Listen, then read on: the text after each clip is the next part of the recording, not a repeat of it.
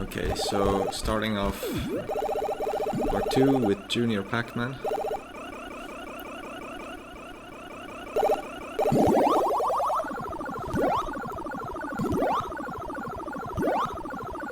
Never tried the regular version, just the turbo version of this game, and turbo version is maybe a bit too easy for its own good.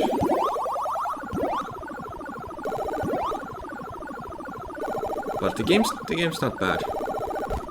It's just Pac-Man. There's not really a whole lot to say about it. The screen does scroll very closely to you. It can be kind of obnoxious.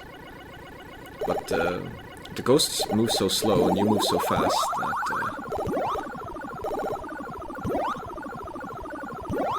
dying in this game, it kind of feels like you royally fucked up, as opposed to like something very difficult happened. It's like you just feels like you goofed up more than anything, because the game's just not really that hard.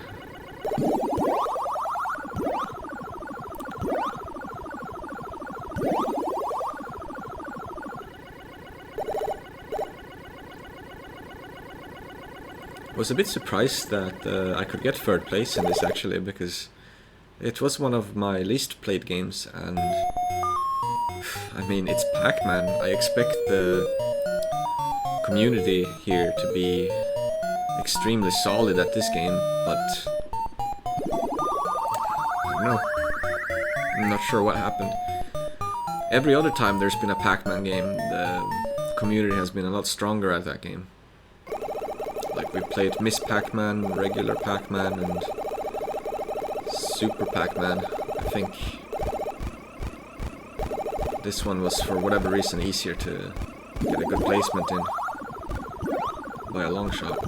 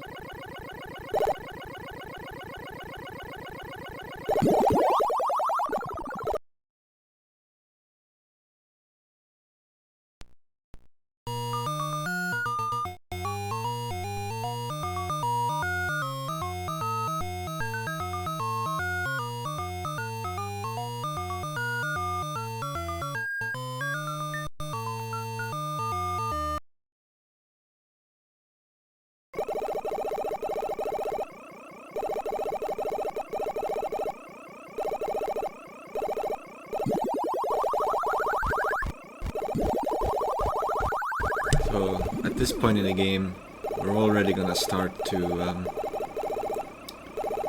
when we collect the power pellets, we're just gonna start to ignore the ghosts at this point, because they don't stay white for very long, and it won't take too long either until they just don't turn white at all, and you can't eat them anymore. It's not really a big source of points. It's more important to just play the game for longer and to collect a lot of items. The beer item that will show up is worth 5,000 points, so...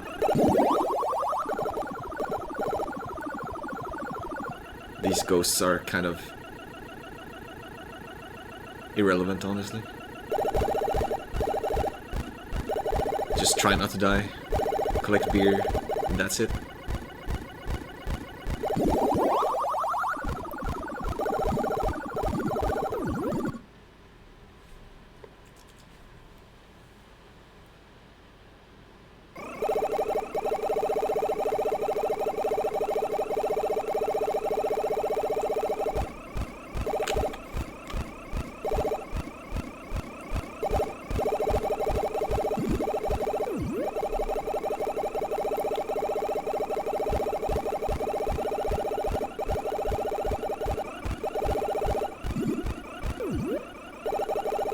I'm not sure about other players, but I don't have any patterns.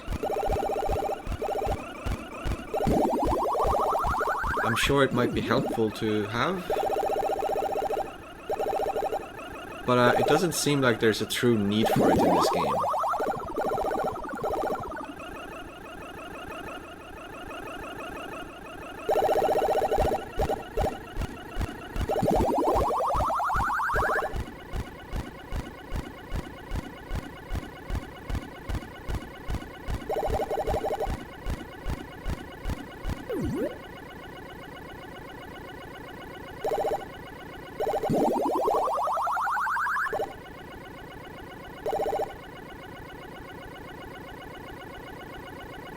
I'm not sure what the hell I'm doing.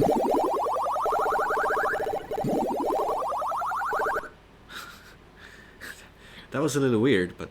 yeah. Project Co says, I'm surprised Pac-Obsessed Dads didn't do 20-hour marathons on any Pac-Man game. Well, one guy did a pretty long run on this game.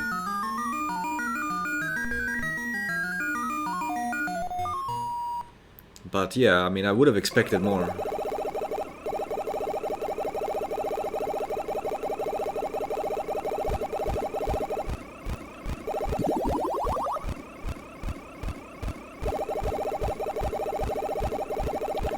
There was that one time when we played the original Pac-Man Turbo and like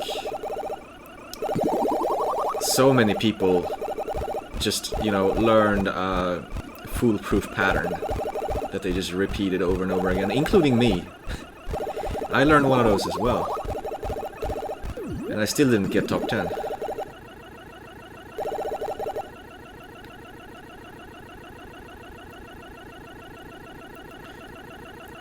This is the first level you get to this game that is actually kind of dangerous. You can easily get trapped on this level. So you see how long you have to travel in these tight corridors.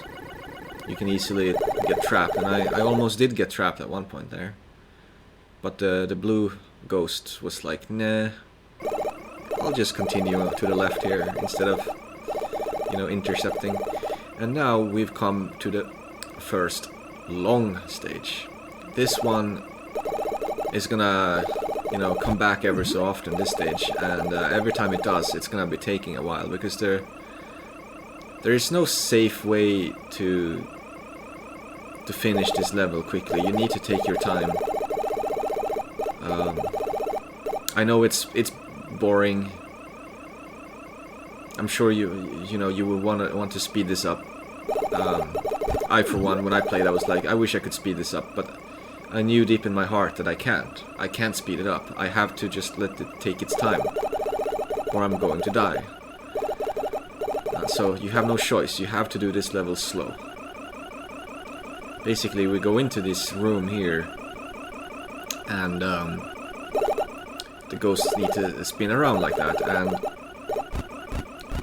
you can only start chasing, going inside these corners if the ghosts are very far behind you, and you know they're not coming anytime soon.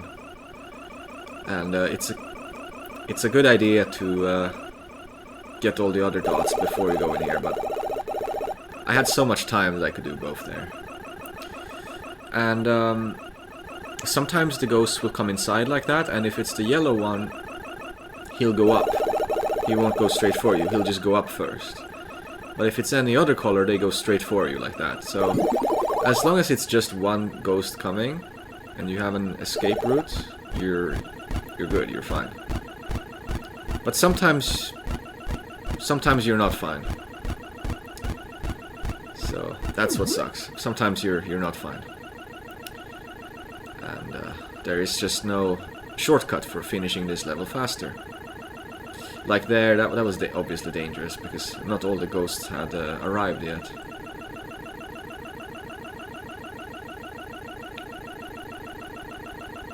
Should be able to grab. Yeah.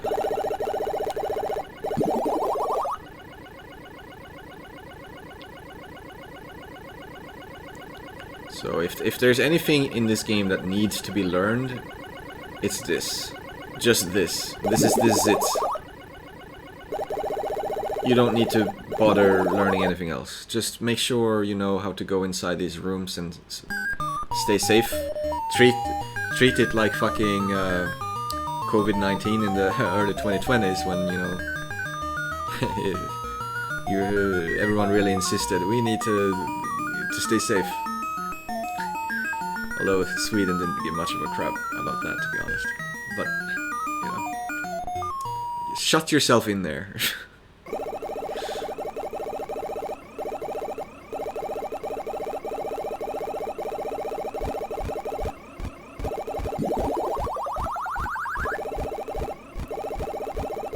And I can't remember like how many levels actually the game just cycles through now.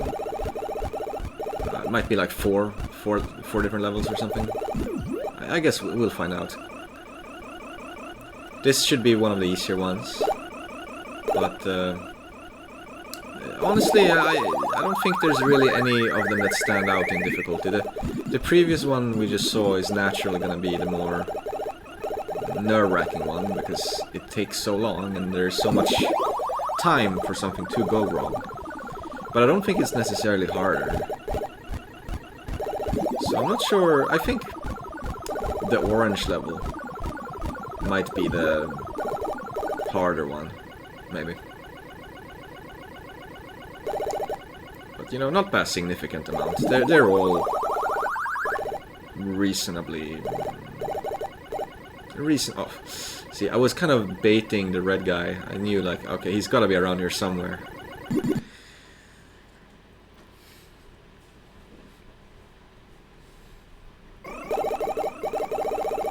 And this level is probably the easiest of them all. There's plenty of room to group and guide the ghosts. To you just run circles around them. See, what makes a level easy compared to the other levels is the amount of gaps to go around. Like how long and tight are the corridors? You see this level, there's like barely any corridors at all. Most of the walls are like 2 tiles long. So there's plenty of room for you to maneuver. That makes it the easiest level. You can improvise your way around this level, no problem. But that's precisely also why you shouldn't underestimate it, because it is obviously the easiest. You could lose focus and be like, yeah, I'm not gonna die. And then before you know it, you're trapped and you're dead. It has happened to me. So, best not to underestimate the level just because it's one of the easier ones. You always need to stay focused.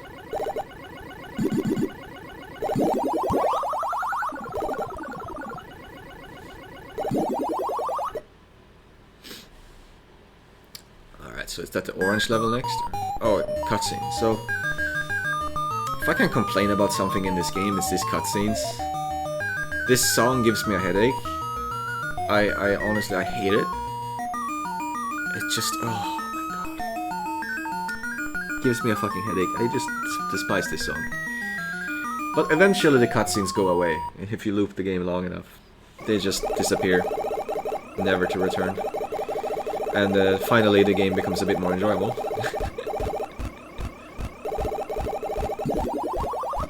So I would say this is the more dangerous level of them all, probably. But at the same time, I do wonder if there's like a good strat for this level that I haven't thought of. Right there, the ghosts suddenly decided to switch directions, which they normally do not do. As you can see, the ghosts are programmed to always go forward. Says, Lao Junior Pac-Man is drinking beer. Yes, shouldn't he be underaged? Because, you know, he's Junior Pac-Man. What is he doing drinking beer? I've made the same observation when I played. Anyway, where was I? Why did I run into that guy? That was a weird death. There was no need for that. Maybe it was a controlling issue, because in this game, often when you die, it's because you're like trying to do something, but like when you're trying to make a turn, somehow you missed the turn, and now you're going straight forward still, and your brain hasn't update. Your brain doesn't update immediately.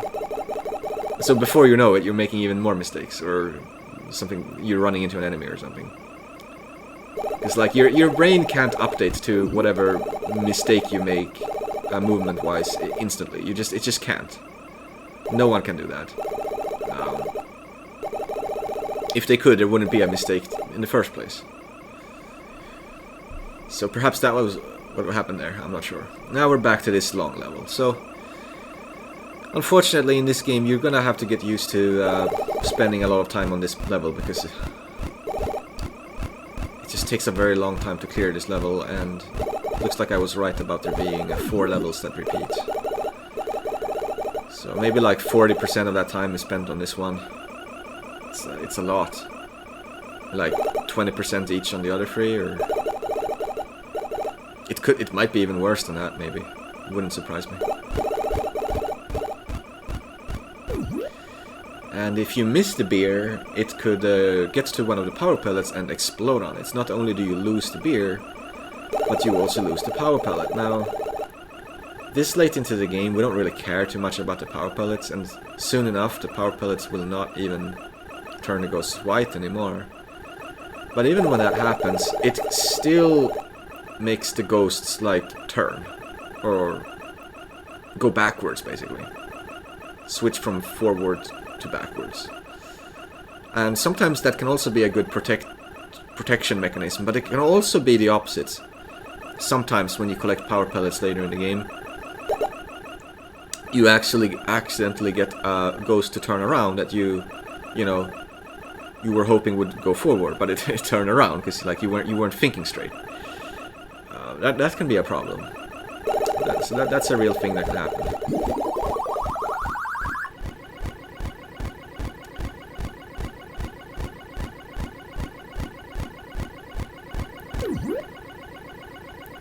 If it's a pink guy that gets in, you have to leave faster, because he will just start chasing you right away. Just hope to God that a yellow guy and a pink guy won't run in all at once, because then you'll be trapped and you'll die. So here I'm unsure if it's safe to grab. I guess it was just barely okay. Maybe I'm a little impatient, you know. It's possible that I was always a little impatient on this level. But I don't know, I think I struck a good balance.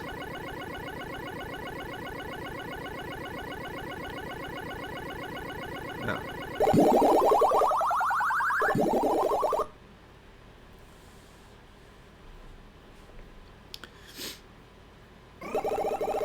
And you do not get more extra lives either, so what you see here is what you get. Which is probably a good thing. XF says, this level looks really annoying, so I could see getting impatient for sure. Yeah, now like stuff like that, like annoying because you have to wait so much, is really, you just have to learn to try to get immune to that way of thinking when you're participating in Olympics, or you just have to kind of accept the boredom of things. You have no, what choice do you have? It's either that or play like shit, because I would say the most of the problems of playing this game is impatience. Probably, like, that's the most likely way you're gonna be getting killed, is impatience. So if you can eliminate impatience and just accept that things will take time, XF says, the power of dad games. You will mostly die because of stupid mistakes or losing focus or something, which is better than impatience. Impatience is really unnecessary. You just have to try to get rid of that.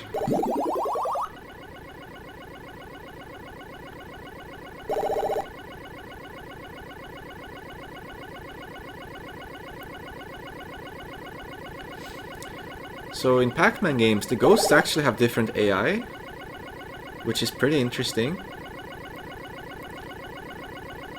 So that AI that's different is what the ghosts decide to do every time they get a choice. So every time they reach an intersection, they get a choice of what to do, and what each ghost will do when that happens is different.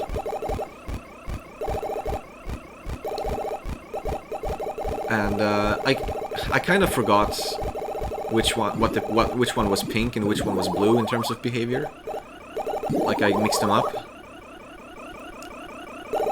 One of them aims ahead of you, and I think that was the blue one, but I'm not sure. It may have been the pink one.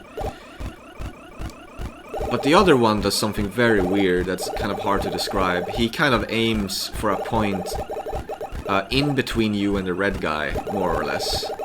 It's very weird and hard to think about during the game, so I kind of don't think about it and just let that guy do his thing, because I couldn't really predict. I didn't learn to predict what he would do. The red guy aims straight for you, so he's relatively easy to predict. And then the yellow guy was like... The yellow guy, like, aims at you, but if he gets too close, he runs away. I think that's what the yellow guy did. It may have been the opposite, that he always runs away, but then if he gets too close, he chases you. But no, I think it's... Okay, I'm dead again. I think it's... He chases you until he gets close, and then he starts running away. But obviously he will only start running away next time he gets the choice. And the ghosts can't...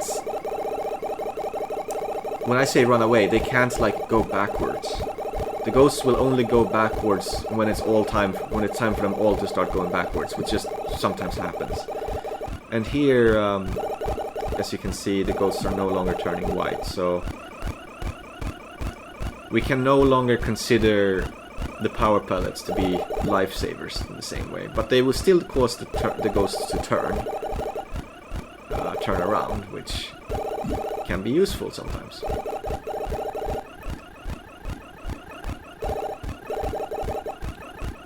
But yes, just knowing that the ghosts will not turn around unless they are all programmed to do so synchronized. They will all do it at the same time. They only switch directions when they reach intersections, and they cannot go backwards. They can only go forward, left, or right. And that is the decision they will make based on their color.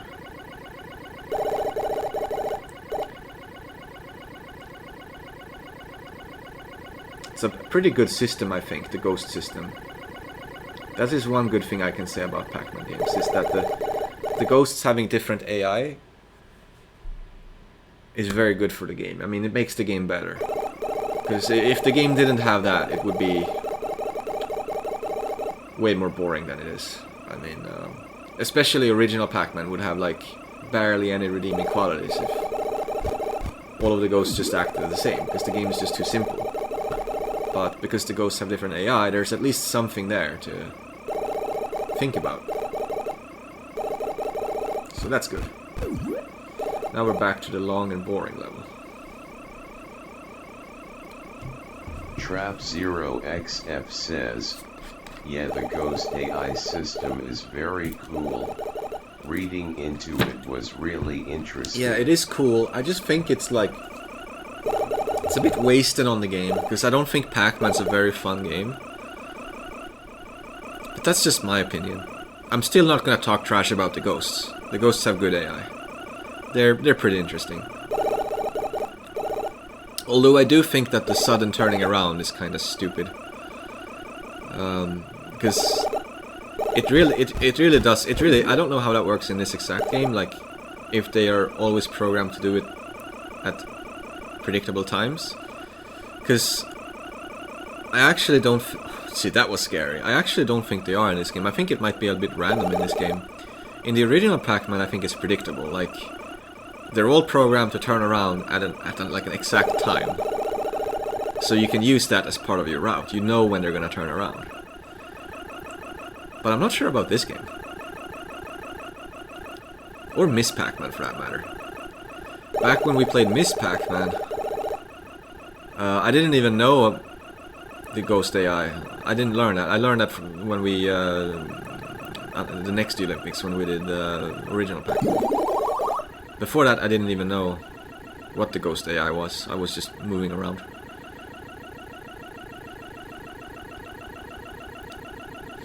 And yeah, it is kind of hard to play these games without knowing at least something about the Ghost AI. Like I said though, you don't have to be an expert.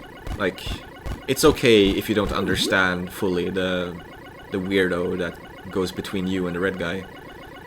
I mean, he's just meant to be hard to grasp by design. But just knowing that, like, the blue guy kind of... he'll go ahead of you, so, like, if you're facing forward and he's at an intersection, to the side of you, he won't go up to chase you. He'll just keep going forward as well, because that's where you're facing. But the red guy... he might, like, turn towards you.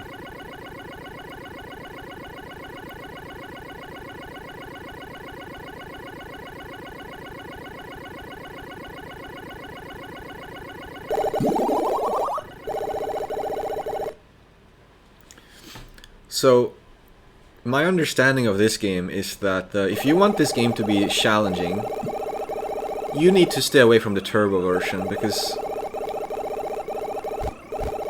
I mean, just look at it. Just look at these mazes and how aggressive these ghosts are. If you don't move fast, wouldn't this game just be brutally difficult? That's what I would guess. So if you want a big challenge, then you would play the regular Junior Pac-Man. Now, I haven't tried that version of the game, so I haven't verified that what I'm saying is true, but I would imagine that it's far more difficult than the turbo version.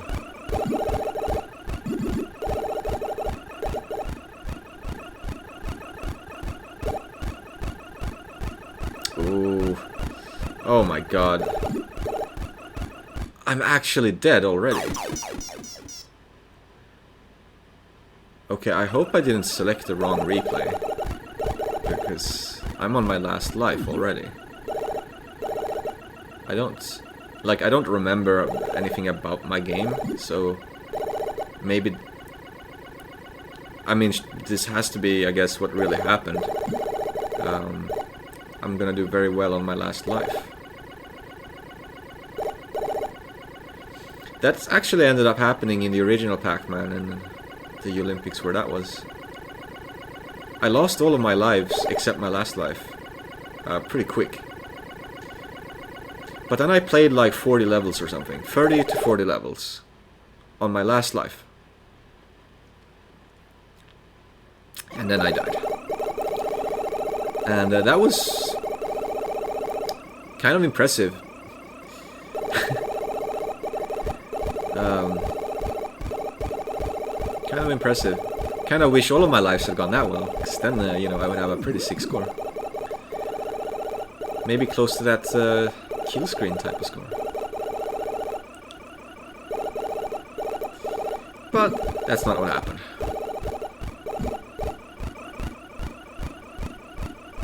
Anyway, I really hope I didn't select the wrong replay. That would be a colossal waste of time.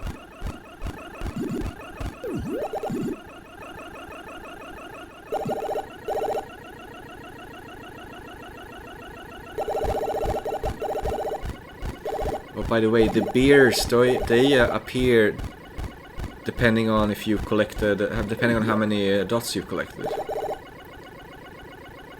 So they don't appear on a timer or something. It's like X number of dots, now there's gonna be a beer.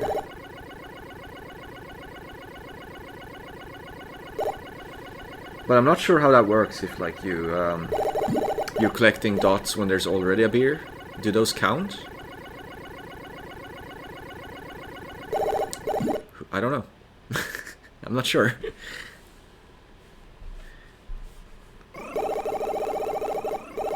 This is the most dangerous level, again.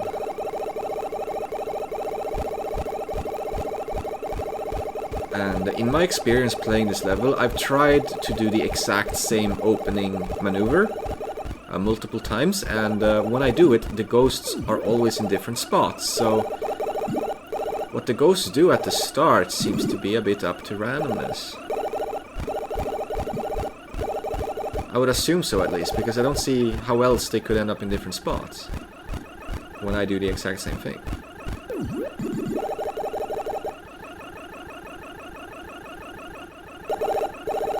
But yes, it's kind of hard to run circles around the ghosts on this level. You need to keep an eye out for them, to make sure you do not get trapped. This is the dangerous level, I think. But as you can see, it's not like it's ultra dangerous. It's not too bad. Just keep an eye out and don't play stupidly.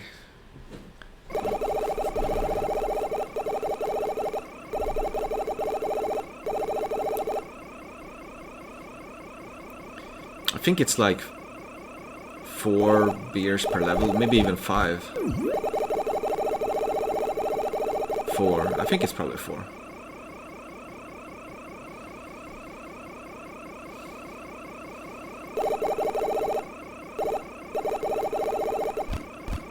Yeah, I don't know. I wish there was more interesting things to talk about in this game, but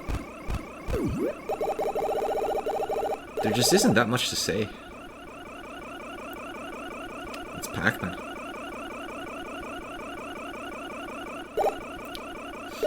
We're gonna get more interesting games after. Let's see what's on the menu. We've got Ladybug. That is an interesting game. Slug 4. I mean, it's not too interesting, but at least, you know, every stage is different. Outrun, Q*bert. Q*bert is fucking stupid, but it is interesting. I won't deny that it is interesting.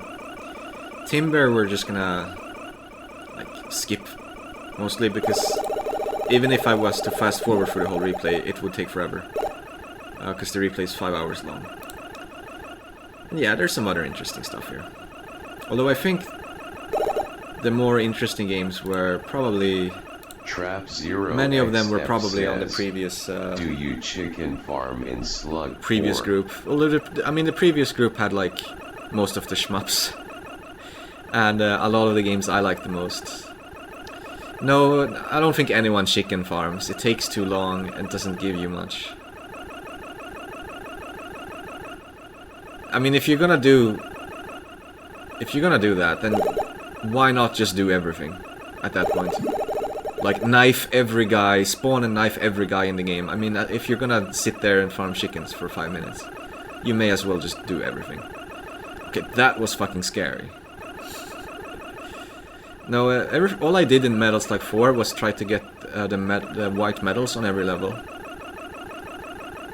And that's it. Because that's an extra like 500k per level. Or something like that. That's like the easiest source of points you can get. If you want to do more, you need to just start milking everything in the game and knifing everyone in the game and doing all of this annoying stuff.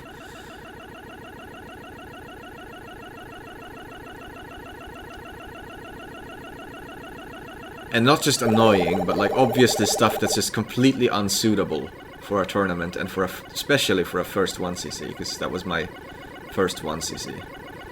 So obviously I'm not gonna go around and like knife every guy and just to do stuff way above my current skill level. Like you need to stay in your lane, right?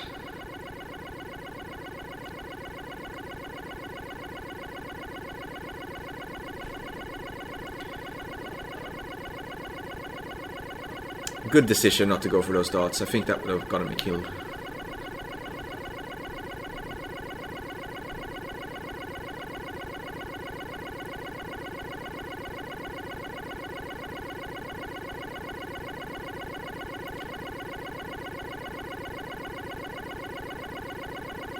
Yeah, I think we're probably gonna have to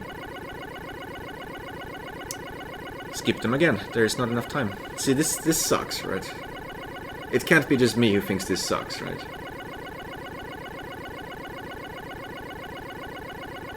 So when the ghosts are circling around the inner perimeter, the inner square, they're probably gonna be chasing you too close to go finish the level. But this looks okay. This looks okay.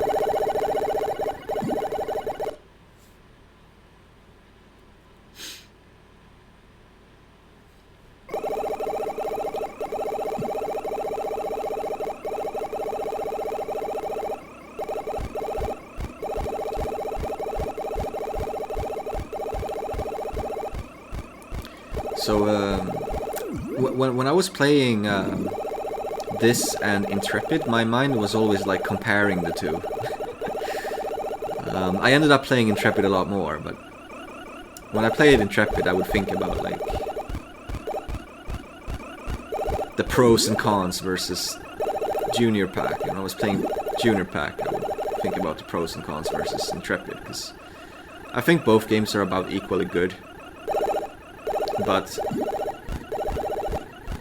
I think Intrepid is just more fun for subjective reasons, like the funny shoe, like the funny run walk and the run sound. The basketball stadium running. Oh my god, that red guy. That red guy almost got me.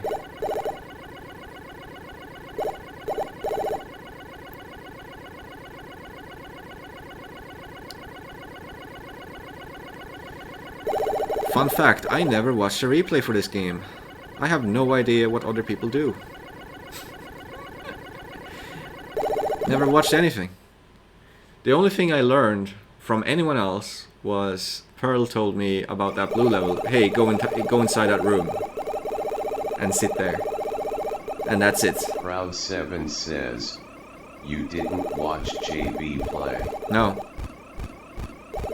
I didn't have time to watch anything. I just learned to go into that room on the blue level.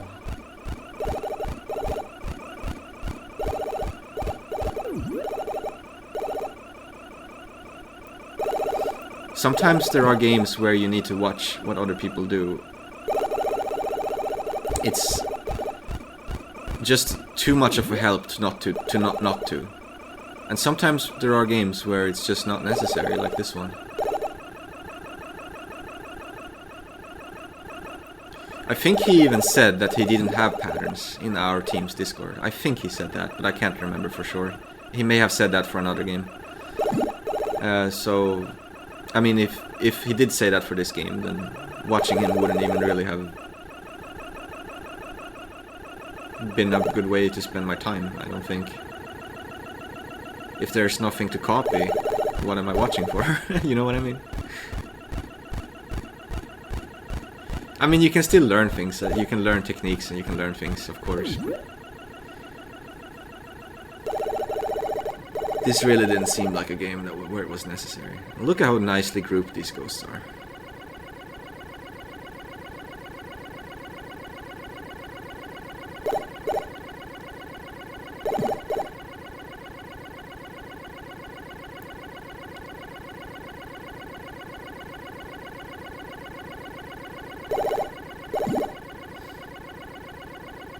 For me, it's very much a case-by-case thing. If I want to watch videos for a game or not. It really depends on the game. For example, Metal Slug 4, it was obviously necessary to watch videos because that game just has too many strategies that rely on some kind of cheese. Like the stage 2 boss, for example. You don't want to make your own strategy on that thing. No one does that. You can go watch any video. No one is going to do anything other than the cheese on that boss, just as an example. So don't try to just make all your own strats for Metal Slug 4. Don't. It's not worth it. You can make all your own strats on all the places where you think that's fun to do, but you still need to see some of the cheeses because it's just too much of a help not to.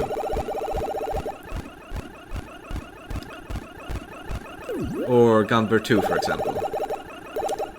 If you're trying to learn the second loop of Gunbird 2, I mean, that's even worse. Sure, you could sit there and try to figure out everything yourself.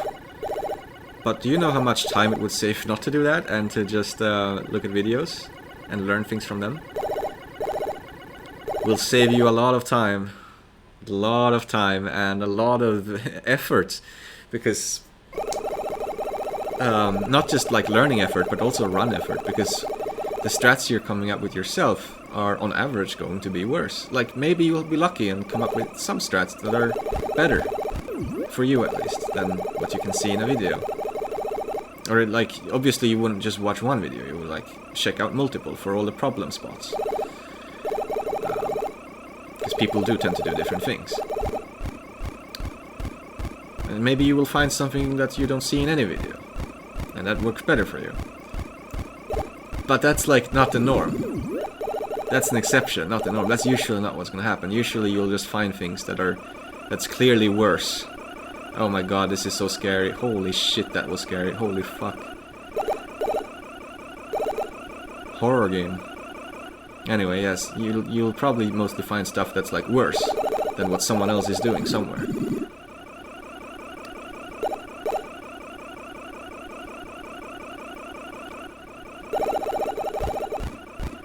So it really just depends. I think it's more fun to do things my own way, but like, you need to be reasonable.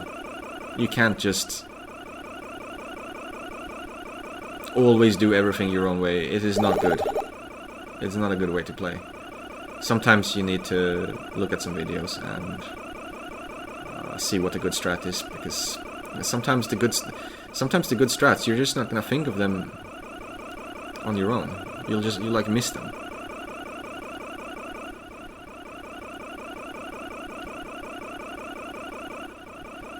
Because it's not so simple. Like, when you're coming up with a good strat and you're experimenting, it's not always so simple to just arrive at the best answer.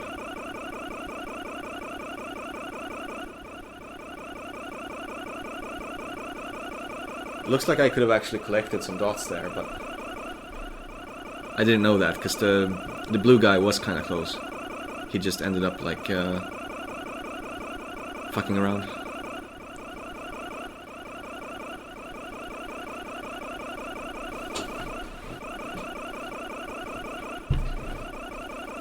So what I usually do in tournaments is I don't watch like an entire video or like an entire replay, but I watch out for specific spots where I need help. That's usually what I do.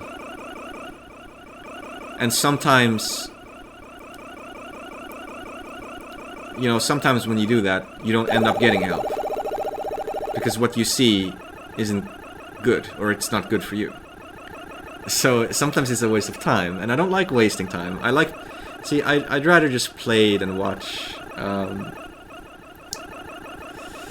It's just my preference. I prefer to just play as much as possible. Watch as little as possible. Unless I'm just watching a stream. I mean, that's different. And I'm just watching just for fun. But like watching to learn can be kind of boring. And very time consuming.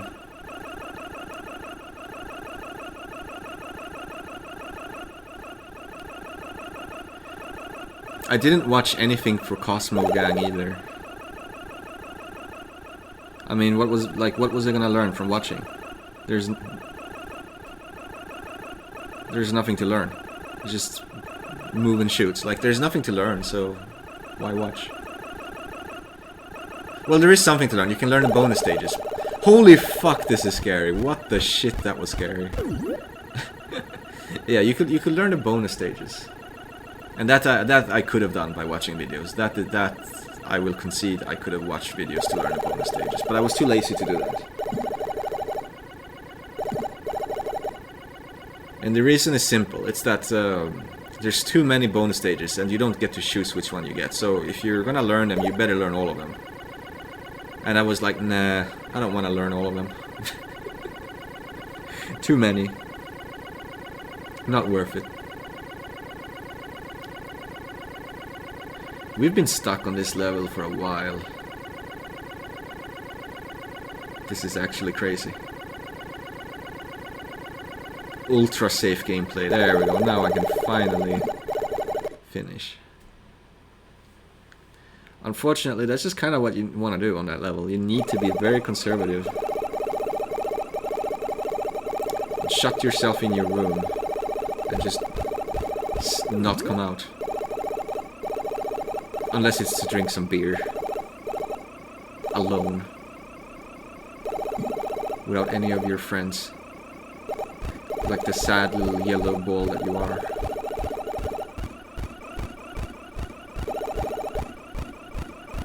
Beer. Red Shifter says, JR Pac-Man is underage. Yeah, I'm not sure why you're collecting beer. I mean, so I was watching, it's not beer, but like, it's a similar thing. Like, I was watching Simpsons season 4. I've been watching early Simpsons seasons recently because, you know, I really like Simpsons, so it's been several years since I was watching, so I'm watching season 4 now. And anyways, there's been quite a lot of episodes where like one of the kids is smoking as like a gag, like they're portraying children smoking. And when I saw that, I was like, huh, like you can't do that today. You can't, even if it's as a gag or whatever, it doesn't matter. Like, you can't show kids smoking. But back then, they'd show kids smoking. So I don't know. And here is beer. I don't know. Maybe people are like too sensitive about such things.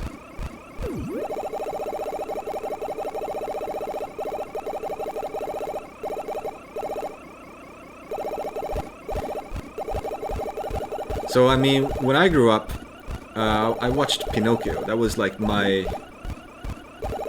of my favorite movies growing up.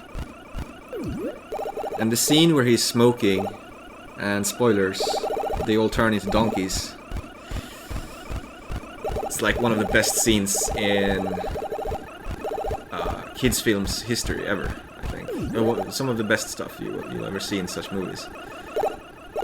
But I mean, if you can't show that, then that would be such a shame, wouldn't it? Trap0xf says, early Simpsons is full of shit like that, yeah. Pushing the boundaries of what you could show on TV. It's weird, like American TV. You guys are weird. You guys are very, very weird to me and to many other people, because like I get kind of shocked seeing like, for example, like South Park or Family Guy, like the stuff that they show in terms of violence, especially, can be kind of shocking. Like, I'm not saying it's wrong to show. I'm just saying it's like viscerally to me kind of shocking to see Peter Griffin like beat the shit out of his daughter. Shifter says, Americans but showing someone underage smoking is like, no, you can't do that anymore. even if you're showing it as like a bad thing, you can't do it. Like, it's so weird. I don't know. To me, it's just very bizarre. Americans have blood. Yeah, exactly. Violence is kind of weird for you guys. From my perspective, your Americans' take on violence is really, really weird.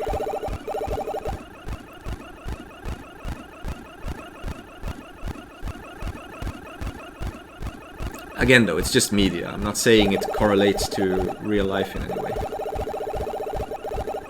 I mean, maybe it does. I don't know. I'm not saying it is. I wouldn't know.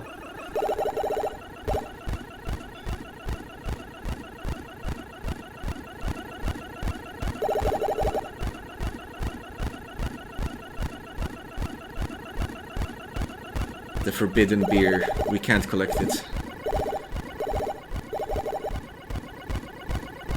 Yeah, there's so little to talk about the Junior Pac-Man that we have to talk about completely different things. Anyway, Pinocchio, that was an amazing movie. It's still amazing today. Oh my god, I almost died again. I've almost died like 3 or 4 times on this life so far. This is one of the riskiest lives I've ever seen.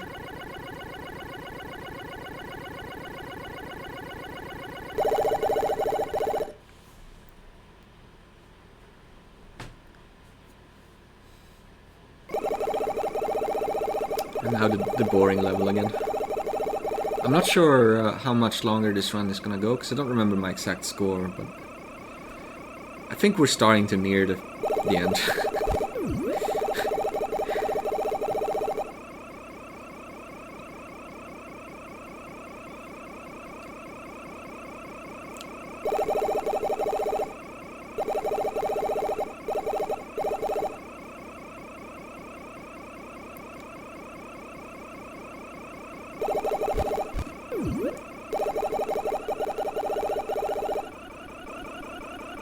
And yeah, from what I understand of the burger TV climate in the 80s, Simpsons was probably kind of your saving grace. Or was it? If you think about it, was it really? Just look at the fucking copycats. It led to shitty copycats. And but yeah, I mean, those early Simpsons seasons, I think they're fantastic.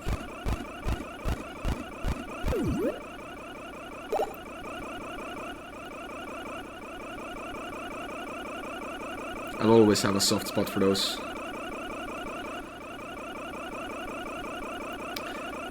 When I was younger, at one point I thought like, Simpsons actually fucking sucks, because on TV they would show like the double-digit seasons. Like, they would show like season 10 onward, and I just started fucking hating it. Like, I grew from loving what I was watching to hating it, because when I was a teenager, they were like showing all of the seasons in chronological order, rerunning them. Says, The Simpsons basically got and I would watch off the ground, like so almost I don't every know if episode. it really was a saving grace in any sense. I would watch like almost every episode. Simpsons' first 10 seasons are so insanely good, though. And I remember being especially fond of the earlier seasons back then, because they were funny. Of course, they were funny, but like they also kind of humanized characters in a funny way. Okay, that's the end of the run. in a funny way sometimes, yes, usually, but like not always. Sometimes they just straight up went for that humanize the character angle with no joke. They just went for it. And that's what kind of won me over back when I was younger. So on the later seasons, I started hating it because they would like try to get in every character to say like one line. Every single character has to show up at some point and say something. And you just get sick of it. It just turned into self-parody. And ironically, this is kind of what I'm a little bit embarrassed to say, if I'm going to be honest, but I'm going to say it anyway. That's what made me start watching Family Guy instead. Which, I don't know how that's any better, but back then, the early seasons of Family Guy, I thought it was fucking hilarious, so I started watching that instead. And then the same thing happened with Family Guy. XF says, like, at some point, I started hating Family Guy too. I couldn't stand it anymore. And I didn't realize that it's because Family Guy changed very rapidly each season. Like, it's just got a lot worse very rapidly. But at the time, I kind of forgot that the season 1 Family Guy was just kind of a different show and was actually funny, and that's what I liked.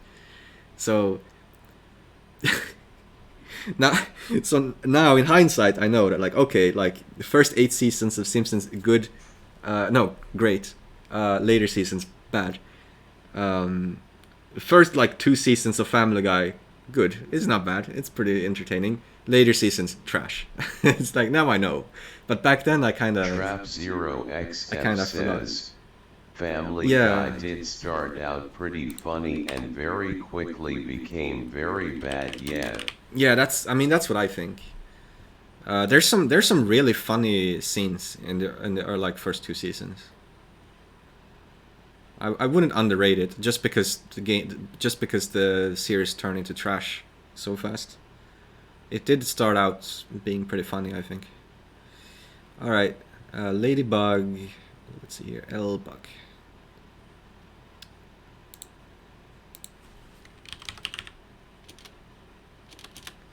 All right, Ladybug. This is an awesome game. I fucking love this game. Okay, let's see.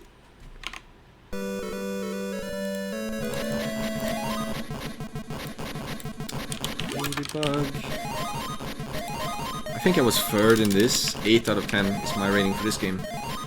I'm gonna check if I was third. Yes. This is a Pac-Man clone. Supposedly. It really depends on how you use the term clone. It's not a clone, but it's the same style of game. But this game is just way better. It is just so much better, it's not even funny.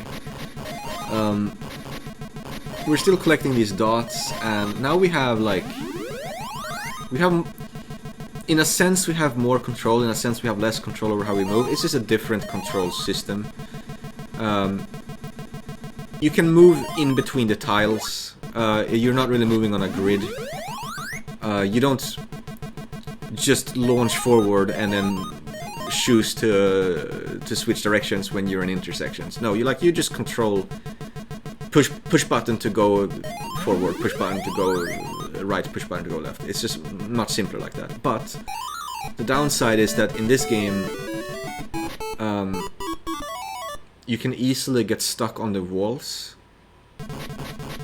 Everyone seems to... this seems to happen to everyone. Like, no one can truly escape this fate of sometimes you just get stuck on the wall and you stop moving because, like, you're trying to move around, but like, see right there, I was trying to go left, but I got stuck on the pink wall there because I didn't move up enough. It happens to everyone because the game is a bit player unfriendly in that regard. It doesn't like smooth out your movement like Intrepid did. Like in Intrepid, instead of getting stuck on that pink wall, my guy would have like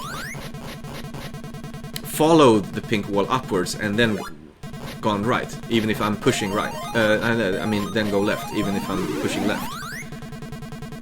So, in that sense, Intrepid has better controls than Ladybug. Alright, so anyway, about the game.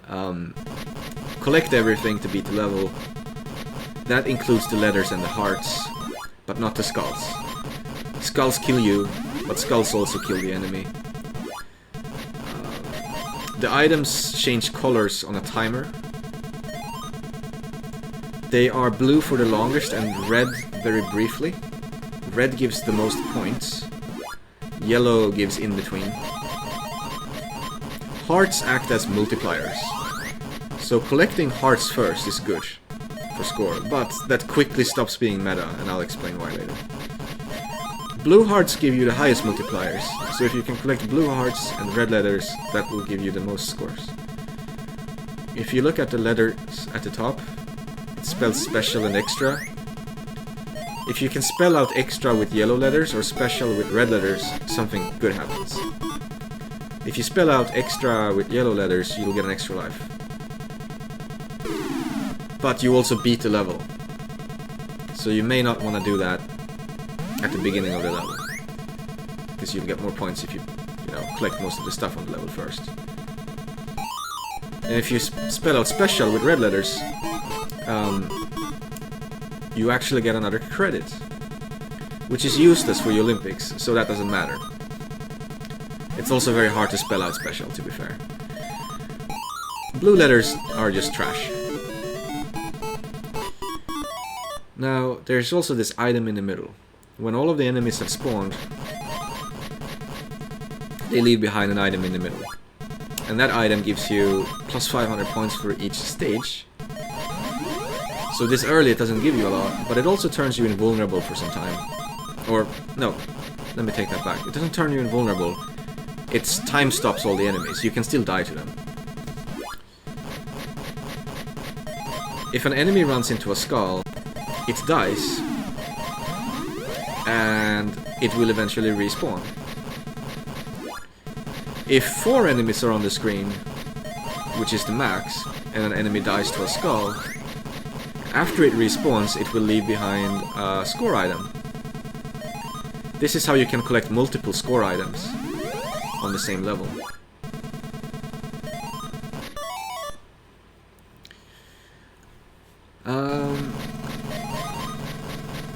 There's also the around the play area. There's like all of these little boxes. You see how they're white and they turn green. When all of them turn green, an enemy spawns. Or when all of them switch colors to the next color, an enemy spawns. And early on, that can be nice to look at.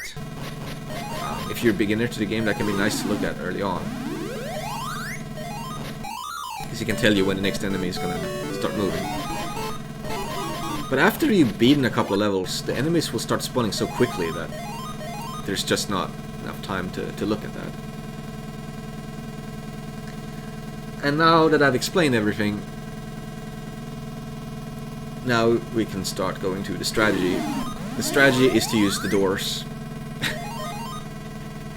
That's Ladybug. That's what makes Ladybug interesting. It's the doors.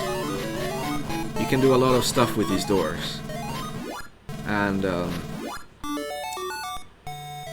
there's a lot of different patterns you can use with these doors. And there just seems to be an infinite amount of stuff to learn. Although I'm sure that's not the case. I'm sure it's not infinite, but like there's feels like there's so much to learn. I didn't even scratch the surface, I felt like, when I played. I learned some basic door patterns that I have a couple of different door patterns. I try to select my different door patterns depending on my read on the situation. But I know you can do so much more.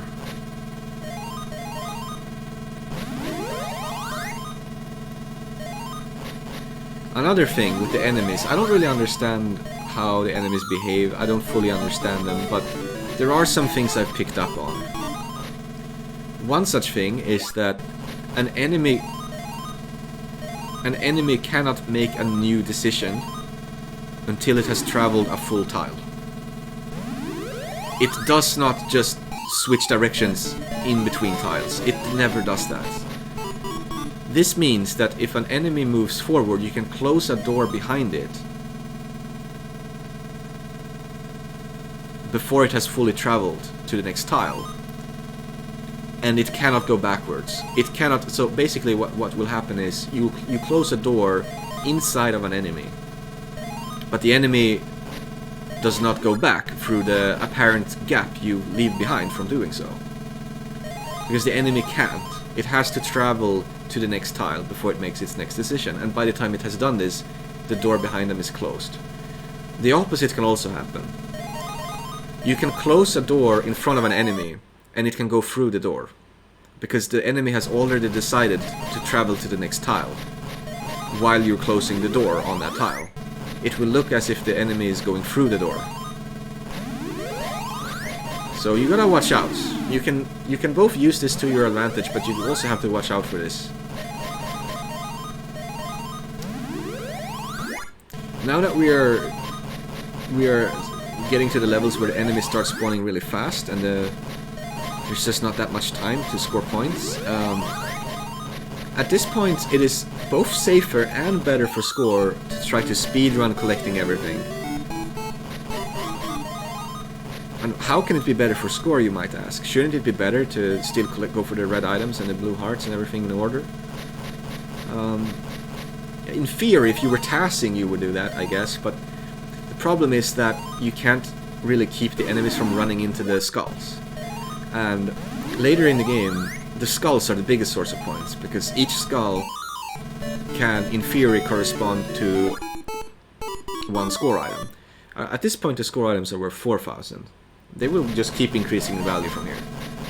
But 4,000 is already quite a lot of points. And a single skull can turn into 4,000 points, essentially. So we don't want to waste time and collect, like, waste time waiting for the right colors on things. It's just, see, right there I could wait because I didn't really waste much time. It took like a second. But in general, you don't want to waste time. Where the skulls and the items end up being is random. Basically, the game just randomly chooses some of the dots that you can collect, replaces them with an item or a skull.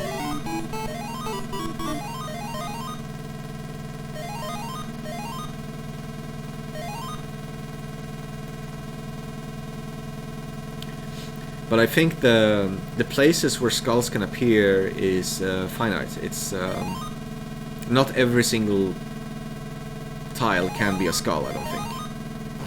Like, only some of them can actually be skulls. It's like how in Rally X the rocks are in random spots, but it's not truly random. It's just a set number of places where they will randomly appear.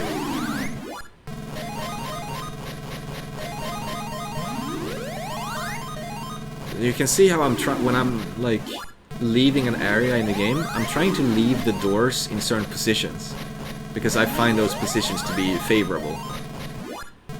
And I've been kind of lazy when it comes to this, and I don't adapt too much to the enemies. And I know that if you're an expert Ladybug player, you would adapt more with your door usage.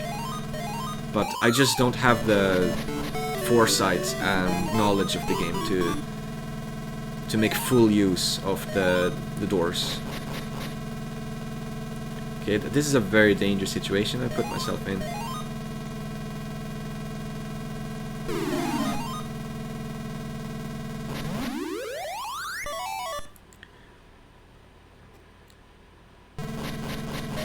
Like, some of the doors, it's just very important that they're facing the correct way, or you're in a lot of trouble. For example, those two top, the two doors that are up from the center, that are right now vertical, those two doors, they just have to be vertical. I don't think there's any strat where you would want them to be horizontal. Leave those two doors vertical at all times. It's very, very, very dangerous for those to be horizontal. If they are horizontal, because you've not had the time to put them vertical, maybe you're escaping from an enemy, next time you're near that door, just whenever you can, make it vertical again, because it will save your life. Emil says, God, this is like Pac-Man from hell. Yes, the enemies become very quick. The enemies become so quick that I don't actually understand what you're supposed to do to deal with them eventually. Because I don't know the AI for the enemies. I don't really understand the AI. I'm sure understanding the AI would help figure out what you're meant to be doing.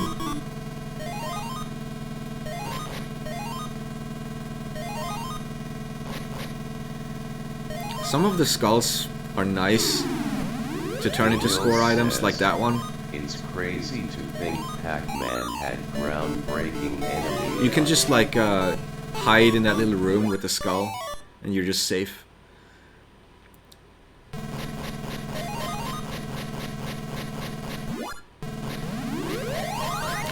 Okay, that was maybe a little bit too risky. Also, this run is kind of old by now. Like, I still play this game some more during the tournament after I did this run, where I actually learned new things. So when I look at this run now, I feel a little like, man, like, if I played now, I wouldn't be playing quite like that. So I'm a little better at the strategy part of the game now than I was when I did this. But I didn't end up beating the run, sadly. Because I'm making some collection ordering mistakes and stuff. Okay, so see, this is fun. The wasp turn around. Their pathfinding seems to be horrible. The outer ring is basically unblocked, but they're not very motivated. Yeah, I don't really understand what's going on with the enemy behavior at all, to be honest. And anyway, that wasp, it's turned around for some reason to allow me to get back out. And because it did that, I knew that I could probably get out, because, like I said, it can't turn around in between tiles. So after it reaches the next tile, I'll have a way out. And unless the wasp turns around at that exact point, I'll be getting out. So I knew I would have a shot at getting out, although I couldn't know for sure if I would. See, the enemies are just so fast now. K-Mill says, can they turn around in a straight tunnel or only at an intersection? They can turn around in a straight tunnel. They can. Well, yeah. See, I hope I'm not wrong about that. I'm pretty sure they can. K-Mill says, that's a lot. Yeah, he did. He did right there. The beetle did right there, I think. Turn around. The tunnel. K-Mill says, yeah, I saw it do it. Yeah, but I don't actually understand, like, what makes them do things. So now we're out of skulls. This is actually very, very bad. There's so much stuff to pick up. I'm out of skulls. That means I can't get any score or invulnerable time stop. But there is an extra. So that fucking saved my life. Good thing to get an extra on that situation like that. So an expert Ladybug player would... From what I understand, expert Ladybug players, they somehow control the enemies to not run into all the skulls. I don't know how they do it, but they just know something about the AI to keep the enemies from running into skulls, so that they can save the skulls for later. I don't know how they do it, because I don't understand the AI, but I've watched expert Ladybug player. K-Mill says, So there is something behind the scenes knowledge you can manipulate them. It's just there's some kind of way to control them, and I don't know what it is.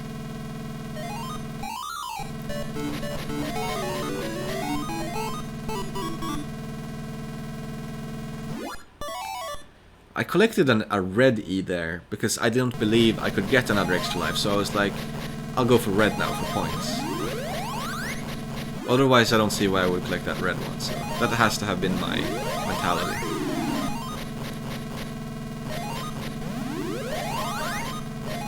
Maybe that was a mistake.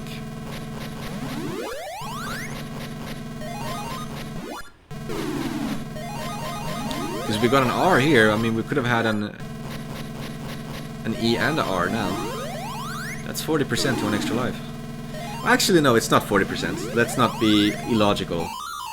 It's not 40% because letters you've already collected can still show up on the drop table. K-Mill says, I'm not even finding a TAS of this.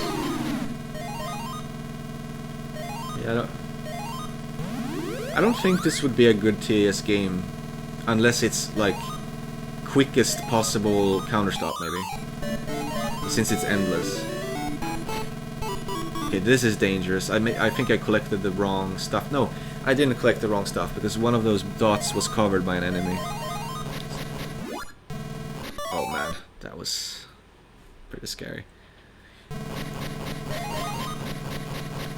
Anyway, my initial movement pattern is suboptimal. I learned that after the fact. You don't want to go for the ones in the middle first. K-Mill says, I never want to watch a counter stop again after watching the Flying Shark counter stop LMA. Flying Shark counter stop. That's like... Wait a minute. Flying Shark... I don't even think Flying Shark counter stops at 9.9. Flying Shark counter stops at 99. Yes, counter stop. That's true. Flying Shark counter stops. Oh my god. Did you see that bullshit? That was bullshit. I mean, I love this game, but I'm not gonna defend that. That is bullshit. That is just bullshit. Anyway, yeah, Flying Shark. From my memory of playing it, K-Mill says 2 million took like 1 hour. 2 million took like 1 hour. So yes, so the counter stop would be like 50 hours. That's fucking crazy. Who is going to do that to themselves? So I played Flying Shark, well, Hishuzame years ago, up to loop, I don't know, 7? Something like that. And the run was like 2 hours long. The enemies are just too fast. You would need a bucket and anyway, that was the at that point that was the longest arcade credit I ever did, because back then I just pretty much just played shmups. I didn't really play games like this or anything that could, you know, go on for an exceedingly long time for the most part. But Hishuzame I actually learned to I started to learn to play forever, and then I said around the same time where that started to be like realistic, like okay, I'm good enough now to just play on and on and on until I want to stop. I quit the game just before I reached that point, basically. Because I remember that run I did, it didn't die because I chose for it to die. It actually died because I accidentally game over. And Hishuzame stops going up in difficulty after loop 3. So if you can play past loop 3, you're starting to get to the point where you can just play for however long you have energy or time, or however long you can hold it in. You know what I mean? Okay, now I'm just playing with the fucking name entry because I like the noises. We don't need to watch that. Good run. Next is Project Co says, "Wow, fuck Metal this Slug initial 4. Screen. Dude, that initial screen is based. Metal Slug.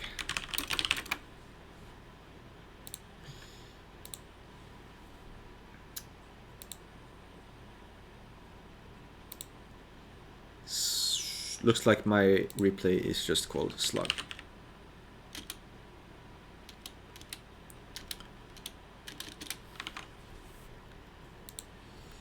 better move the game a bit.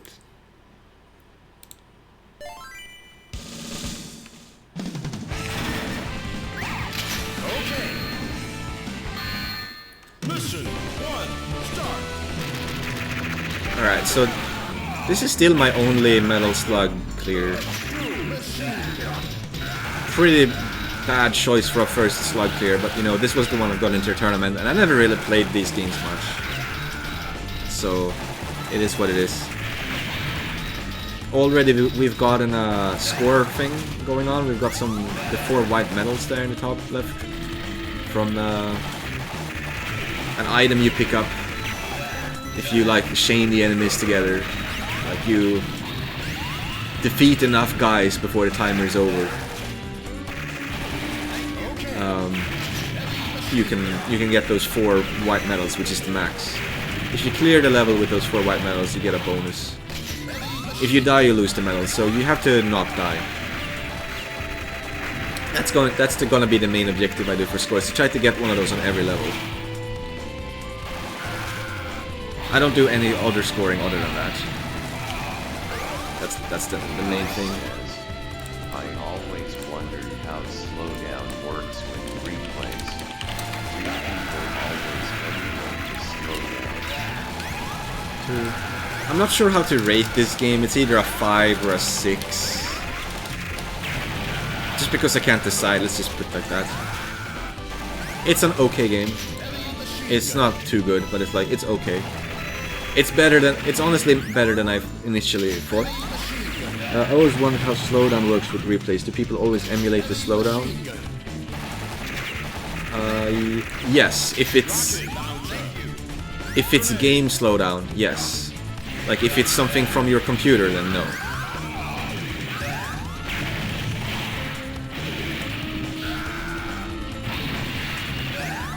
Like this game slows down quite a bit, so that will also be in the replay, just the same as it was for the player.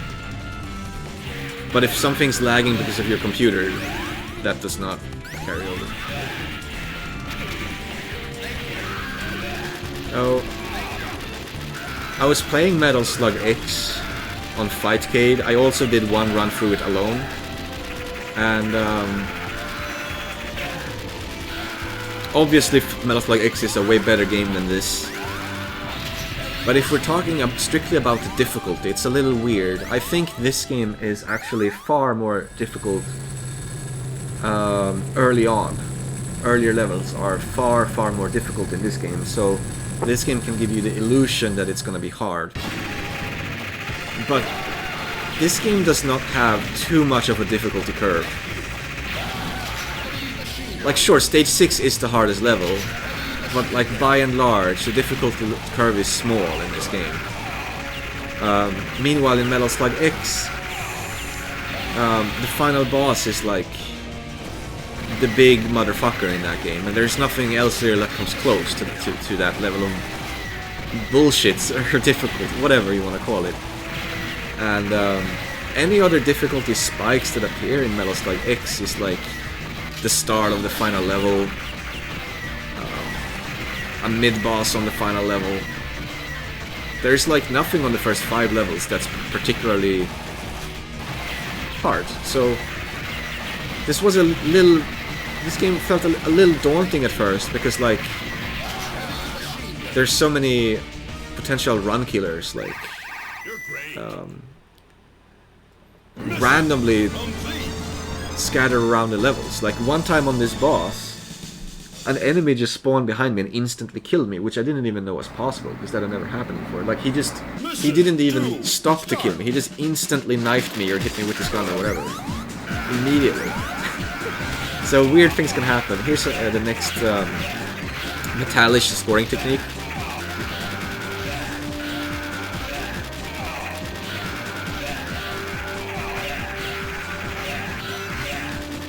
Anyway, so it's Metal Slug. It's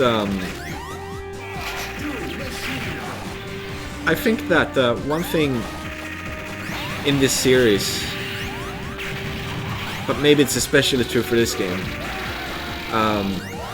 that I immediately noticed, is that the gameplay is actually very simple. You're mostly just focusing on destroying things and not on anything more complicated than that. There's not really any dodging or... Whoa. How did I let that happen? I didn't know my my 1cc would have a mistake like that. Normally I would keep that thing until the end here. But apparently not in this run. Anyway, there isn't really much focus on anything except kill everything before they kill you. That's the main thing in this game. So there's like different play styles, and I kind of choose between the two depending on okay, missed that guy. I choose between the two kind of depending on various factors. You either choose to go fast or go slow. There is no in between. You have to make a choice. And now, because I'm in an unfamiliar position, I chose to go slow, because normally I have my vehicle here and I didn't really know what to do. So the problem is that I actually want to keep this weapon. I need to keep this weapon. That's why I was stopping to think. And I'm using bombs and stuff as well. And it looks like I actually can't keep the weapon. Yeah, I didn't remember any of this actually happening in this run, so this is interesting. Now I have to do this section with the wrong weapon, which is scary. Because this is one of the potential run enders in this game. Now, if you have the normal weapon here, and you do what I do on this part, it like always works. I'm not saying it necessarily has to always work, but in my experience it has always worked. But yeah, now things have gotten really weird. Anyway, now we're back to normal. And I can start playing normal again.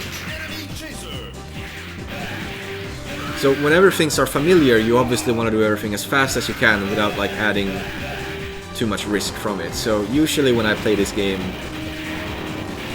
I try to do things a bit faster, and this level, I mean, everything here would have just been much faster.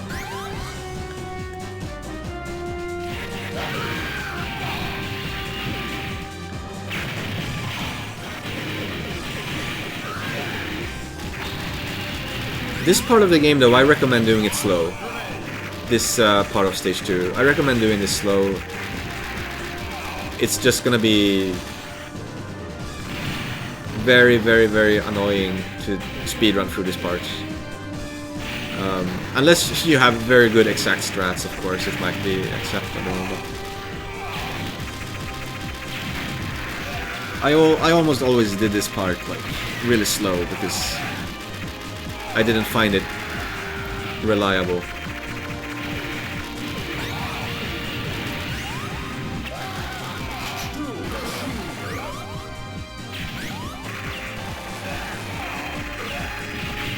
So yeah, like we have to make a choice whether to go fast or slow, depending on how confident you are.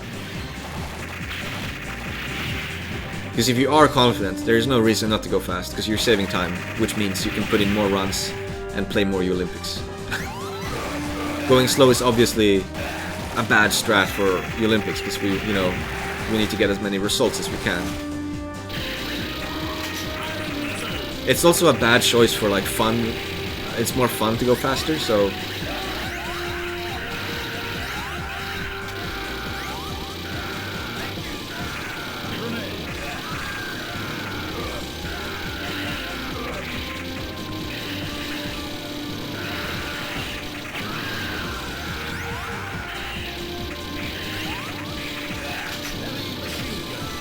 you can take hits here too, because there's the gas there. So alright, so this boss is the dumbest fucking thing ever. Everyone just does the same thing on this boss, because trying to fight this boss normally is like impossible. So this is what you do. You take a hit on purpose to damage boost your way up to this platform, and then you kill each boss part in the correct order.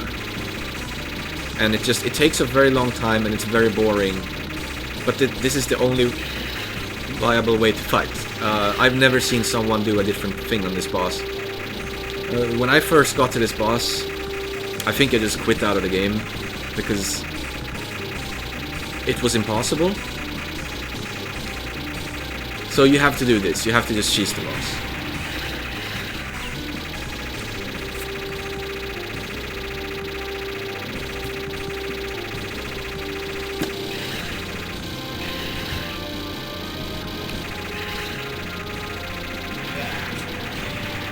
So, I mean, that's kind of a dick move, I think, to make a boss like this. Emil says, what the hell is this power made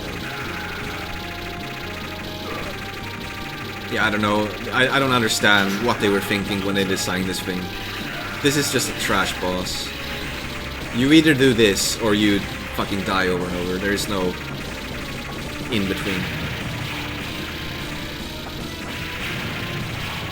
I mean, you have to make sure you keep the tank too, but that's easy, thankfully.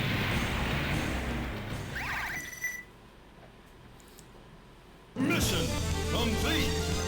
Okay, so if I wanted to 1cc as safely as possible, Emil I would speedrun. I would take a different route for this level, because the levels have different routes you can take. Here I would go straight forward.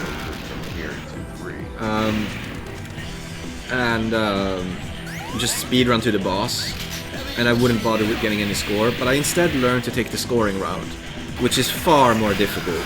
So it's way more difficult. This bottom route is actually one of the hardest things in the whole game, in my experience. But it was worth it, because it's still early enough in the game that if I die, there's one part of this bottom route that is really hard. So if I die there, it's still early enough in the game that, you know, we can just get another run in, and we only lost like 10 minutes. So on this bottom route we can get the Metallish here. So I'm just kind of waiting for the Grizzly Bear to get out of the way. Okay, here we can get the Metallish, and we can get our medals because there's a hidden item up there. And that score we get from that just gets up all the way to 4 white medals immediately. Which is cool.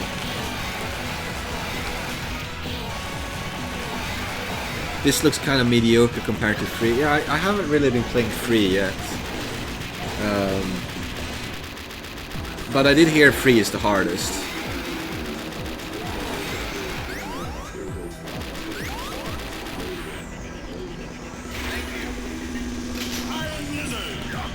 And yeah, I mean, this is. I'm pretty sure this game is just worse than the previous 3 ones. But again, I didn't really play 3 enough to say. Okay, so here I'm getting rid of most of my ammo. I like to have a little bit remaining, but I get rid of most of it.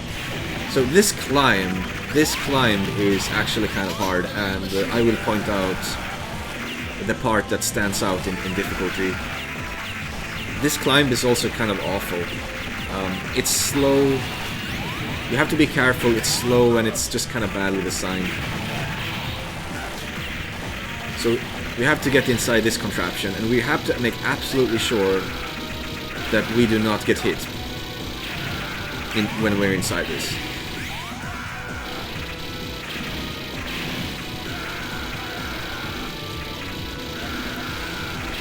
Because it will remove half of our firepower, which will make some of the strats here very difficult to actually do. Okay, so this has already gone wrong. This is the hardest part of the stage and one of the hardest things in the whole game, the spot we're running right now, and it has already gone wrong, so I'm not sure how I'm gonna save this, but it looks like I've somehow managed to stabilize. That's kind of interesting. Usually, if something goes wrong there, I would have the run would be over. But somehow I managed to stabilize it.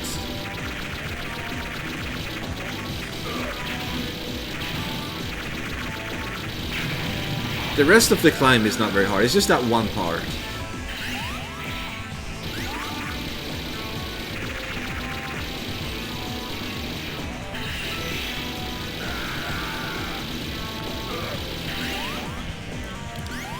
Okay, so the next boss is also a fucker. You have to have enough...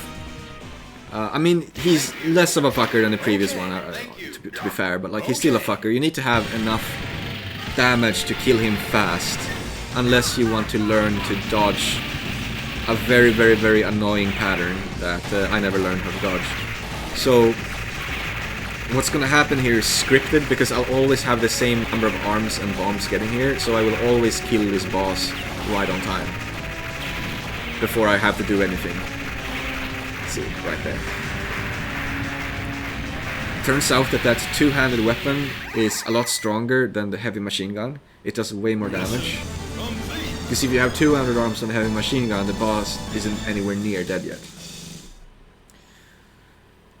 Alright, so on the next level, level 4, I'm gonna take the easier route on this level. I never learned the harder route on this level. I believe the top route is easier. I have a hard time imagining that the bottom route is easier than the top one. But we can still get Metallish on the top one, so score is still gonna be fine. But for sure the bottom route would have scored more. Here everything is memorized. There's only one random thing.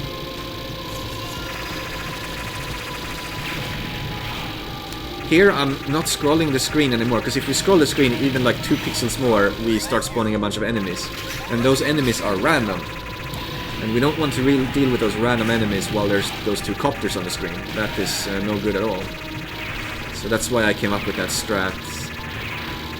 This was one of the games where I ended up watching some videos to get strategies from. But there's still a lot that I'm doing that I came up with myself, like that thing with the copters there, with the screen scrolling there. I never saw that in any videos, but I think that's by far the safest thing you can do, so I think all of the videos were just wrong, and I'm right when it comes to safety.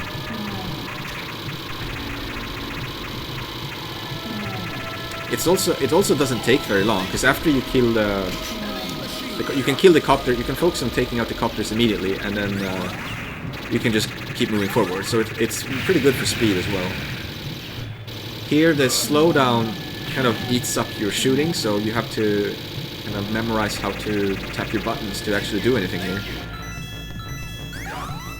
This whole zombie section is kind of visually unclear, like what kills you and stuff like that. You just have to play it over and over to really learn what's really going on here. Here's the next Metallish pattern. We collect this, we just sit here, and nothing can kill me, and I'm just gonna get the Metallish.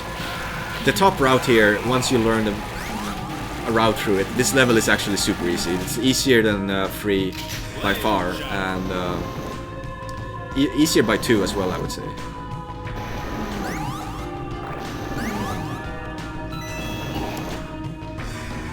Here we just don't want to scroll the screen too much, because there's going to be zombies coming from the left as well, so there they are. And we can just crouch under them, because they will... everything they do just misses us if we crouch. This whole screen is a giant, stupid bullshit death trap that you can conveniently bypass by just knowing the route through it. Nothing is really any danger. The only dangerous thing is this thing right here at the end. I have to kill those guys and then those guys like that. Weird things can happen. They can like instantly knife you, and yeah. Thank you. Some hidden prisoners.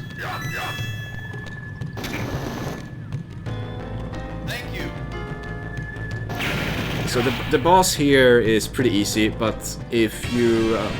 I always ran out of ammo, so he would always like take a while for me. I think he's got... So in the next phase, after this laser thingy, here, I think when you get this far, he has periods where he's invulnerable. it looks like you're hurting him, but you're not. And that's why it takes so long for me, because I didn't learn like when he's vulnerable and when he's not, because the game doesn't like show you. So what I do here is basically just, yeah, what you see. I stay back, I shoot, move forward to dodge those, and kill the giant missile while doing that. And if I can't kill the giant missile for whatever reason, I just jump on it, because you can jump on it. And the game is giving me a bunch of weapons, which it usually does not do, so that's nice. So the fight ended sooner than it usually does. This next level has one of the harder metallish patterns to get. But the rest of the level is a very clear memorizer. You will die if you don't know what to do. But it's very easy to do what to do. You will die if you don't know how to do it. So this is the metallish, and this is the pattern I ended up using. I will collect this metallish when it's time to move forward. There we go, and I will just kind of get down and then point blank this thing, and then point blank that thing. We have to move very close, almost so close that you die touching them, otherwise this won't work. And we move forward, and then we can collect the next metallish to refresh the timer. And then we can try to use that. See, I don't have 4 white medals yet, now I have 4. Sometimes I would have 4 white medals before refreshing the last timer. But sometimes I don't, and in that case I need to somehow just barely build it up here. So that thing I just did is like one of the hardest parts of the run with my strats. Of course, if you're just doing that for survival, it is a lot easier. Next is this elevator section. This is all completely routed. It is brain dead easy with the routes. We just sit in the corner. There are ways this can go wrong, so I won't say it's fully brain dead, but it's like 90% brain dead. Here we just kind of move over here, and then I will jump over the tank and bounce on the tank after the left one has fired to sit in the right corner. And it always works. It has never failed me. And we finish off the rest of the guys while crouching. The slowdown will cause us to stop shooting here, so that's a bit dangerous. So now the next thing we need to do is we need to make sure we can collect that H before it disappears. Because otherwise things will go very bad. And then we have to kill that tank guy on the right, because if we kill it on the left, then this G is impossible to collect. Now we have to collect the G right before it disappears, because otherwise we will die here. You can't do this part without G, it's just fucking ridiculous. Kill that guy, and there you go. Like, doing all of that is very easy, but it's a memorizer. If you don't know how to do all of those things I just did, you will probably just die. So that's just the type of game this is. It is not hard to play, it just takes time to learn. This part is kind of forced to be slow. You can't really speed this up. I mean, I'm sure it's possible, but for all intents and purposes, I think the game wants you to go slow here. There's a bunch of times where you can't scroll the screen any longer until everything has been destroyed, so it's basically the game telling you kill everything first, then move forward, right? So these prisoners can actually fall into the pit if you get them to say thanks like that, right as you free them. You have to get them to move left first, otherwise they will fall into the pit and you will lose them. And my route here actually relies on this prisoner, so I kinda need him. I mean, if I don't have him, it's not like the run's over, it's just a bit inconvenient. I like having him. I'm going to use him later. Here I'm going to use him. And the reason is that by using him I can save some ammo for the boss.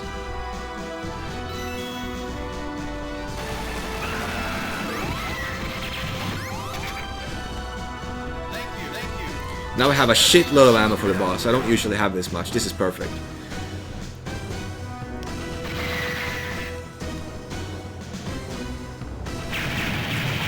This boss is kinda shitty. He's got a second phase that you can avoid entirely if you kill him fast enough, and that is the goal here. And with this amount of ammo, that is not a problem. The only thing is that sometimes he randomly starts shooting homing missiles during this phase. And I don't know if that's random or if there's something I'm doing to make him do that, but if he starts using homing missiles, then I kinda don't know what to do and I just kinda wing it. But he never did it here. He usually doesn't. Alright, so far the game has been kind of mediocre. But on stage 6 I think the game gets a lot more fun. So this stage is the one that I really like. And this is the hard stage. Everything else is just kind of a warm-up to this stage. So this part I had to practice a lot, the descent here. I had to practice this a lot to feel fully confident. So I know basically everything here. And I've made routes that I'm very satisfied with for this. I've probably spent like 2 or 3 hours practicing this descent. It's probably the thing I practiced the most in this game. So I'm very happy with my routes. And it's unlikely that something goes wrong, but I don't remember this run. Maybe something did go wrong. And I'm going to do it kind of slow because, I mean, I don't want to fuck up this run now, right? So these power-ups, treat them as bullets. Treat them like collecting them means death. Do not allow them to be collected because it is going to fuck everything up. It doesn't mean death. It doesn't, but it's practically death. It's going to be very, very, very hard to recover from losing this weapon. I have practiced, just to be safe, I've practiced losing my weapon on purpose and trying to do this descent with the wrong weapons just to get some routes for that in as well.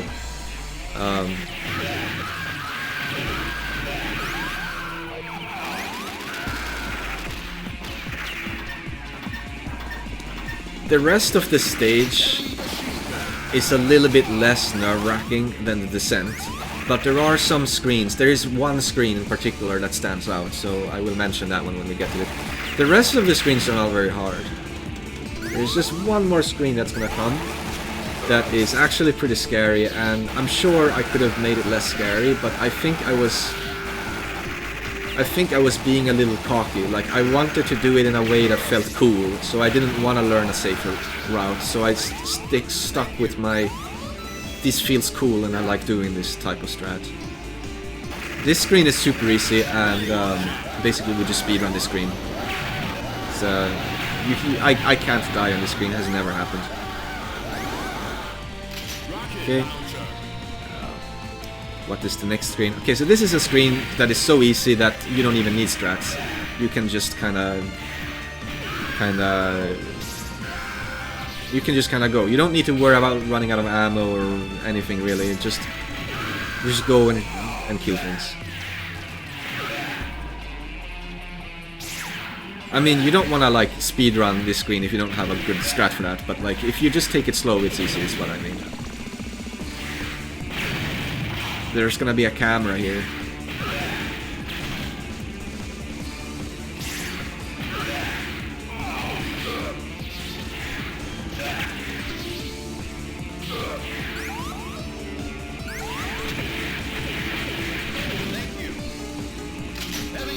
If you run out of rockets, it doesn't matter. You can still do the rest easily. Alright, so this screen, this is the hardest screen. My strat is to switch left and right frantically, because if you let any of the soldiers live, they will jump and knife you. You have to get them all to die, and since they hide behind the tanks, you have to kill them immediately when they appear out of the tanks, through the tanks I mean. Because if you fail to kill that one instantly, he will jump and knife you and you're dead. So that screen is the scary one, and now that that's over, the rest is going to be less nerve-wracking before the boss. And well, the mid-boss, because there is kind of a mid-boss as well. Here's a spot I found. This is like a safe spot. If you sit there, nothing can kill you. It's good to find a lot of those in this game. A lot of safe spots. The rest of the screen, we just kind of wing it. There is no need for a route here.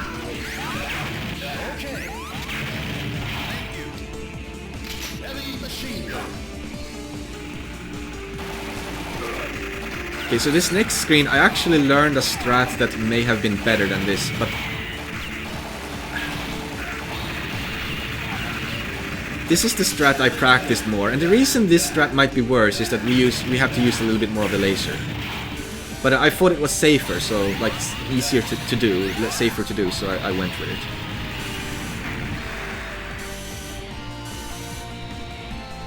$107 laser is fine here. We don't want to use too much laser, but 107 is fine. Next up is the scoring strat. This is where we get the metallish. And once you've done this, it's just really the boss that's left. This is another kind of hard part. Now, I need to make sure I don't scroll the screen more than this. And now I have to leave the tank right here, right at this spot. And right now, this is the scoring pattern. And I died. It's very sad, that death. We lose all of the bombs we've built up, so now the boss is going to be way harder. And I've just lost, like, I don't know how much I lost. 800,000. I lost a lot from that death. And makes the rest of the game far more difficult. So it's a shame, but that's just a thing you have to accept when you're doing scoring strats. It's a risk-reward thing. Because obviously the survival strat there, I would not have died. It would have been completely free. But the scoring strat is scary. I just didn't manage to kill one of the soldiers for some reason.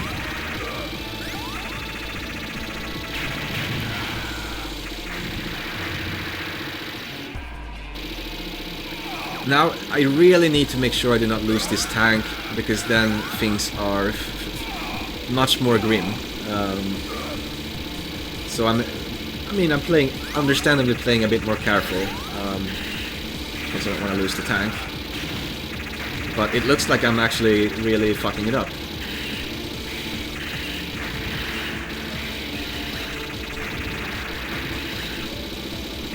Man, losing the tank here would have been such a nightmare. We needed to... never mind, looks like I didn't need it. Usually you needed to rescue the guy in the suit. Because he's up on that platform up there. But this time he spawned on the danger. Okay. Not sure why. Thank you. Okay, so now... The death that I had was very sad, and the rest of the game is gonna be the hardest part of the game, so... for survival, I mean, of course. There's this guy, he's kind of a jerk. He randomly melees you from really far away. He just jumps at you and melees you in midair. And when he does that, that could be a disaster. But as long as he doesn't do that, he's very easy to control like this. He was kind of a crapshoot for me.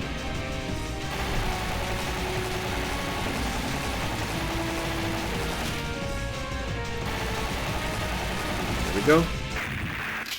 And then the boss. This is a pretty scary boss, but if you're patient and you learn his patterns, he's not very hard. It's just that basically this boss has one pattern that psyched me all the time. It's like, it tricked me all the time. So I had to figure out a way to recognize that he was using it, which was hard, because it looks, on the surface, it looks the same as a bunch of other patterns do. But I ended up recognizing it, I ended up learning to recognize it through one subtle thing. Basically, he's gonna have a bunch of different laser patterns that all look more or less the same. And you can react to all of them except one, and then one of them you have to know rather than react to. So if he uses that one, you're just gonna die unless you know that he's using it. So I'll point that out later. Now I have no bombs. If I had never died, I would have enough bombs to basically insta-kill this boss when he actually starts doing randomized stuff, which is the hard part. Everything before that is easy. So, yeah, the death ended up making it a lot harder. So I guess in that sense, it's much easier to no-miss this game than it is to get a mediocre score like this, to be honest. Alright. Now, this is where, if I wouldn't have died, I would just be able to almost insta-kill him now. I would have to dodge, like, maybe one laser pattern. Like, here's a laser pattern he's gonna do now. And then I could insta-kill him, probably. So, he has a ton of different ones of these, and they all look more or less the same. And you can do them on reaction, because if they get far to the bottom of the screen without shooting, you know you have to jump. But if it starts shooting before that, you know you have to crouch. So you can always react. Except, he has one of these that doesn't work like that, and only one. He's got like fucking 5 of these. I don't know how many it is, but he's got a bunch of these, and they're all static. And only one of them do you have to be able to recognize.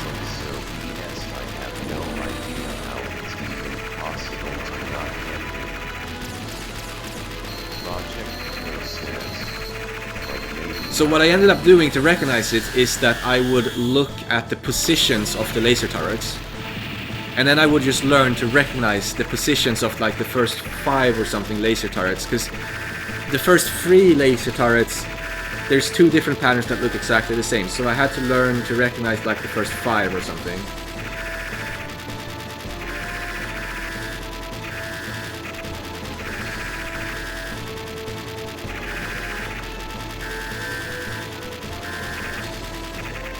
And this is the one. That's the one he just used there. That's the one that tricks you.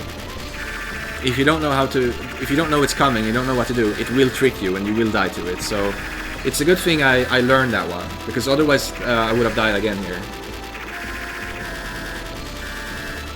What he chooses to do here in this boss is completely random, but it's just a bunch of static random things. So if you just learn every pattern, this boss cannot kill you. He cannot hurt you. You just learn every pattern and you cannot die. The execution is just not hard enough for dying to be a real possibility here, if you know what to do. It's just too easy for that. So just learn what to do when you're fine.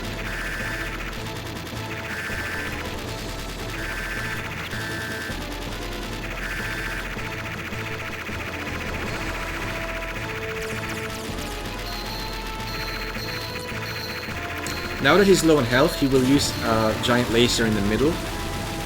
He only uses that when he's running low on health, so you need to be ready for that as well. There we go.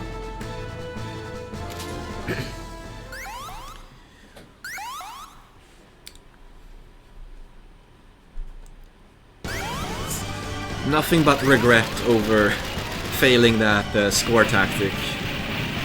It killed so much of my score and made the final boss so much harder than he needed to be.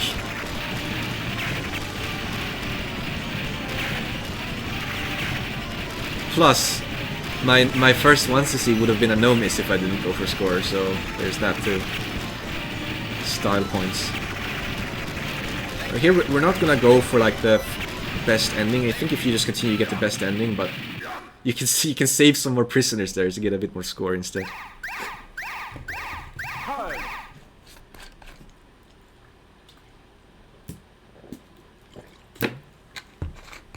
Mission complete.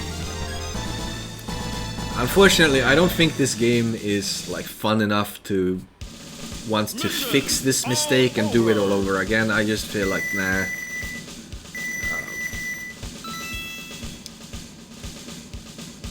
It's like, why would I? There's no Yolympics anymore. Like, I would have done it if it would have moved me up a placement. for Yolympics. But the reality is that it wouldn't have. PG3 would have still been above me, because PG3 did a better route. Like on stage 4, he surely must have taken the bottom route on stage 4. I didn't watch PG3's run, but just judging by his score, I'm assuming he took a better route than I did to get more score. Unless he was like a bit crazy and like knifing every enemy or farming chickens or something, but yeah, I have no interest in watching to find out, so I don't care what he did. The point is that with my strats, I would not have beaten him. I would have been like a few 100,000 points short. Okay, next is Outrun. Outrun is pretty awesome. This was one of my best runs. Definitely. Maybe even my best. Well, I have to think about what all the other runs were. Maybe even my best run. Maybe. Okay, so let's see it here. IMP. Outrun.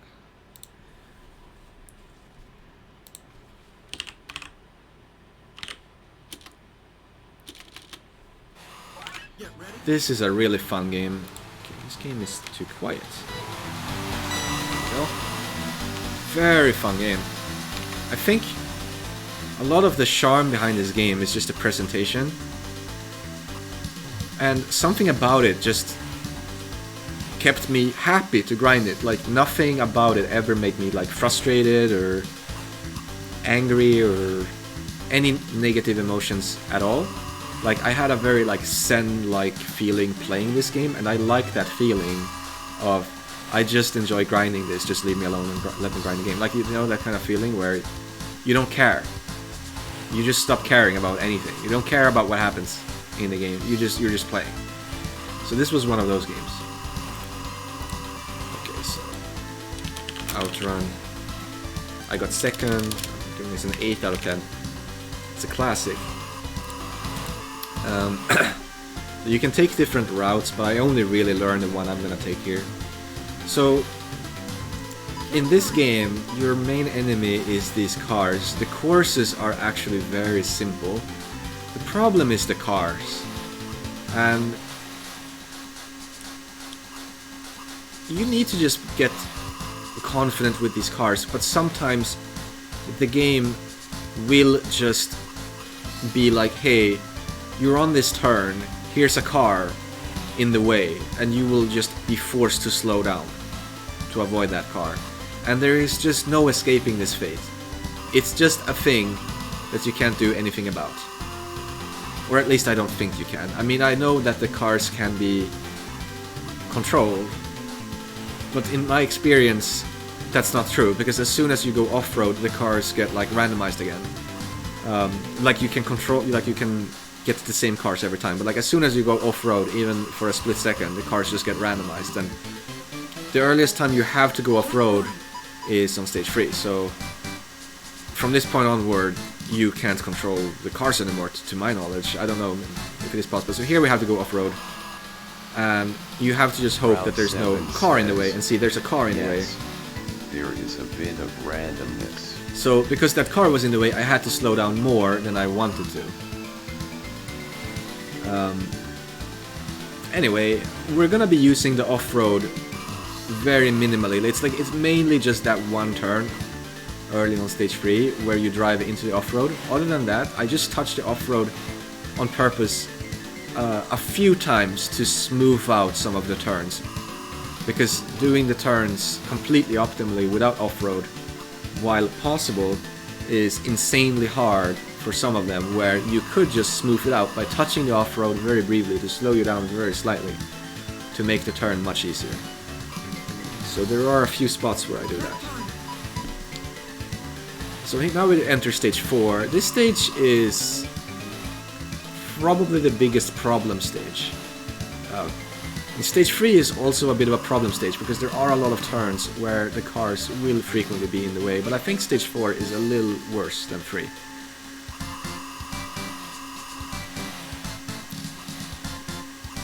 You just need to be confident with these cars.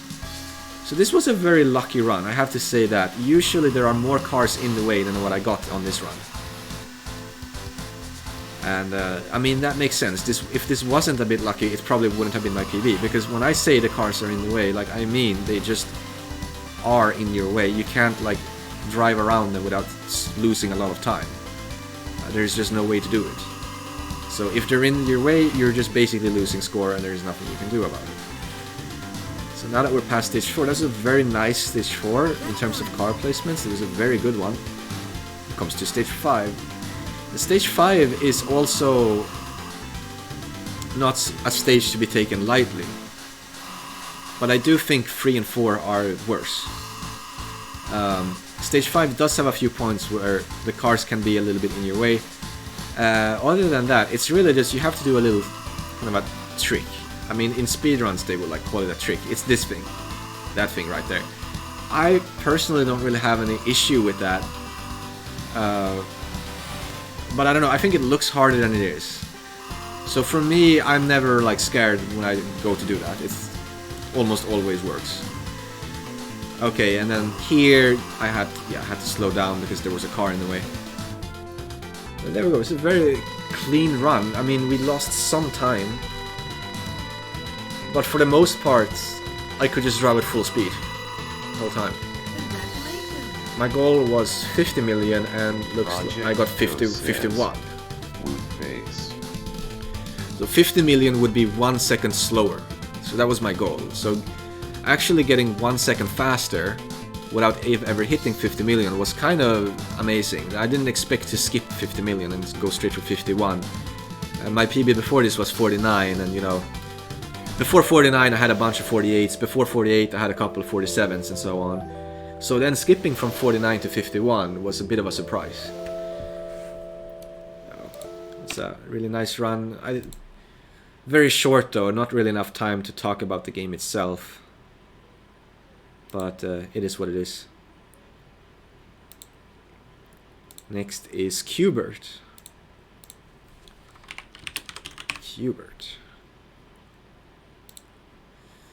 This is an interesting little game. I don't particularly like it, to be honest, but it is an interesting game, I will admit. So that is one good thing I can say about it, is that it's certainly unique and interesting. But it's kind of bullshit, that's the problem. It's bullshit. Stupid bullshit. Okay, so let's put this in the middle.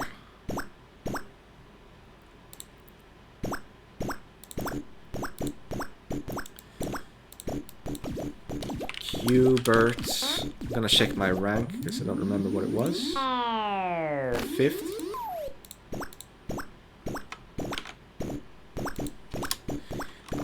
I'm not sure how to rate this game because like I feel like it should deserve more, but if I'm gonna be honest, I think 4 out of 10. Because I just have to be honest about how I feel about like the flaw. The game has a huge flaw that I find just too hard to overlook. Okay, so I think most people are familiar with Qbert because it's kind of a very famous game, but this was really the first time I ever gave this game like an honest, real chance, like to learn how to play. Like I'd played the game before and probably game over, you know, on level, like early on level 2. So now we're still on level 1 here. There's 4 rounds per level. So not now for Yolympics, I had to learn to play the game for way farther than that. Okay, so the objective is just to jump on every tile enough times to switch it to the appropriate color, and the level, each level will like change the rules a little bit on you.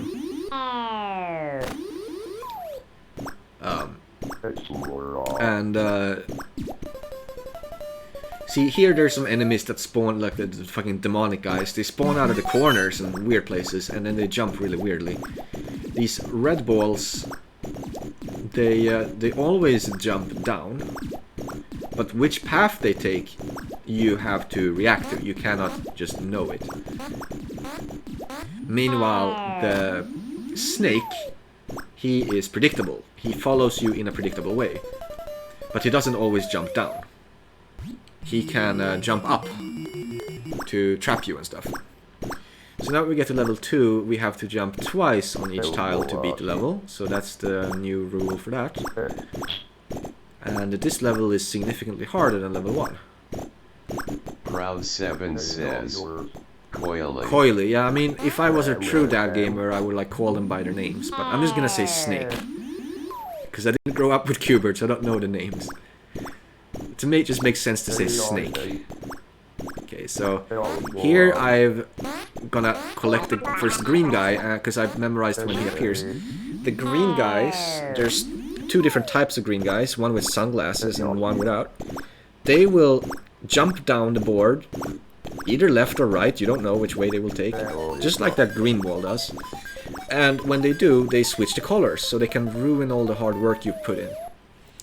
So if you collect them, you get rid of them, which is better. The green ball that I collected is the same thing as the green guy in terms of behavior. It just jumps down and it can either go left or right and you don't know which way it's going to go. But if you collect that one, you stop time. So everything here is memorized. You stop time and you're also invulnerable. Here, using these discs, you need to learn to use these discs properly because there's a finite number of them.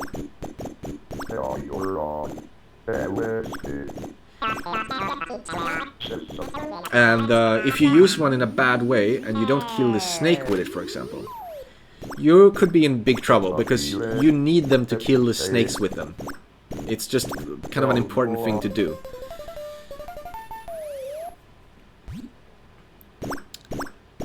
Okay, so every one of these levels have their own unique spawn timers for everything, and if you want to succeed at this game, you need to learn when everything spawns.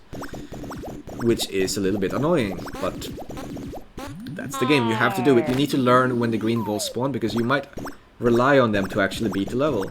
And you need to learn when the green guy spawns so you can collect those.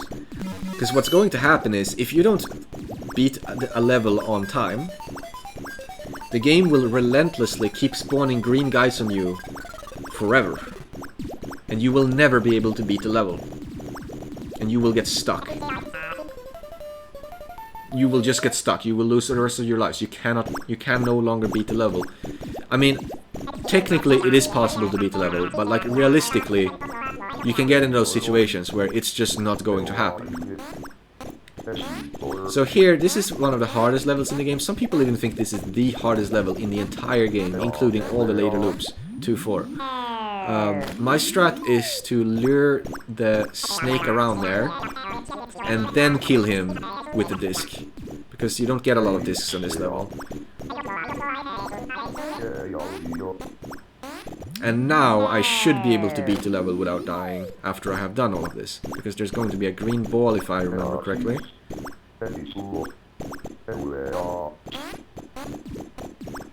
There it is. And now we use this green ball to beat the level, and if you do not beat the level fast enough from here, there will just be more green guys coming. So, you better beat the level. Alright, level 3. Level 3 changes the rules again. Now you only have to jump once on each tile, but if you jump on it again, it switches back to its original color. So we want some nice routes. Level 3 is, in my opinion, a little bit harder than 2, although it doesn't have a level that's as hard as 2-4. On the whole, it's a little harder than 2 was. The first level on 3-1 is very easy though. This is easy, but then the next 3 are a little trickier. Project Co says, this is where the game becomes ultra cringe. The game becomes ultra cringe later, you'll see, when it truly becomes ultra cringe. We will get there in this run. So this green guy, he's like almost like helping me a little, but then he stopped helping me. Because there's so many discs on this level, you don't need to be in a hurry to beat the level. Okay, so here I'm going to complain about what I think is the biggest flaw in this game. It's that the game does not telegraph that things fall on the 2 spawning tiles. There's 2 tiles which spawn enemies, and sometimes green balls and green guys, but you're mostly concerned about the enemies. The game does not show you or tell you anything that's going to happen, but the game still insists that you have to jump on those squares. That is a dick move. That is a dick move, because you have to jump on the squares, and every time you do so knowing full well that something could just immediately spawn on you and kill you, and there's nothing you can do about it. There is nothing you can do. It takes too long to jump to a tile and then to jump to the next tile. During all of that time, if an enemy spawns, it just falls instantly on you and kills you immediately. The falling speed is too large, as you can see. You can't react to it. And sure, it is one thing to memorize all of the every time the green guys spawn and every time the green balls spawn and all of those things. But the red balls, I don't even think the red balls are static, because the red balls, they can spawn either on the left or the right, and you don't know which is gonna be. If he thought something was too hard to do, he just didn't do it. So I personally think that that's bullshit. Like everything I just mentioned, I think that it's bullshit, and I think it's just too big of a flaw to overlook. But sure, like other than that, other than the fact that you have to use these two tiles all the time and that using them can suddenly kill you every time, the game is a lot of fun actually.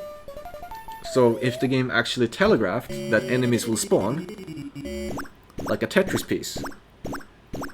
Like in Tetris, it says like next piece. Like maybe it could say next enemy and show like a timer. If the game did that, it would immediately be good in my book. It would be a good game. Now I know the game is old, you can't expect too much from a game this old, I understand that. But I'm just saying a what if scenario. If the game worked that way, it would be a good game. That's how big I think the flaw is, because now I think the game is kind of a bad game. Oh. Okay, so level 4. It's a lot like 3, but we have to jump twice, and jumping again changes back to color. And actually level 4, from what I remember, level 4 is easier than 2 and 3, because see how there's 6 discs. There's 6 discs. I mean, there's just so many discs that you can use to keep yourself safe. So like, who cares that you have to jump more times on the squares? There's more discs to make up for it.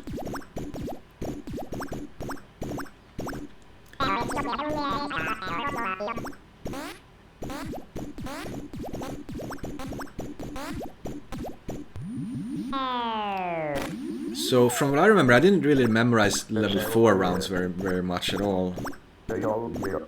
I actually wrote down in my notes the order of all of the special guys on all the levels except like level 1 and like I wrote it down for 2, 3 and 5, because after 5 it just repeats the same thing over and over. I was too lazy to write it down for 4 because, I don't know, there wasn't enough time, and 4 just didn't give me enough trouble for it to feel like a worthwhile time investment.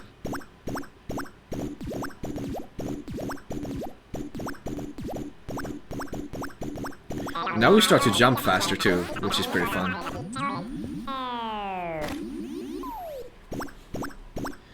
Oh, by the way, we play this game with special rules, only 5 lives. You can see I have more lives in stock, but if I die 5 times, the game is over.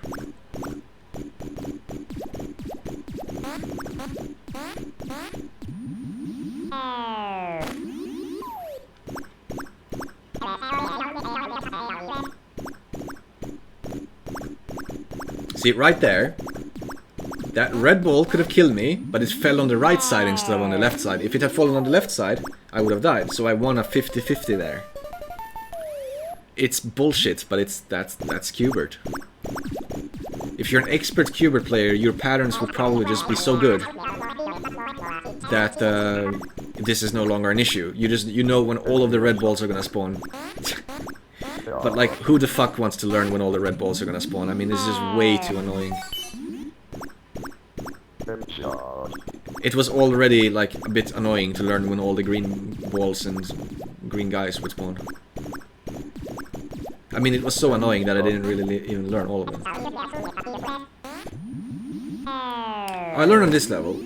It looks like I totally lied before. Now that I think about it, I wrote down for only level 4, round 4.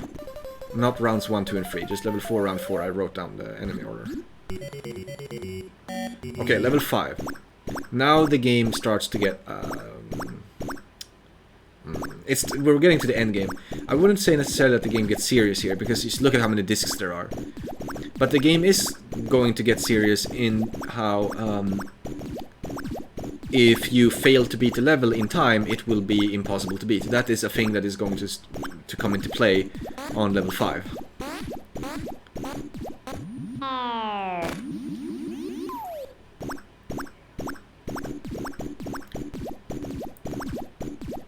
So basically, it stops mattering how many lives you have. It doesn't matter.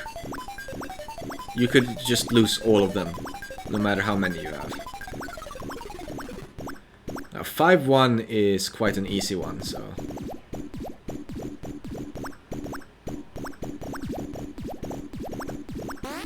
Oh, I say that, and yet I died like a moron. Okay.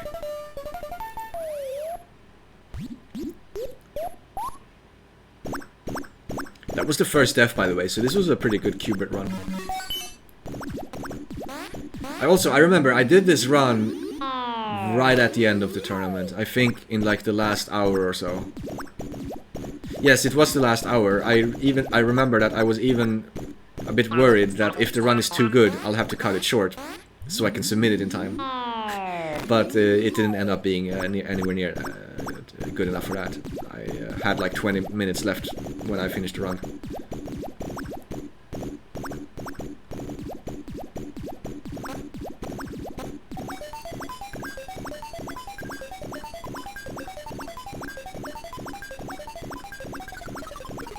Look at how long that invulnerability lasted as well.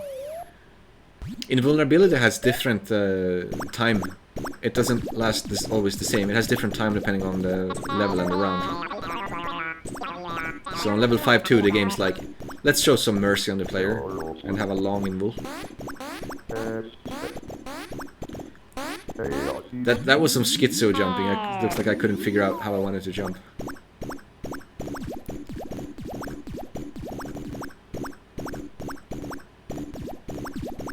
Red Shifter says, so is actually beating the levels the optimal strat, or is it possible to just grind a level that no longer becomes beatable? Good question.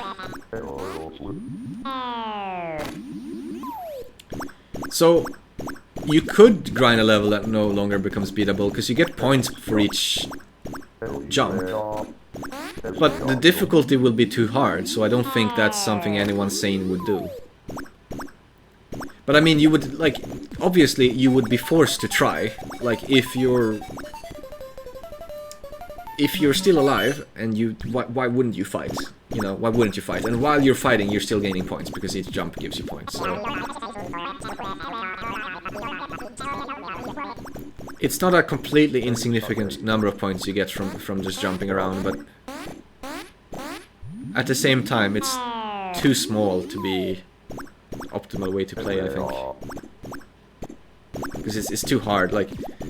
Trying to beat a level that has become quote-unquote unbeatable is just too hard.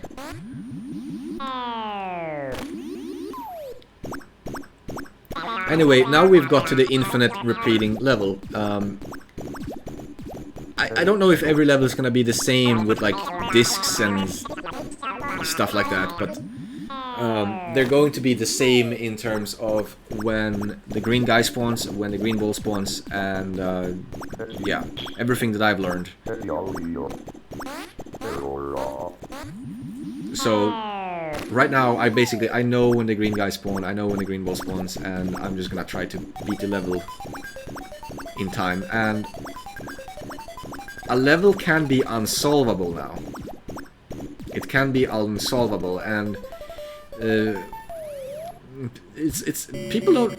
It seems like most people don't actually know what is the criteria to make an unsolvable level solvable exactly, because it seems to be pretty complicated, and I tried figuring that out for a while, but I couldn't quite fully grasp it. But yes, you can make an unsolvable level solvable by using a green guy. That is the simplest way. A green guy jumping on a square can make it solvable. Or a disc, but discs won't always make it solvable, and I don't think green guys always will either. It's weird. But basically what can happen is that you have to jump on a square twice to switch it to the correct color. So that means that if every square is on the correct color except one, that last square could be on two different wrong colors. It could be the one, it could, like here, it could be blue or green. If the last square that you're on is blue and you're on that blue square, the level is unsolvable. Because next time you jump to a square it turns green, and so on and so forth. But if it's green, it's solvable. So you can use green guys or discs to turn an unsolvable level solvable. Says it's graph theory. It's... I mean, maybe you get it right away, but back when I streamed this, no one fully understood it, even though we were trying to figure it out.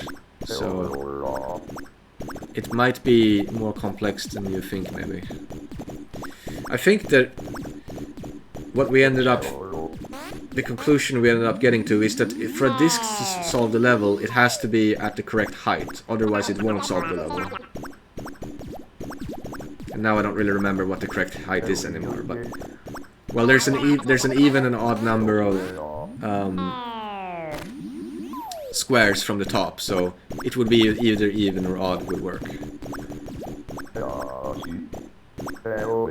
And with the green guys were also weird. Like, I was trying to treat the green guys as if they jump an even number of times, it would solve the level. If they jump an odd number of times, it would unsolve the level. See, now the level is unsolved, and we have to solve it. And I have to use either a green guy or a disc, and this disc will solve it now, I believe. Yes, the disc will solve it.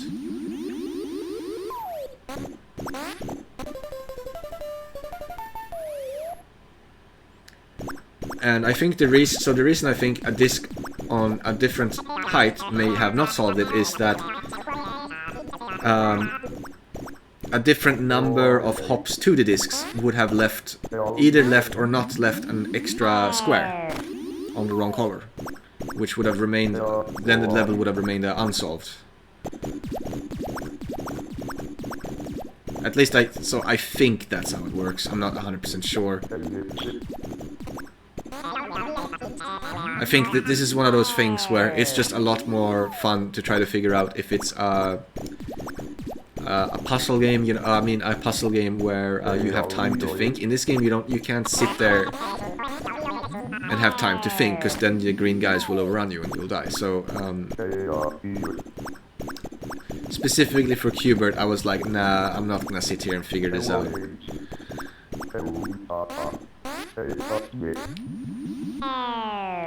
I think this should be solved. The level should be solved now. Yes, it is solved.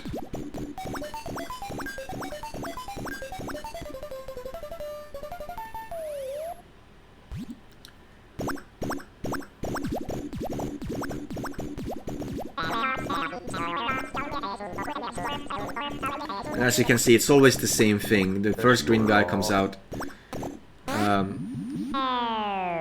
and he'll hop an odd number of times. So, something that I think is worth keeping in mind if you want to know if you're gonna solve or not solve the level, is to keep track of the hops of the green guys. But it also depends on what color. I think it might depend on what color the tile they hop on is to keep track of that, so it's more complex than that. Although I'm not sure. Another green guy. And then we'll get the green ball soon, right?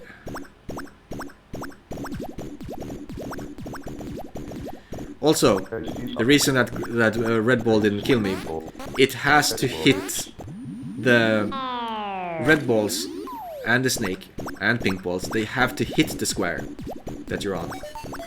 You can still hit the ball in midair though. If you're in midair and the square is in midair, you will both collide. But if you are on the square, the red ball also has to be on the square before it hits you.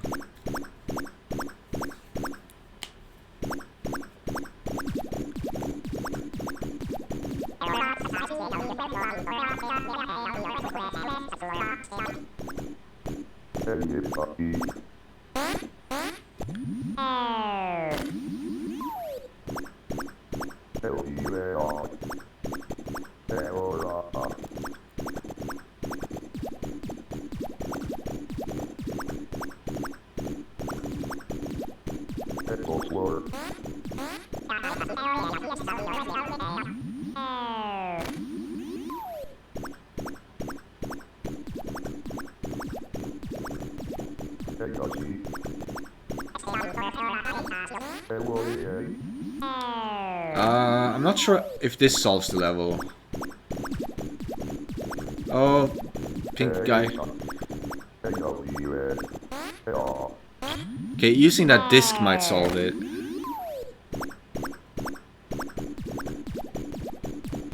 Yes. So I'm not sure if the level was actually solved before I used that disc. But as you can see, okay, that was fucking bullshit. So I didn't even know the red balls could do that, because on earlier level they can't. They actually can't go to the bottom corners. Pink can, red can't. But on this level I guess they can, so I didn't know that when I played.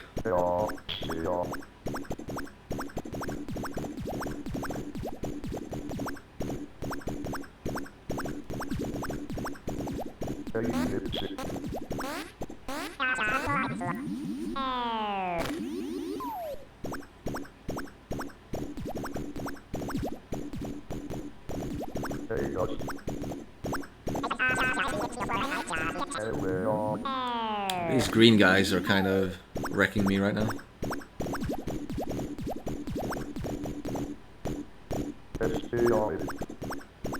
We need to get the green ball soon. And then it seems like there's just too many squares that haven't been fixed for this green ball to beat the level. So this might have been the level where I game over, maybe. We'll see. Ah, the level is unsolved, and there's a green guy. And see, this is a problem. I just used a disc and spawned a green guy. The level might still be unsolved.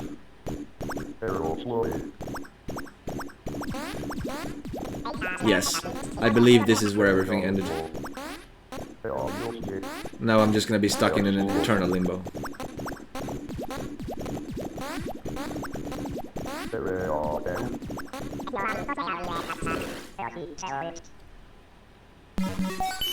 It might still be possible to beat the level.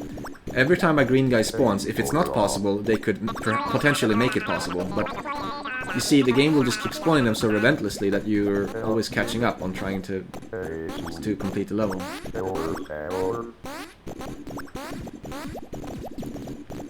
That green ball would have been awesome. Oh, I got the green ball. But see, there's just too many squares that need to be fixed. And also, the level might be unsolvable right now, maybe. I actually can't quite tell.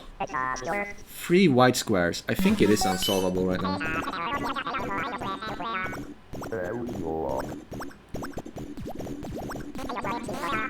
Another green guy.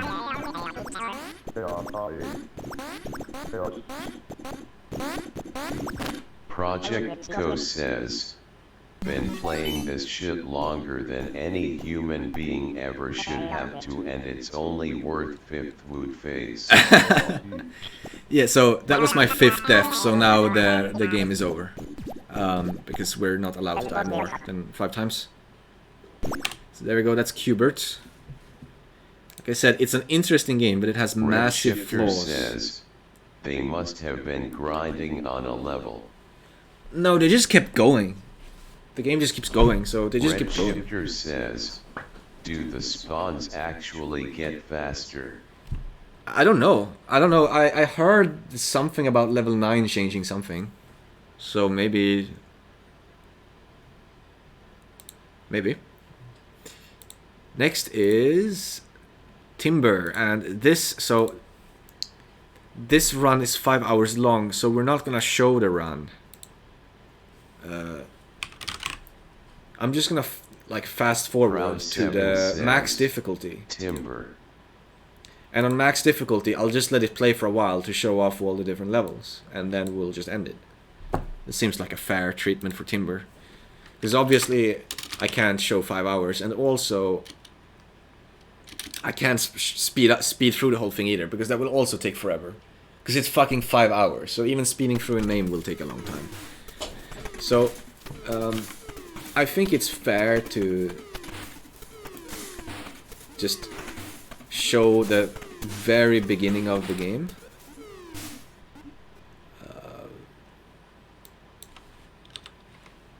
Oh shit, that was the wrong thing. Oops.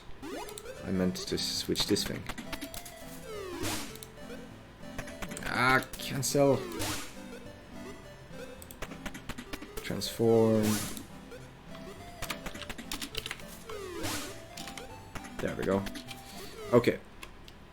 So I'll show the start of the game so you can kind of get an idea of what the game is. And then we'll fast forward to the harder levels. Timber. I don't know what rank I got because I don't remember how many fucking people marathon this. Third. I don't know why this game didn't get a 5 life limit. I don't know, because this was the one game that really should have had it. I don't care about any of the other ones. This was clearly the game that should have had that. I'm giving this game a 5 out of 10. To be honest, I like this game more at first, because it has a nice vibe. But like, the game is just way too simple for its own good. You just move to a tree, cut it down, move to a tree, cut it down, move to a tree, cut it down. That's it. It's like a gorilla game. It's like a game for monkeys. You just move to the tree and cut it down. Okay, so your Mexican axe-wielding Mario. You're cutting down trees. And there's this bonus stage, but the bonus stage is pointless, so I'm just gonna start skipping the bonus stages later. There's a bear. That's the only enemy.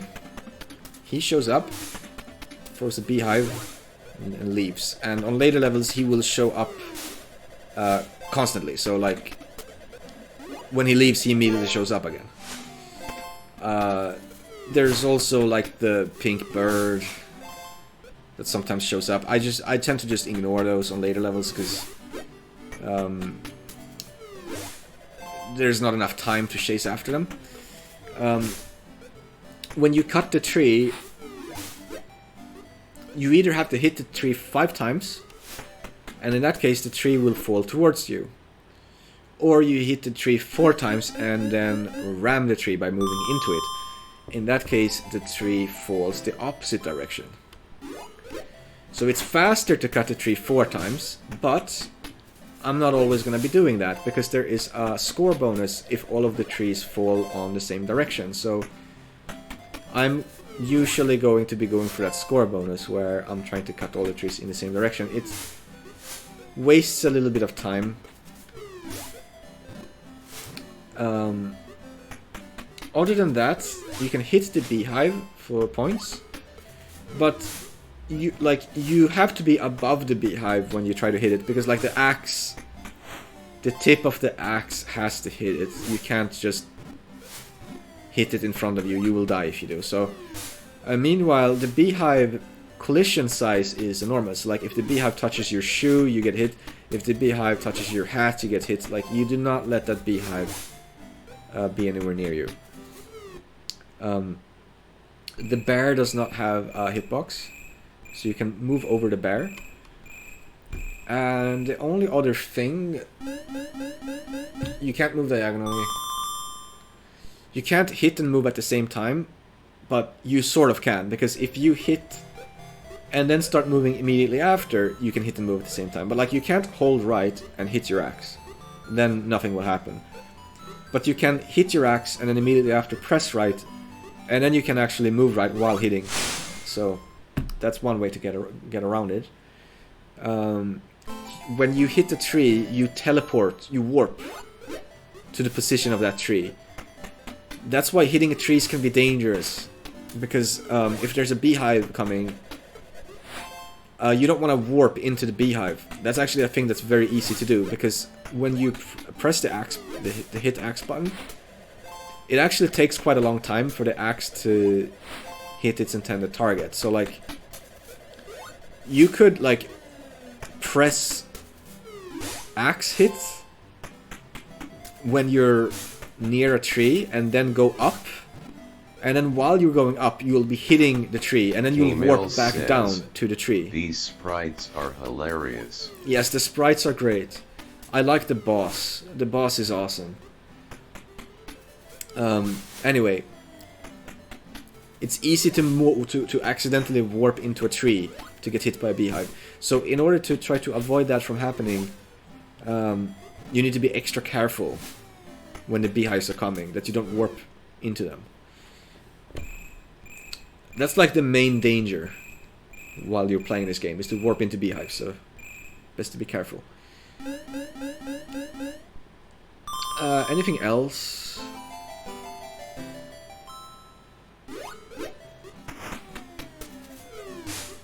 No? That's it. That's the game. That's the whole game. There is a bonus stage too, but the bonus stage actually gives less points per time. Are there other bonuses or just all trees in same direction? No, it's just the trees. Well, actually, there is a bit more to the game. You can jump over, like, see that? You can stumble over the tree stumps, which actually saves time. But you can also knock yourself into a tree, which wastes time. It like incapacitates you for a bit.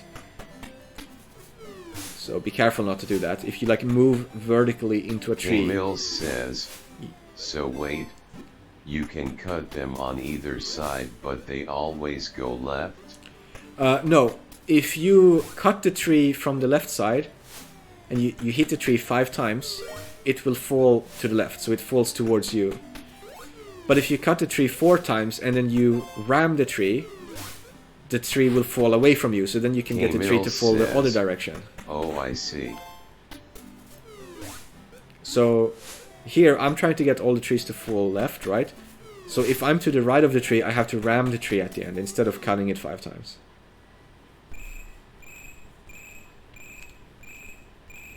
And I believe that's basic. That's everything. That's all there is to this game. There is nothing more.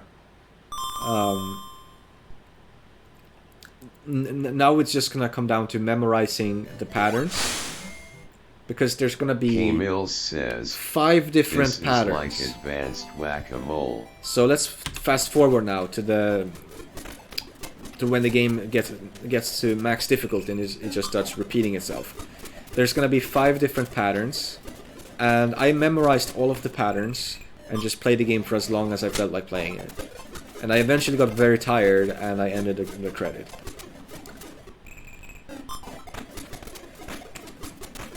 Some mad lad played this game for 12 hours, by the way. He got 10 million. That's... I don't know how you can do this to yourself. Playing this for 12 hours. It's just too much. It's just too much. You might say, well, I'm not one to say, you know, I shouldn't say anything about it because I played for 5 hours. That's also a very long time. But like, I think the difference between Mills says, 5 and 12 hours... Is there a reason you sometimes knock very them long. right? Or is it just determined by where you start? I sometimes knock them right. I think all of my strats were to knock them left, but while I was doing this run, I may have experimented with right, or like accidentally put one right. Yeah, like one accidentally went right there.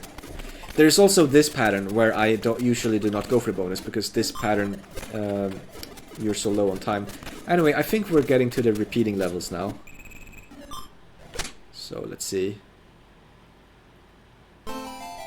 Yes, 19 trees in 1 minute and 3 seconds. This is when the game starts repeating itself. And this is the hardest level, by the way, that I'm getting now. This is the move in a square level, basically. It takes the longest to do, so I don't go for the score Round bonus on this 7 stage. says, probably accident. I also try and knock them all left. I've experimented with knocking them all on the left or knocking them all on the right on this level during this run even, but I would usually die trying. Emil says, So I thought I saw one level where they all went right, but I might just be seeing things LOL. I mean, it's very possible that I was just experimenting, or that the first one accidentally went right and like I just continued it. Proud7 says, and you're right. This square pattern is the tightest for time. Yes. I actually got better at this game as I kept playing. At this point, I hadn't fully memorized... See, that was very close. I hadn't fully memorized the trees as much. But after I played for like an hour or 2 hours, the trees were almost like 99% in my brain. Sometimes I would forget one or whatever, but like I basically had them down. Here's another pattern. K-Mills says, thank God the 0th second counts. Yes, what happens is, if a tree is falling, he does not time you out. So if it reaches 0 while a tree is falling, you win. K-Mills says, that's generous. Yes. A lot of games would not be that nice. That's true.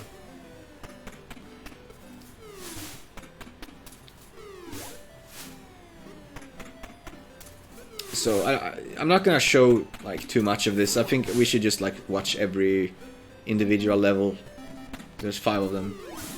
But it doesn't cycle through them in order. It actually picks them at random, so... K-Mills says, is the bear himself a threat, or is it just the bees? It's just the bees. The bear doesn't have a hitbox. And when he spawns the bees, the hitbox also appears in front of him. So like you can sit inside of the bear while he throws a beehive, and you're safe. But you will almost never do this, because there's usually not enough time. Like, sometimes you do want to. Like, if there's trees at the sides of the screen, sometimes you can sit on the bear. It looks like one of my trees accidentally went the wrong direction here, so I just gave up on the bonus.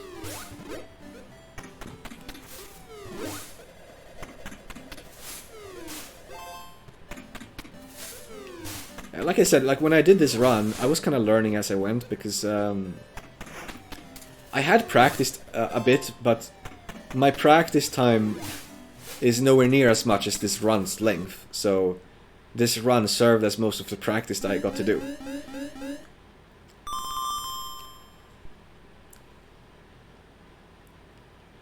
This bonus stage, we just skip it because it gives you points, but it gives you less points per time compared to the regular levels. So it is not worth doing. K-Mills says, wow, they never ported this. Maybe the graphics were just too advanced for whatever systems existed. I don't remember exactly how old this game is, but it is first half of the 80s, I believe, so I'm not sure. I mean, you could port it, you could still port it to things, it would just look like trash. Like, I'm sure you could port this to like Commodore or Amstrad or whatever. Never even a Namco Museum type collection port. K-Mills says, this was midway right. I don't remember who made this.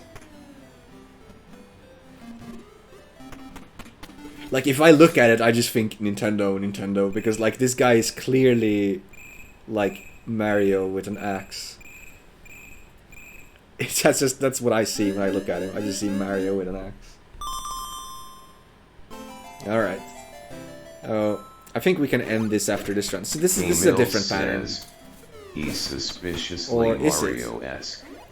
We may have already done this pattern, actually. Yeah, I think we already did this one once. Alright. We can honestly just end this here. There is nothing more to see. It's just gonna be this for 5 hours. Timber. It's possible we didn't get all 5 of the patterns there, but like I said, the game cycles through them randomly, so you can miss one of them for a long time sometimes. Okay, next is Time Pilot. This is Proud7 says, this is a game. No, the levels are not random. Really? Yeah, they are. I mean, I got the square level K-Mills says, way more often. Midway had a lot of retro collections. Surprise. I mean, sometimes I would get the square level like two levels after another square level. Proud7 says, the square level comes up more, but it's not random. Really? Are you sure? I just thought it was just random. Which one you get? K-Mills because they come out in I remember the Lego Dimensions. I mean, the order Midway DLC. The order felt was random. Pretty cool. There was came no with like 12 Midway games. There was no structure to it. It was sometimes you would get a bunch of square levels, sometimes you wouldn't, sometimes you would get a bunch of something else, sometimes you wouldn't. So I just figured it was random, but maybe I'm wrong. Okay, next is Time Pilot. There's the PI. We play this one on difficult and 5 lives only.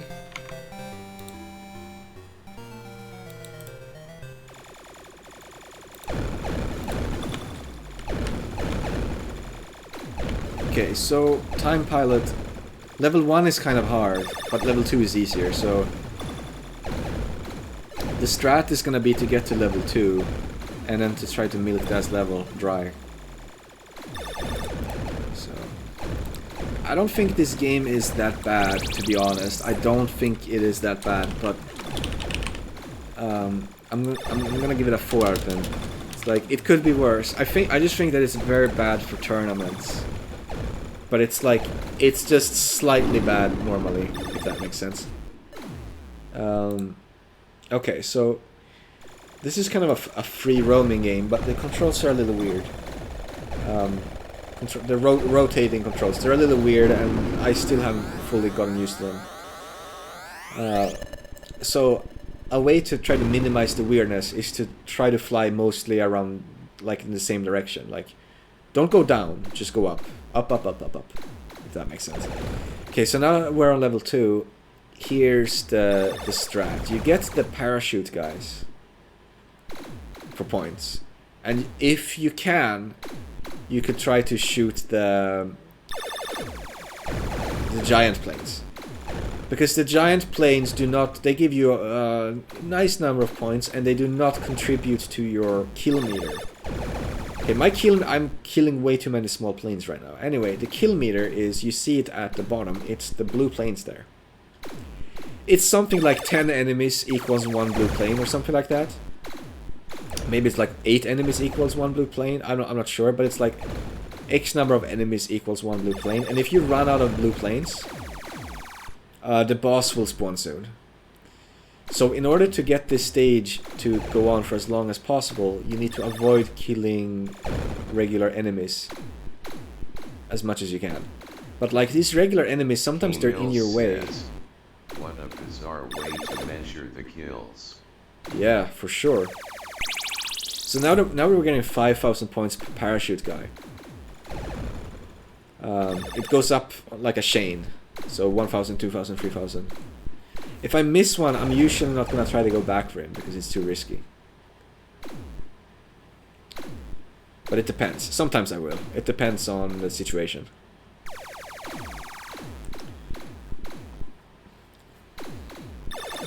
So yeah, the strat is just kill as few of these green planes as possible and survive and collect parachute guys. And beyond that, you can do more, but it's like huge annoyance.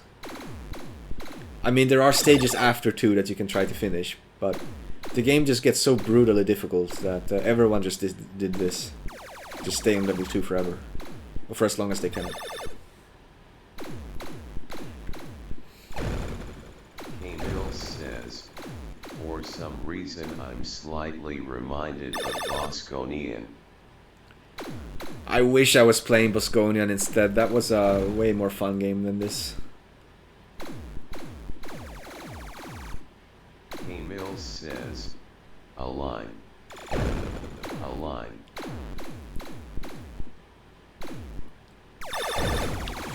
We had Bosconian in the first Olympics I joined. See, that guy was kind of bullshit. Says, I remember that guy that sniping the me like that was first pretty time on a bullshit. Namco plug and play. Anyway, we had that, but I ended up barely playing it because, well, first of all, I didn't play in that Olympics as much as I've played in most of the other ones. It was the first one I joined, and I just wasn't too serious about it. But also, like, there were some games that I just drew me in to play more. Basically, it's just that simple. That wasn't one of the games that drew me in to play that much, but it was a lot of fun.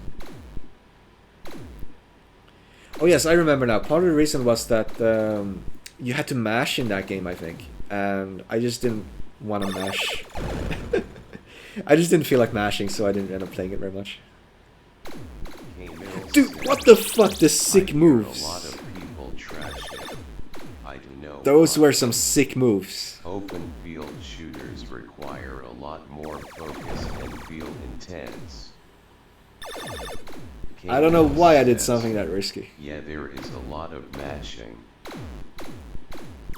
Anyway, there isn't too much to say about Time Pilot. I've already explained what I'm doing. I'm gonna go on a bit of a break, and I'll just let the replay play, and I'll come back soon.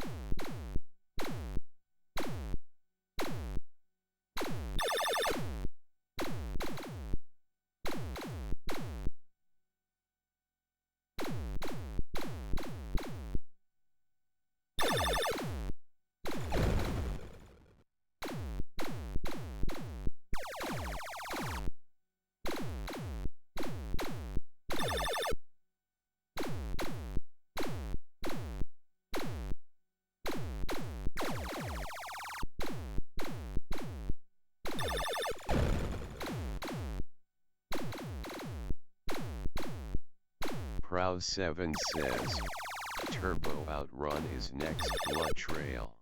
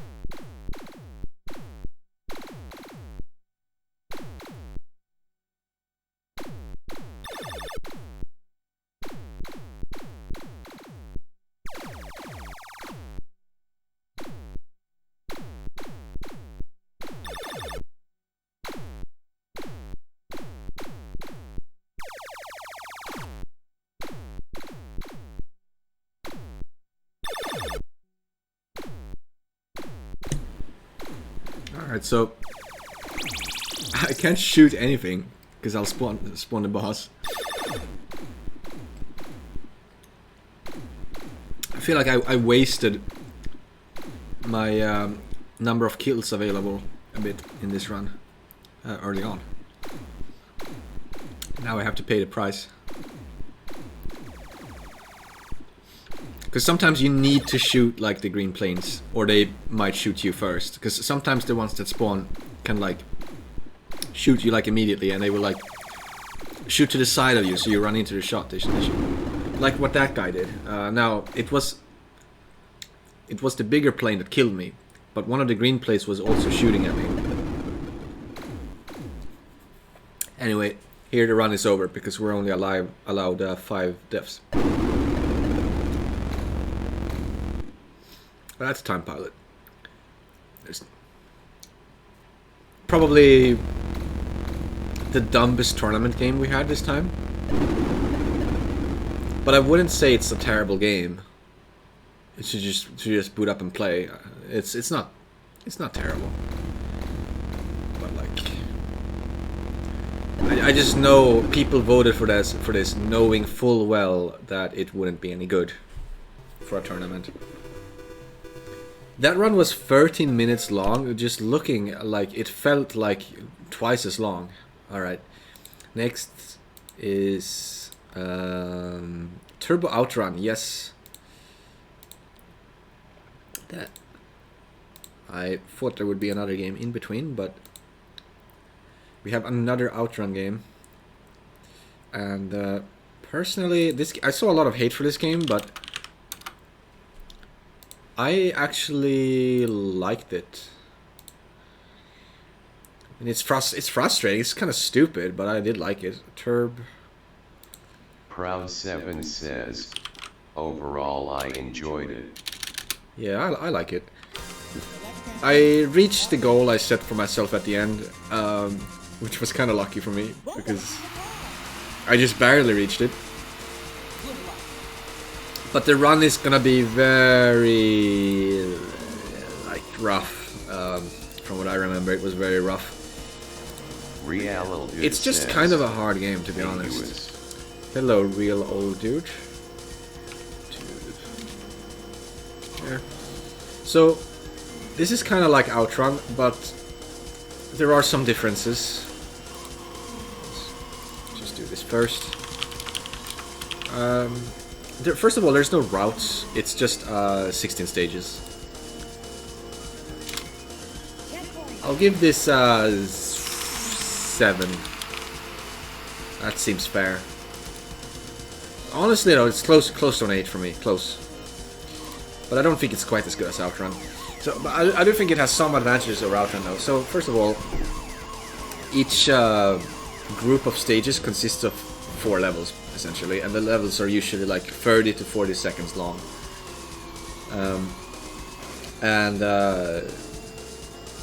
You've got this turbo, and right now I'm in overheat. That means I can't use it. If it's not in overheat and it's in the yellow area, you can use it though. And all of my turbos are routed. The turbos are nice. They're just nice. And on these steep turns, I use the brakes. The turn compared to Outrun, you have more steep turns in this game. They're way more steep. So it's a lot more ambiguous how much you need to slow down in this game. Like in Outrun, if you need to slow down, you can figure out how much do you need to slow down. In this game, it's hard to slow down the exact amount that would be like perfect. But you do need to slow down frequently. You also have a rival. I think there's like 7 different cars in this game. I think it's like 7. So you can have 7 on screen at once. And your rival is the one that was like, take a hike pal there. And if you beat your rival at the end of every 4th stage, so every groups of stages, you'll keep the girl that you're driving with. So this first group of stages is actually the hardest one to keep the girl, if you ask me. Because you can't mess up at all at the end of this level. Because then the rival will overtake you, no matter how fast you've been. And points is like, it's 100,000 points per second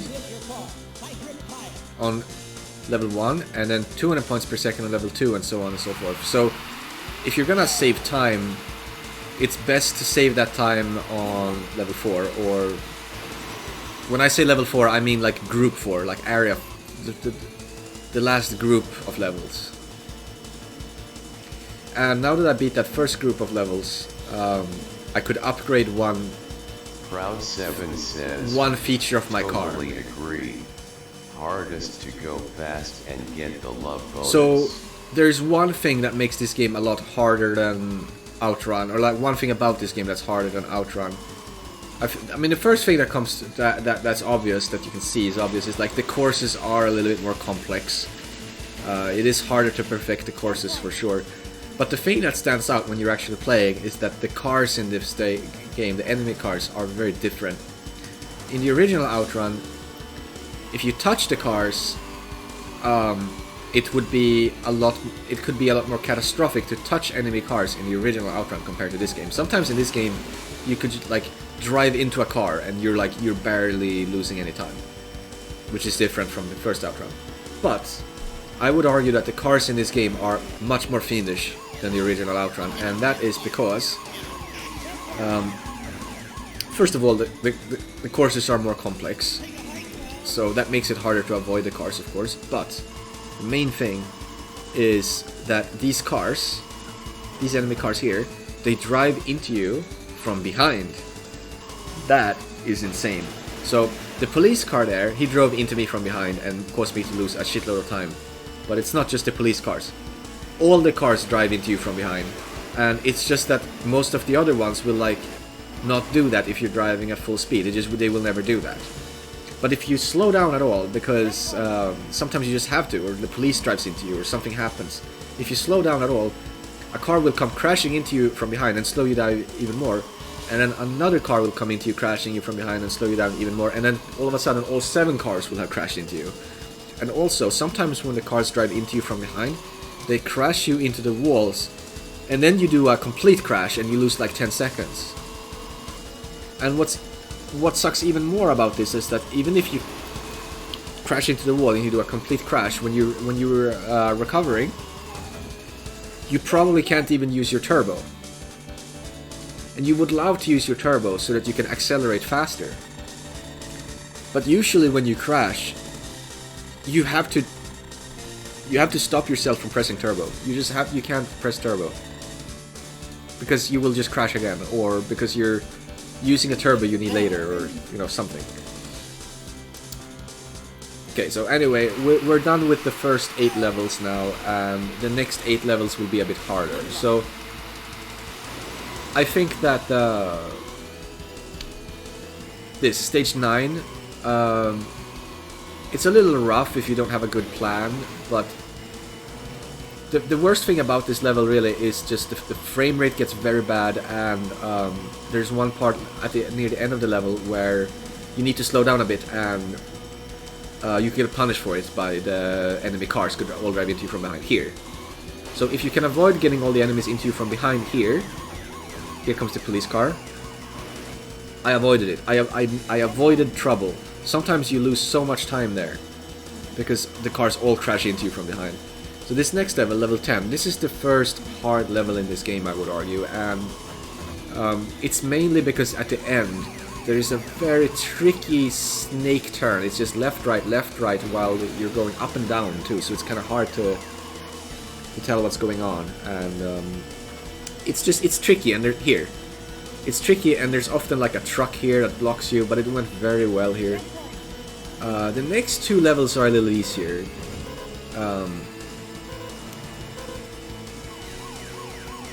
This one's not too bad, but the police car crashed me into the wall, and I just lost like 8 seconds or something. It's regrettable, but that's just what can you do? It's part of the game. So we may have lost like 1.5 to 2 million, maybe 2 million from that. I'm not sure if I could have done anything about it, to be honest. I don't know, because I don't really understand how to deal with those police cars sometimes. Anyway, back on track. This next level is a little scary because a lot of these turns are ultra steep, and you can easily crash into the whatever's in the off-road, like a bush, like here, there's like bushes. But it's not too hard. If you know your turns, it's not too hard. Still though, I've failed this level many times. I almost lost to the rival at the end there. that would have been a catastrophe, because if you keep the girl, you get a love bonus. She gives you a kiss and you get a bonus. And the bonus goes up by 1 million each time, so you get 1 million and 2 million and 3 million. But if you lose the girl, not only do you not get the bonus, because the girl will leave you for your rival, but the next time you beat your rival and you get the girl back, she won't kiss you. So it's a very ham-fisted way of saying, okay, you gotta get the girl every time. You can't, like, miss the girl once, because that's essentially missing the girl twice. And because the bonus goes up by 1 million each time, you better just get the girl every time. So this level requires a bit of practice, because it's just... If you want to drive confidently through this level, you better just know every turn inside out. Thankfully, I practiced this level quite a lot in preparation for that run. This truck was a monster. So this snow level is the hardest level in the game, and that truck was just a fucking troll truck. So that's a lot more score lost because of that. Proud7 says, purple trucks are the worst, always in the way. I think that in general my driving and strategy is pretty decent though, so if I never crashed I could probably go for like 55 million plus. But I mean, it's hard. This game is very mean when it comes to crashes. It's a lot worse than Outrun. The rest of the game is pretty easy. If you can get this far, you've basically got this. You could... Oh my god. I said that, but I almost fucked that up. Okay, so that turn there is a little bit nasty. A little bit, I admit, but it's really not that bad. The next level also, it has like one thing where... Sure, if there's like trucks in the way, because the road gets very narrow here, so if there's like trucks in their way, it could be scary. See, there's a truck there. But as long as you make this, you're good. The game's over now. Okay, I say that, but I mean, look at that fucking clump of cars there. That could have been bad.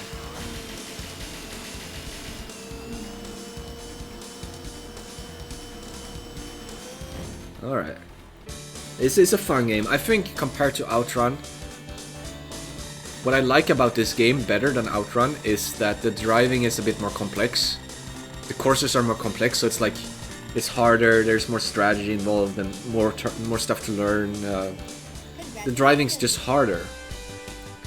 But everything else about this game just feels like worse than Outrun. Like the graphics are worse. The cars are dumb. The mechanics feel worse. The frame rate's worse. Yes, it is fun to drift around the corners. Yeah, like I think like most things about Outrun is better, but I think this game does have a big advantage in that the courses are just a little bit more interesting in this game. So I think this game is almost as good. Alright. Here we can see the whole map here. I'm sure this is very true to real life. I also like the music in this game, I have to say. It's nice. It's just nice to listen to. Excellent. Alright. Next up, we've got Tutankhamun. Red Shifter says, the fact that log isn't bumper to bumper for the entire I'm still a little bit in disbelief that so many people like Tutankhamun. I just don't get it. What is so fun about Tutankhamun? Okay, so we've got Toot is my replay name. Toot. So, fun fact, in Sweden we say toot instead of you guys say honk, we say toot. So when we're honking cars, we say toot. So that's what this game makes me think about, is car honks, when you guys call it toot. Okay, so this is the worst game in the tournament, I think. But personally, I was more annoyed with Donkey Kong 3 because I have a thing against that game. I just really get annoyed. Like, I don't know, I just couldn't get the grips with that one. But I think objectively, I mean, this has to be the worst game. Proud7 says, this is better than Bird. I can't agree with you. I just think this game sucks. But somehow I got rank 2, and I don't know how I did it. I'll give this a 2 out of 10. I'm honestly just not a fan at all. But it's avoiding a 1, because it's not like it's the worst game I've ever played. I've played worse, but I really don't think it's good. Okay, so you're this dwarf. This, like, you're like some dwarf exploring for treasure or something. I'm not really sure what's going on, but I think of him as a dwarf, so I'm gonna call him the dwarf. And you can't stop moving unless you move into a wall. So if you're in a corridor, you can't stop moving unless you move into the end of the corridor. Like, if you're in a corridor that's like horizontal, you can't press up or down to stop moving. But I can stop moving here because there's a block above me. So if I move up into the block, I can get my guy to stop moving.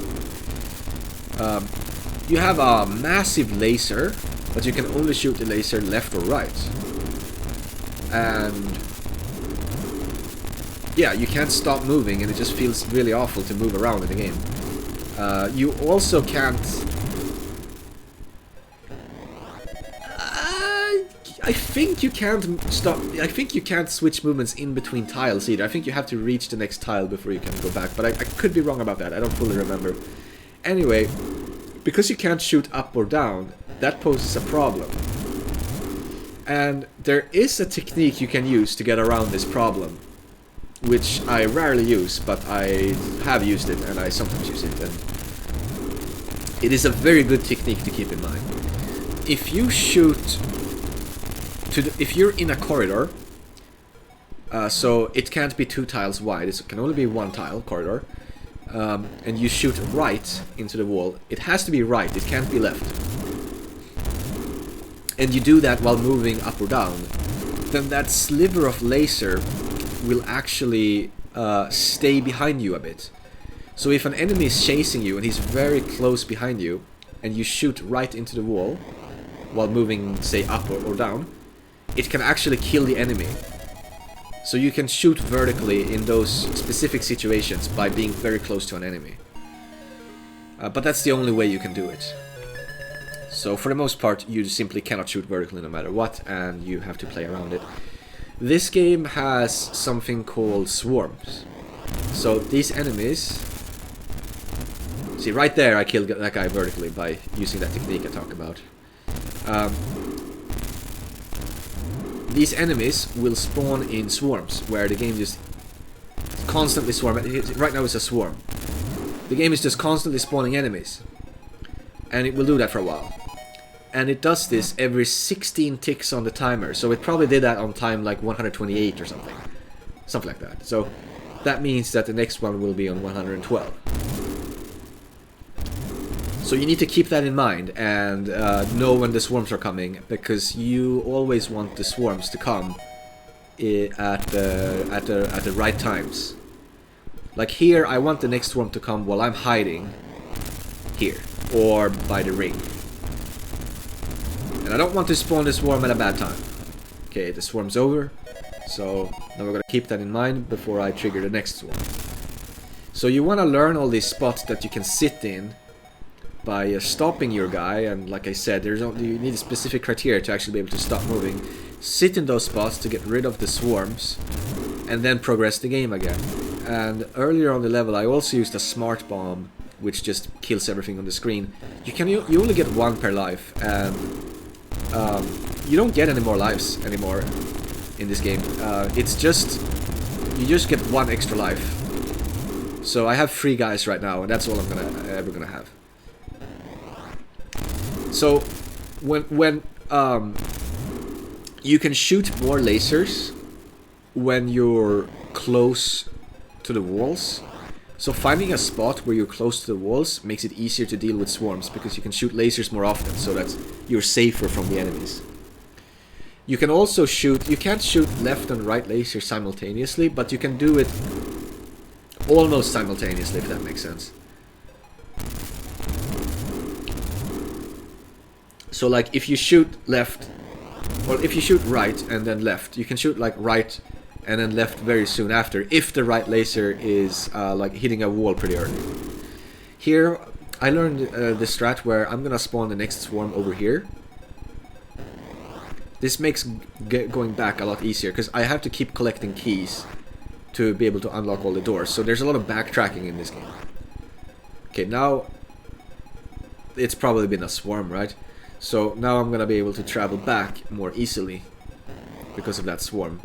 But it's looking kind of dangerous, so...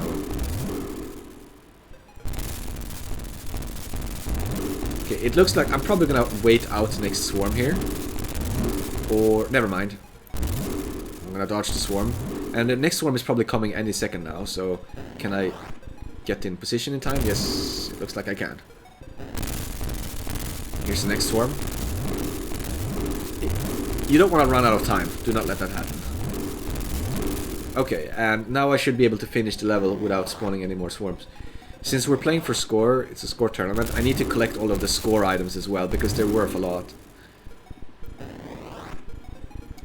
Alright, so that was a very nice level 3. Level 4 is the hard level though, and level 3 is hard too, but once you learn all the strats on 3, it's... I have more trouble with 4. I'm gonna spawn the first swarm here and get rid of the whole thing. And then I'm gonna like start moving forward, and I guess I'm gonna collect that key first. You can only hold one key at a time, so that's why all the backtracking is exists.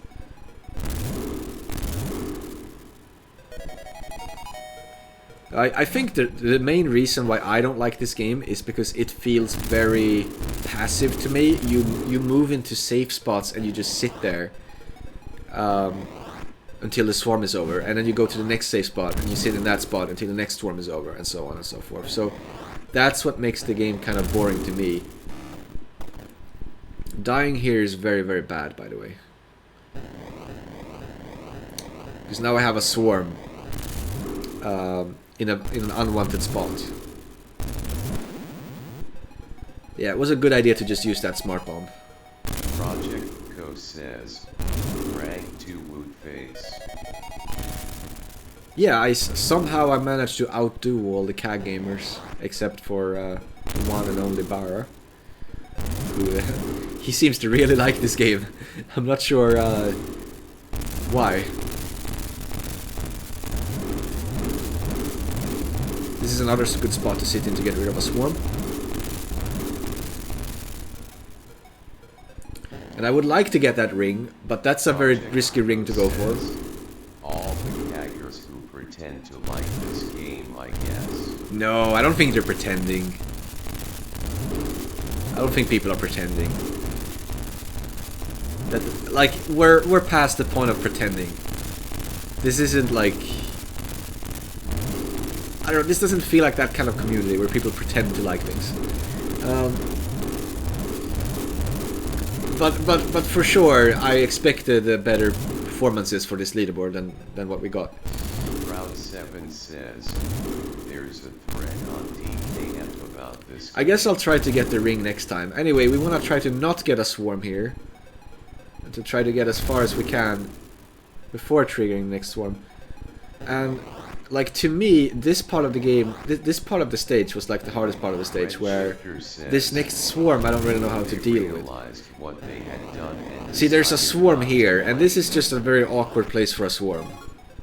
So, one way to play is to go back here, and to trigger the next swarm here, and then you will have despawned all the enemies. But we will run very low on time doing this. So, what might end up happening in this game, in this run, is potentially that I'm gonna die on purpose to make sure I don't run out of time. Actually, we'll have to wait and see, because I know I've done that before. So that might be a thing I have to do here. Okay, so here's the next swarm, and we can make a lot of progress before triggering the next swarm, but we can't make enough progress to enjoy the timer. Like that, we're too low on time for comfort. So, oh, I died. Okay, well I didn't even intend to die, so I didn't sack a life. But I was thinking that I might sack a life on this run to avoid a timeout. But I'm probably just gonna end up using a bomb here, maybe. Yes, there we go. And then the next swarm. There we go. Here's the next swarm. This is kind of an annoying spot for a swarm, but you can deal with it. Oof, that was very close though. I didn't mention this, but there's a difference between left and right laser. Left laser, bad. Right laser, good. Left laser just misses everything and it takes longer before it can shoot the next one. Right laser hit things and you can shoot them more frequently. So, left is bad.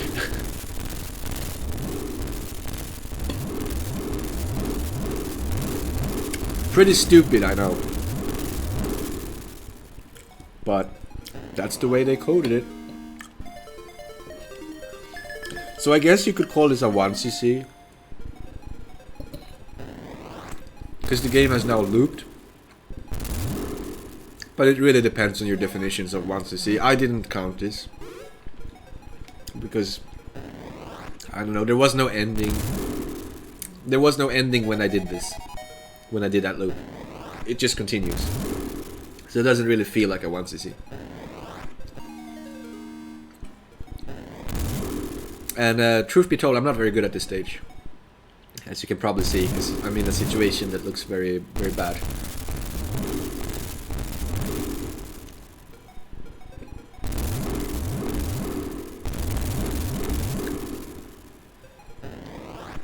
Timer's kind of low. Round 7 says there are additional keys now.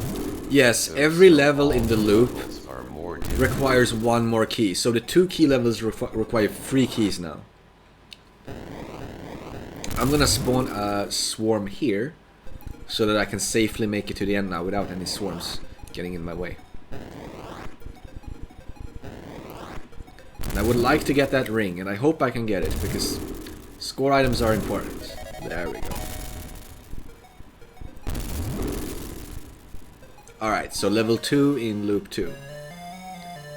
This level is actually not a big difficulty upgrade compared to loop 1. It may be slightly harder, but I don't think it's that big of a difference. Even though it has an additional key and, you know... I guess the enemies might be a little bit more faster or something. I don't think it's that bad compared to loop 1. It was doable. I don't know about stage 3 loop 2 though. I didn't intend to try to beat that, so I didn't learn how to beat that stage. Spoilers. Anyway, we're gonna be a little bit low on time, so like I may have spawned one swarm too many to comfortably beat this stage, but we'll see. If that happens, I can just die on purpose to try to save the run. Because I have a spare.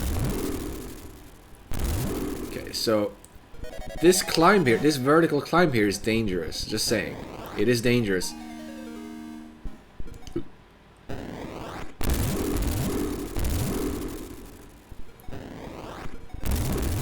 Okay, good. And we're gonna be just in time for the next swarm, it looks like. Yes, the next swarm should be coming any second here. There it is. As you can see, the strategy is more or less the same as loop 1. It's just that the stage takes more time and is a little harder. But it's more or less the same game plan. There's just an additional key and stuff.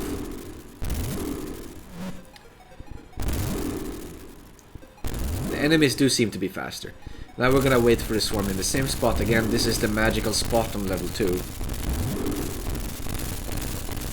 Whereas level 3 and 4 has a lots of different spots, level 2 is really, this is the spot.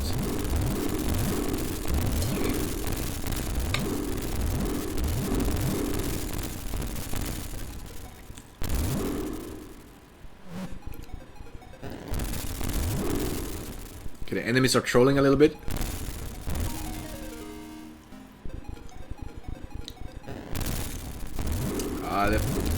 might not have time to...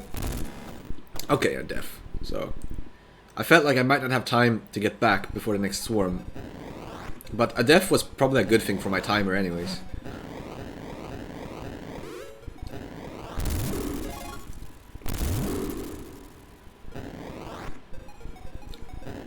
Oh my god, what the hell am I doing? That was an insane mistake. I'm lucky I didn't die from that. That would have been a very, very, very bad way to game over. Would have been very sad to end like that. I do remember reacting when I did that during the run, actually, now that I think back. I was like, holy fuck, what the fuck am I doing?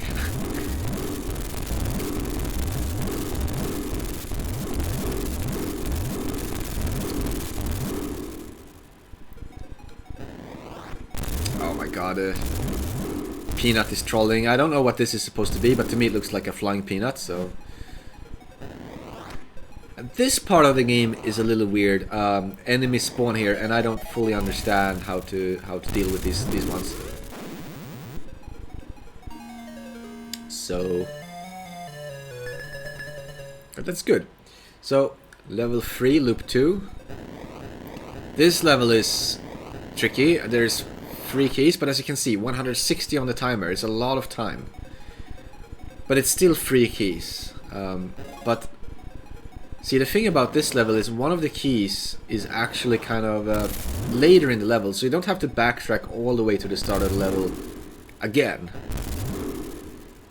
So, in terms of keys, this one isn't as much of an upgrade compared to loop 1.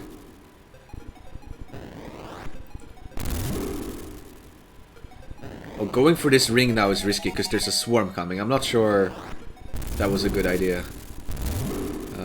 But it looks like I'm gonna be okay.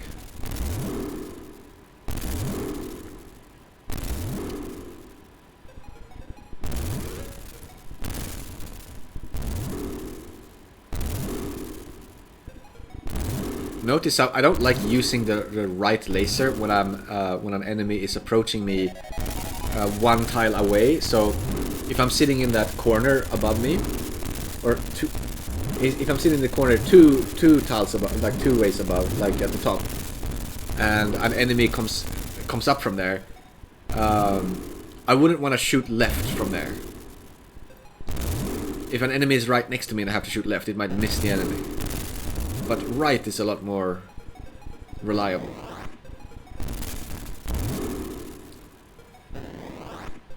Okay, looks like I'm gonna play it ultra safe and wait for the next swarm here, even though there is time to go for a later spot. I'm choosing this spot for safety. Not sure if that's a mistake or not because of the timer, but perhaps I was like, I'm probably not gonna beat this level anyway. I may as well just try to play it safe and collect all the score items or something. And get whatever score I can, because maybe I thought I wouldn't be able to beat the level.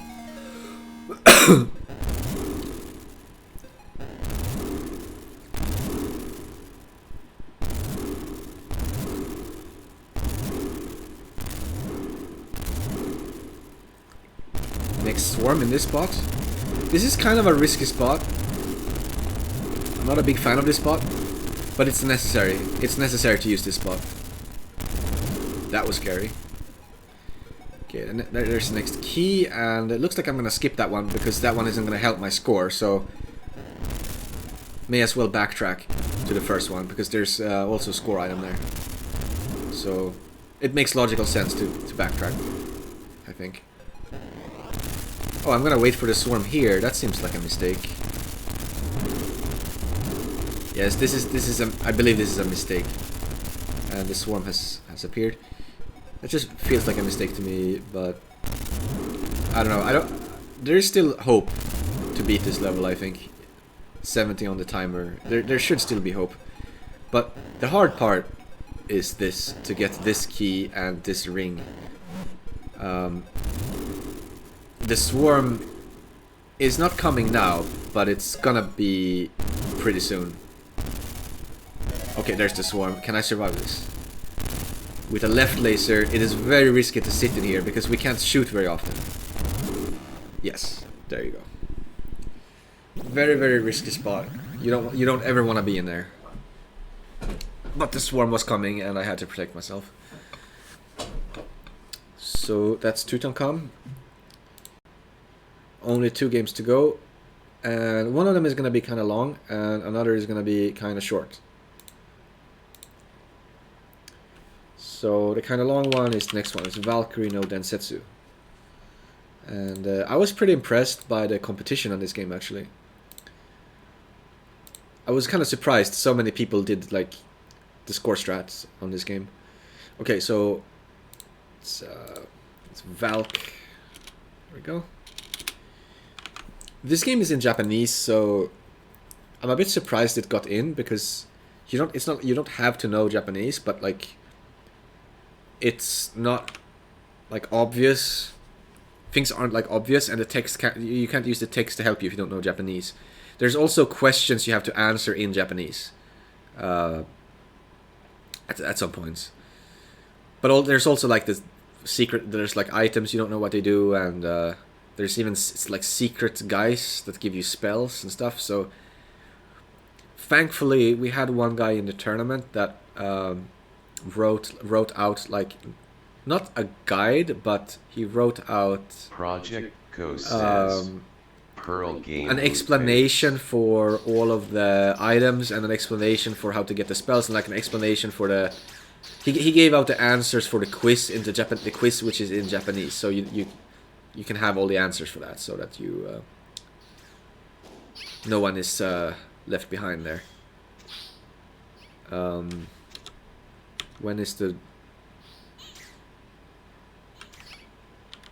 run gonna start? Oh, what the fuck? Oh, did I record instead of playback? Oh shit.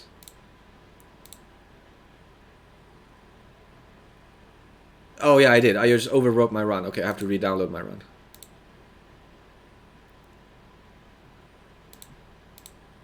Just a second. Proud7 says, this is a fun game. Yeah, I like this game. But it is a little bit stupid in some ways. But I do like it. Replace. I was a bit confused why the run wasn't starting. It was because I was recording. There we go, now it should.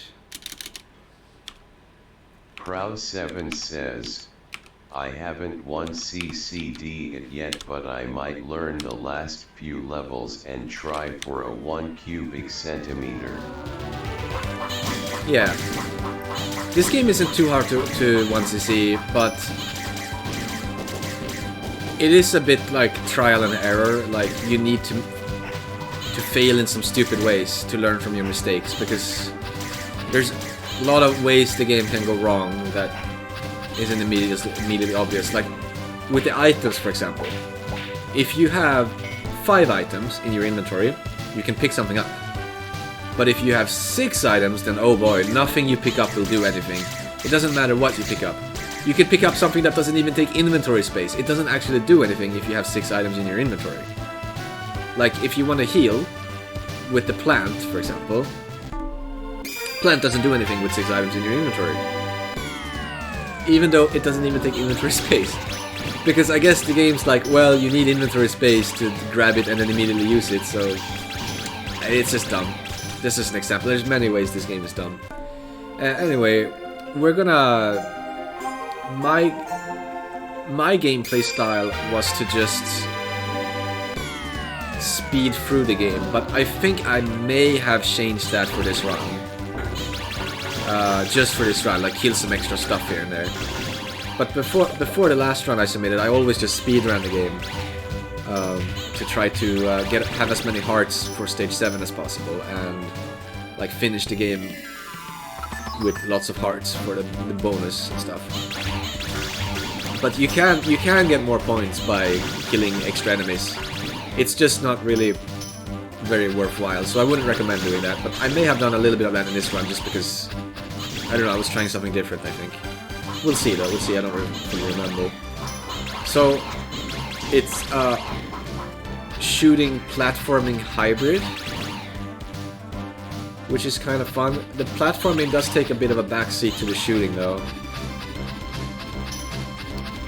But it exists. There are some tight jumps in the game. And you see I've got an inventory at the bottom. Right now I have one item there. We're going to try to collect mostly hearts and books, because they increase your max capacity of magic and life, and is very useful. And if you're serious about score, you would go for as many hearts as you can, so like 4 hearts. And the top run actually did that. He used 4 hearts. That was by Xaro. But I don't know. I just didn't think of it. So when I did my run, I may have gone with like 2 hearts, because I just didn't think of collecting mostly hearts. In hindsight, it's obvious that you should get 4 hearts if you go for score, and not lots of books or something. But yeah, it is what it is. So this game has a really cool aesthetic and really great music. And the level design is nice and varied. It just feels like a nice adventure. But as a tournament game, as a score game, I wouldn't really recommend it. I think it was nice to put it in the tournament because it's a fun game. But the score tactics of this game are not really what I would recommend. So it's a fine tournament game as long as most people aren't actually competing for the top spots, because then it gets kind of stupid. Just in my opinion.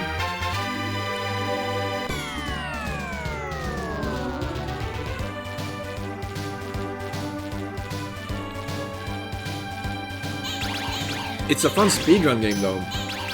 If I was still speedrunning, because I used to speedrun long ago.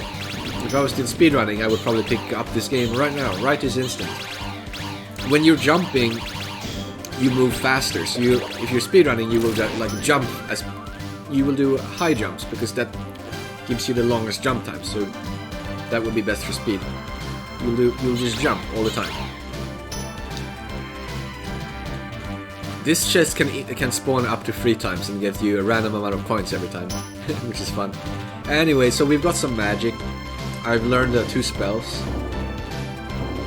And some of the magic you can learn is like kind of a bit hidden. So if you're just playing the game blind, you're gonna like miss a couple spells for sure. But this spell that I'm using right now, that's the big one. That's the great spell. There are a couple of other spells that are very useful at times, but the reason that spell is so insane is that it does lots of damage on everything on the screen, and it costs only half a bar of magic. Most of the other spells cost 2 bars of magic, so 4 times the amount. And sure, most of the other spells are better, they're stronger, but they cost 2 bars of magic. So they're worse. Like that spell that I'm using there, that's the best spell in the game, because it's so cheap and it's so good for how cheap it is. So we're gonna be using that one a lot.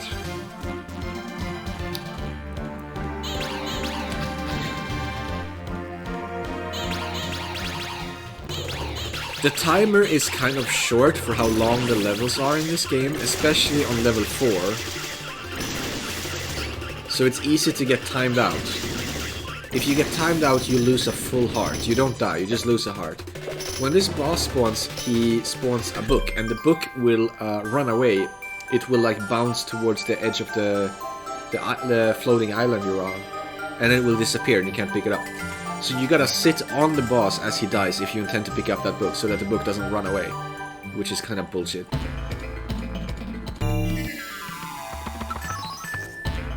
Route 7 says,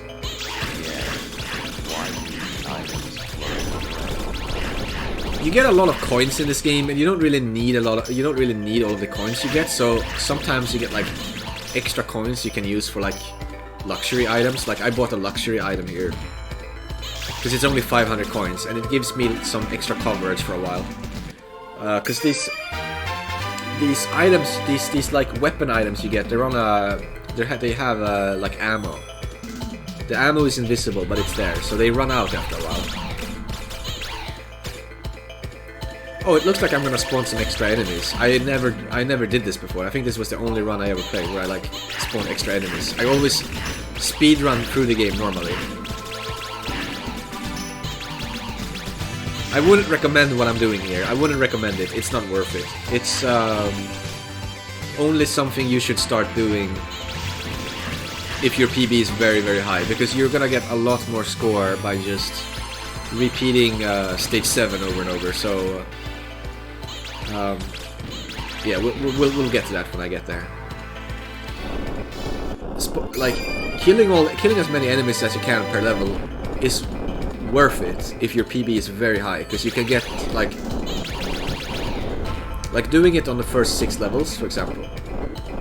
Just the first 6 levels. That's like probably an extra 100,000 points. Now, an extra 100,000 points is roughly the same amount of points as just having one more heart for stage 7. So clearly stage 7 is the more important priority here.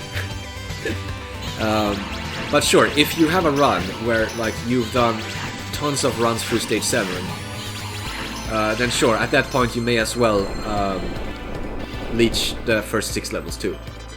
But doing it before that is just kind of a waste of time. So I am, like I said, this is the only run I did it. And it was an experiment. I don't regret it because it was an experiment, but I wouldn't do it again.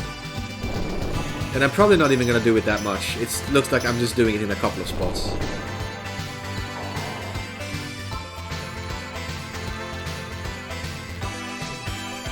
This is my favorite song in the game. And probably my favorite song that appeared in a game this tournament. I mean, Dragon Spirit has a couple of other ones that are definitely contenders, but I really just love this song. There's the first heart pickup we get. I don't remember if I'm gonna go for 2 or 3 hearts, but I think I was really stupid and went only for 2, when clearly 4 is the appropriate number. Here's where we're using a little glitch to walk on the lava.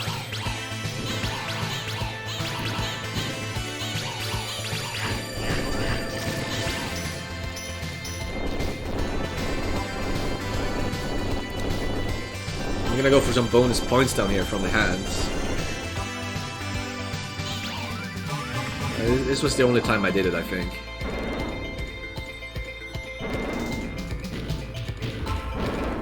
Not worth the time. Not worth it. Just go do stage 7. I wouldn't recommend it.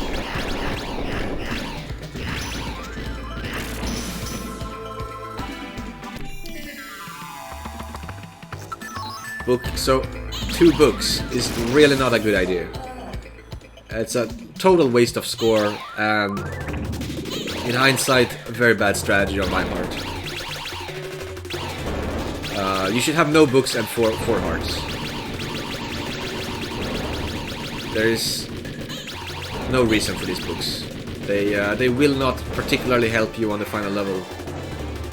You don't need them before the final level, and they don't particularly help you on the final level because, like, you're gonna be relying on an RNG drop on the final level for magic, and whether you get good or bad RNG there, the outcome won't change just because you have more books. It doesn't change anything. So, yeah, just a routing mistake. Here's the quiz. And she has 3 different answers, so there's not a lot to learn. But you wanna get the answer right, because it gets you resources. This level has a shorter timer than the others. I don't know why I'm getting hit here. I don't know what the fuck I'm doing. It has a shorter timer than the others, so you can easily get timed out on this level. So it's best to speedrun this level.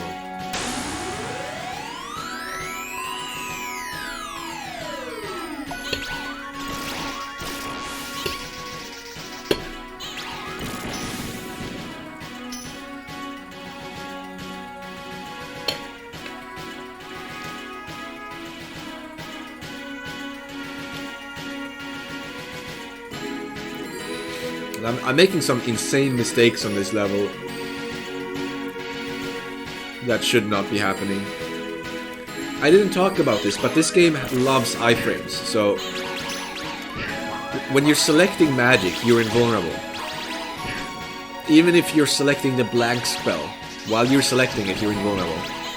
You can't keep selecting magic forever. Eventually the game will automatically select what you're highlighting. So you can't be there forever, you can't just stay invulnerable forever. But as long as you are selecting your magic, you are invulnerable. And there is a small delay for selecting magic. You have to attack. You have to hold attack. So you have to attack and then hold down the button, and then you get invulnerable after like half a second to a second. That's how long it takes for you to get invulnerable. So here I use that to my advantage. If I see one of those projectiles coming in my way, I just hold down the button and I'm invulnerable. And if I select a blank spell, I don't have to use magic. These guys are pretty nasty, so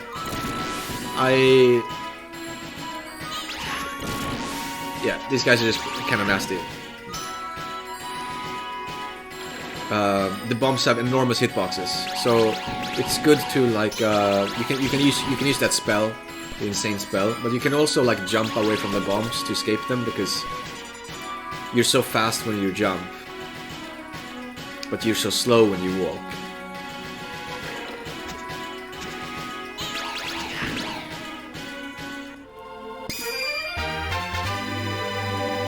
It's important that you get certain things and talk to certain NPCs so that you get all the important stuff you want. That's one of the things that can make this game seem a bit daunting to want to see, but I think it's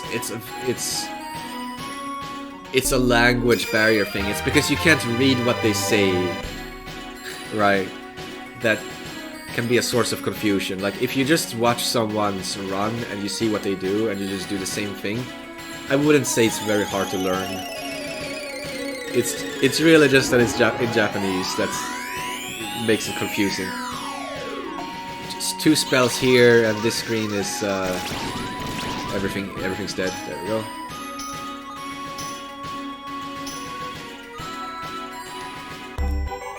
You don't get to hear this song, the ballroom song, for very long, which is a shame because it's an actual song. Like it keeps going. Okay, so here this boss, if you stand off screen,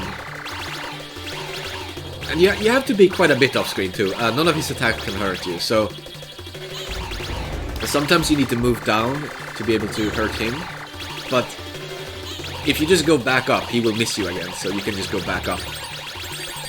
That's the timeout noise. Did I... Oh, actually, did I... I forgot to change the text. Whoops. Forgetful. Valkyrie, no, Densetsu. I only got 4 from this game. Game rating... high 7, so there we go. Okay. Now that that's fixed, we're on to level 5. This level, we've got this new enemy, the sheep, and the sheep are kind of bullshit because when you hit them, they can either like fly away like this, which is hilarious, but it's actually bad because when they fly away like that, you don't get the points. So if they don't fly away, they will like shake and then start attacking you again, and then if you hit them again, you kill them and you get points. So you lose some points. I mean, it's easier if they fly away, but you lose some points.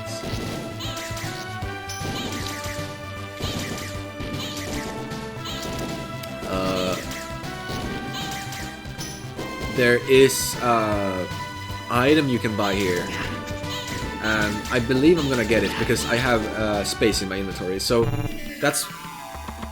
There we go, the health item there. That's one of the reasons why I like to get my second heart on this level rather than on the previous level. Is that if you get it on this level, I mean that's the only reason. If you get it on this level, you have space in your inventory to buy that health item there, whereas otherwise you wouldn't have it. And yeah, you cannot get the health from that health item if you don't have space, even though it's not a permanent item. So we're missing the score from all of the sheep. The sheep are just trolling.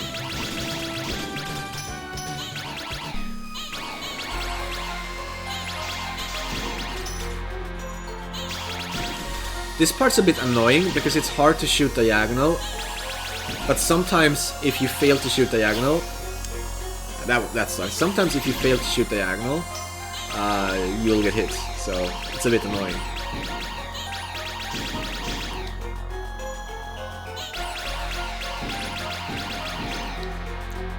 So this walk I do over here is for the heart, and that's one reason why you might want to get one of the other hearts and not this one, is that there's more of these blue enemies to deal with.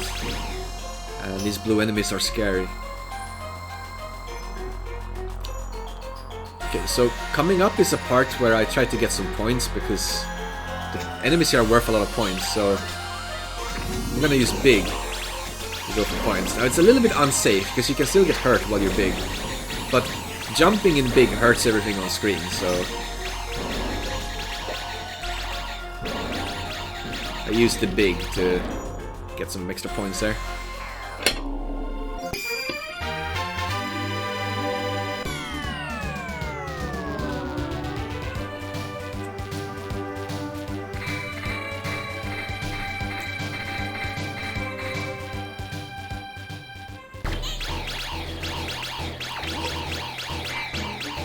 So in this boss you can use the chameleon spell to spawn more enemies for more points. But it's very weird and I don't understand how to do it. I think Pearl told me how it works one time, but yeah. It's not really worth much anyway. It's a waste of time.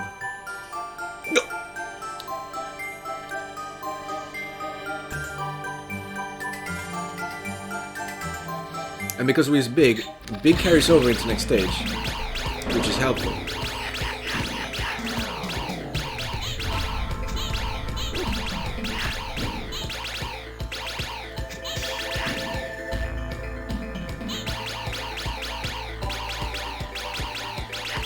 You can bind magic on this level, but it's not really necessary. But I'm so used to doing it, I think I'm still probably gonna do it. There's nothing else left to buy really at this point. You're done.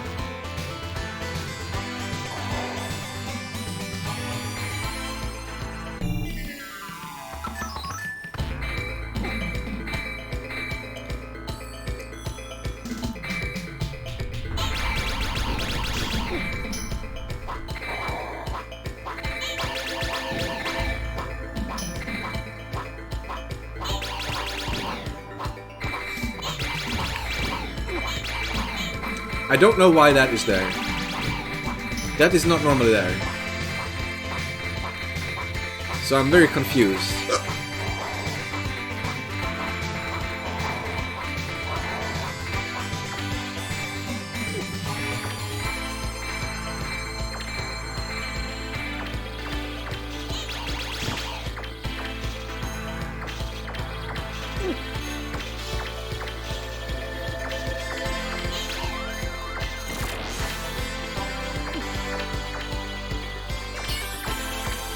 I don't know why that hurt me.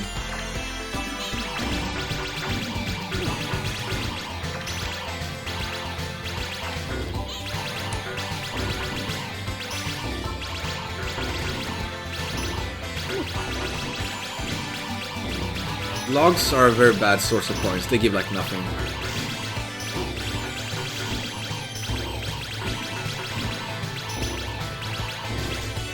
This is like the chicken farming of Valkyries to kill logs. Complete waste of time. Why did that bomb not hurt me? I don't know. This game is just weird like that sometimes.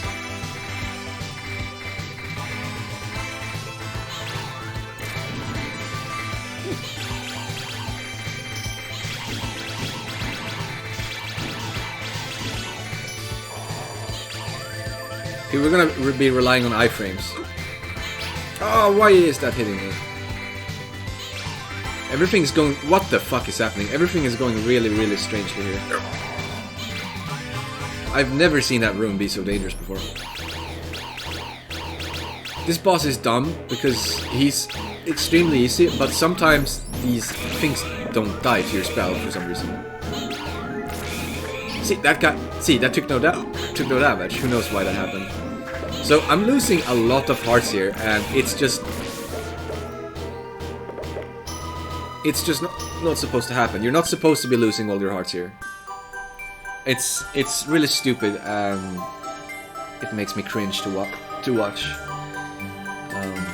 Okay, so now we're on level 7. This is the scoring level, and if you want to score on this game, you better fucking be okay with this shit, because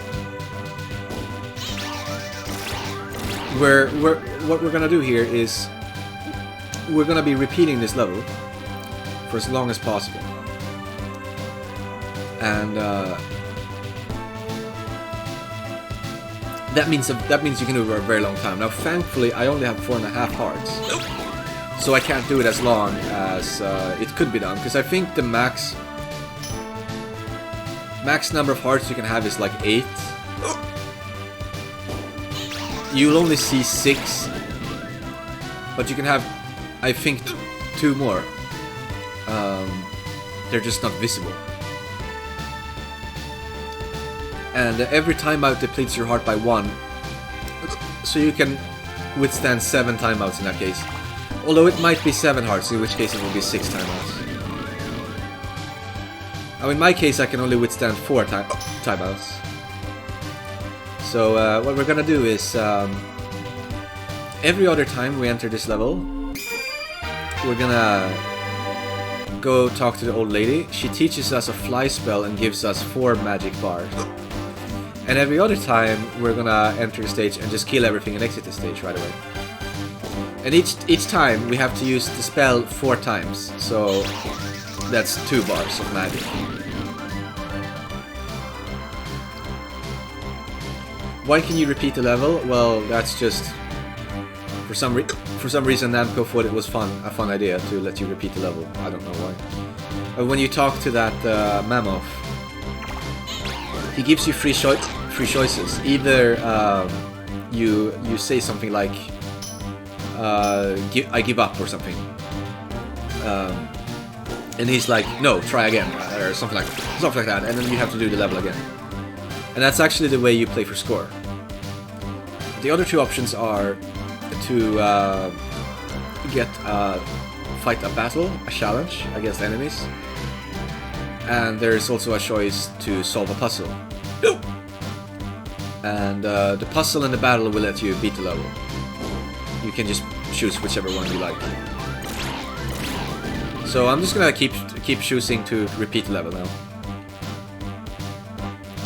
And yeah, the top score repeated this level for like fucking 30 minutes or something. Maybe even 40 minutes.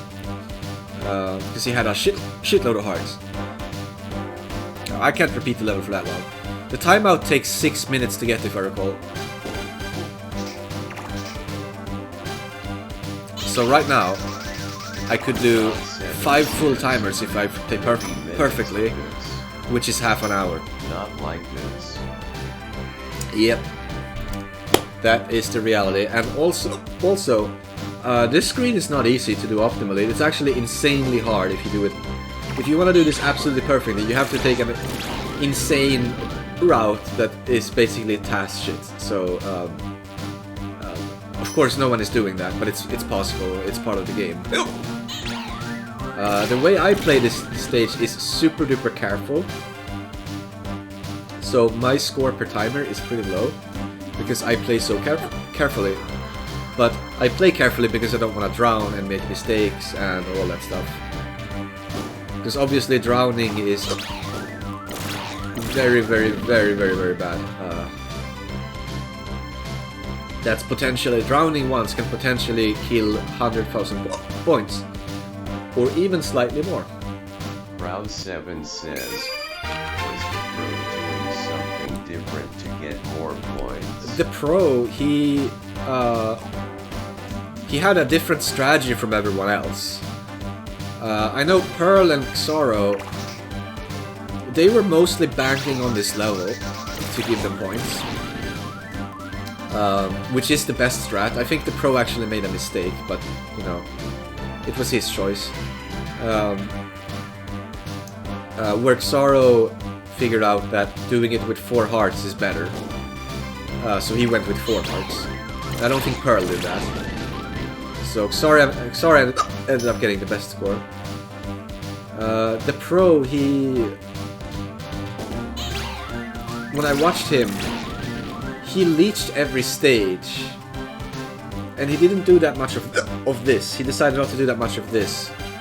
He even leeched the last stage, and took a timeout on purpose on the last stage, which I think that is a mistake as well. But that was his strategy.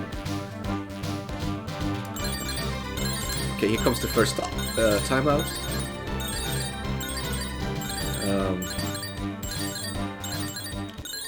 Like I said, my strat is kind of safe.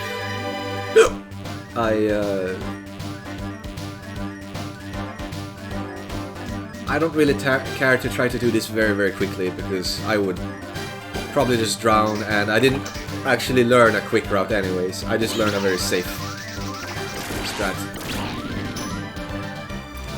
So I even used the blank spell. I used the blank spell on this level. Every single enemy group, I end on the blank spell, and I do that because I want to be 100% sure that if there's like a lightning left over or something, I can't die. I'm invulnerable. So that wastes a lot of time, but I still did that because I really didn't want to take any hits.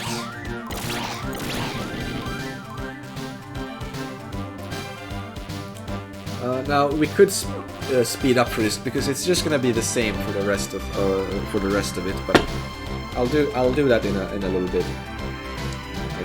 I think because there's nothing else to show. It's just gonna be the same thing now.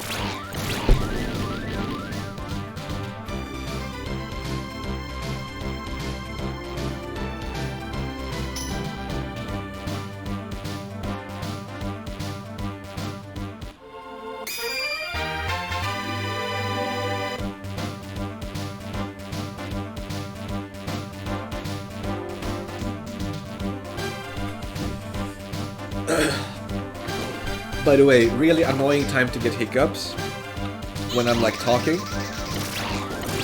It's not going away either.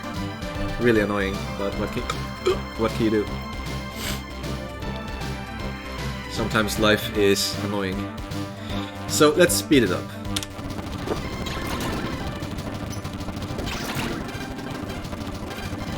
I also think I was playing it safe, because I wasn't going for the top score, because I was always figuring that Pearl would do whatever it took to get the top score on this, but somehow that ended up not being the case. But regardless, that's why I was playing it so safe, and I'm going to exit this level not on my last hit, and I don't think I'm even going to go for it on my second to last hit. I think I'm going to go for it with 2.5 hearts, probably, but I don't fully remember. I just remember that it went south. So, we'll see.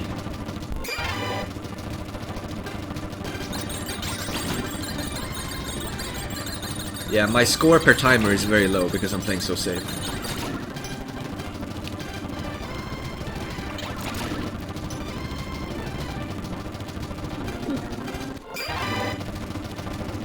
Okay, so I think my plan may have been to leave on 2.5 hearts. So I might like stop speeding up before I'm gonna leave. Holy bigs.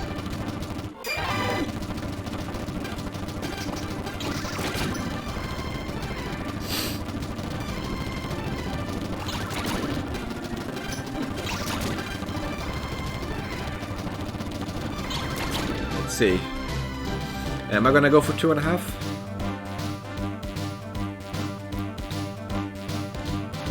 I would assume so. Because I remember what went wrong. I just don't remember if it was on 2.5 or 1.5. But Like, thinking back to my mindset, I was probably going for 2.5.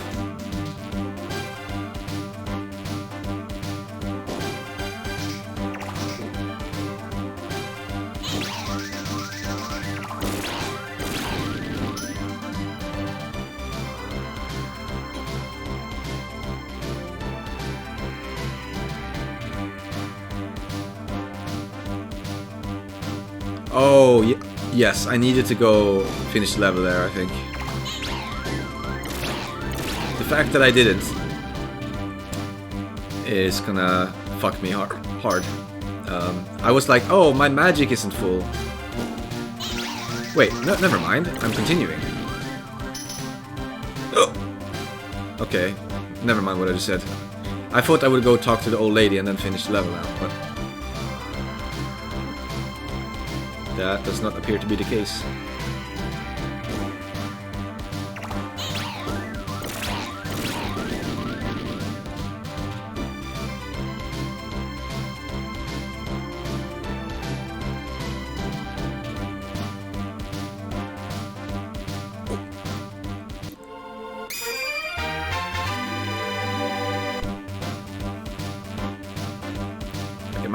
Am I crazy or something? Or am I going for 1.5 hearts and I'm just wrong? Because surely...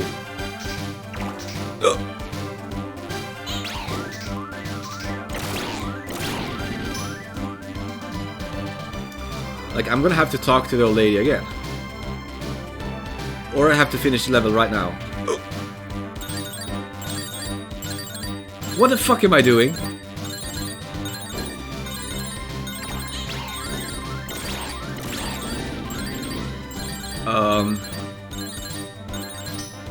I didn't seriously think I could withstand this timer, did I?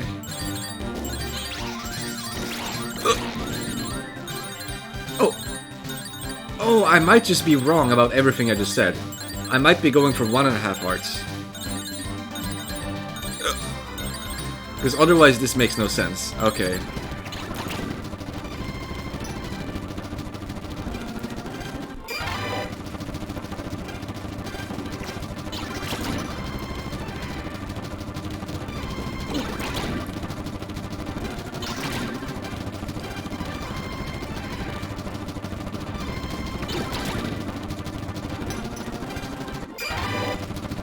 Now this is a score system.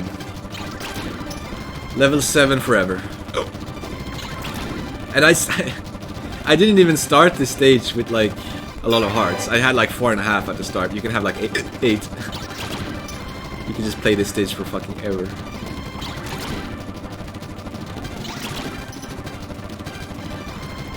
I maintain that this would be a good game to speedrun though. I think that would be better than scoring.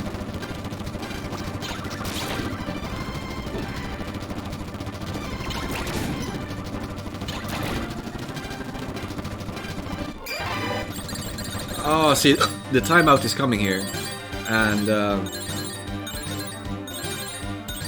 it's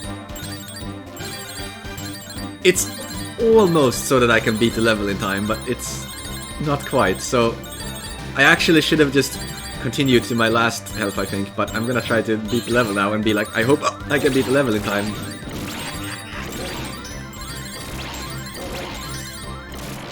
And look, I didn't. I just barely didn't. That's so fucked. I could have had another like 100k. Or well, with how safe I was playing. More like 70, 80k. I could have had another like 70, 80k from just continuing the level instead. So, that fucking sucks.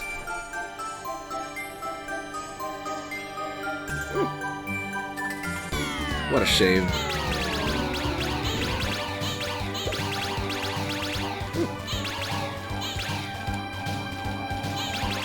This level you can also get timed out very easily, so you better not waste time. And with how little health I have, I can't afford a timeout because I want to beat the level with 4 health. Not beating the level with 4 health would be a problem.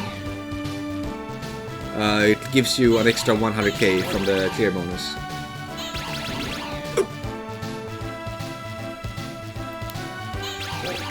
Now you could sacrifice, that clear bonus and try to leech everything on this level, which would also get you a lot of points.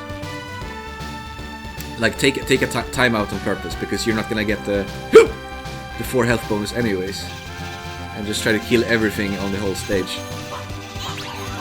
That would be a valid way to play, but I would rather just go for the health bonus.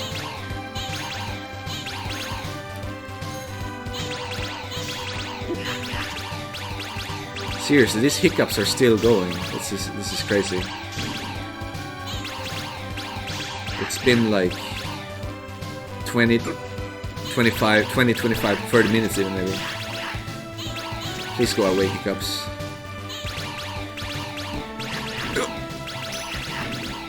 These enemies are nasty, these giant bomb guys.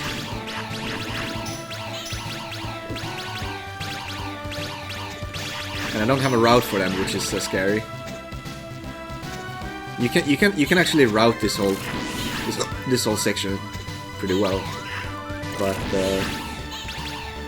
yeah, what I do is a little bit risky.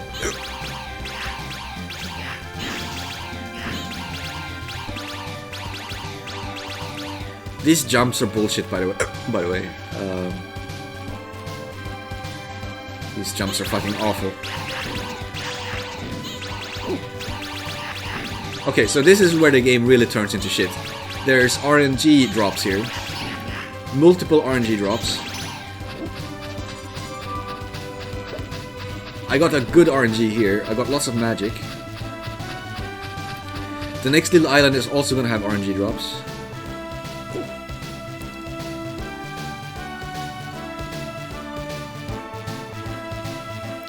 If you don't get a lot of magic here, everything gets very shitty. Okay.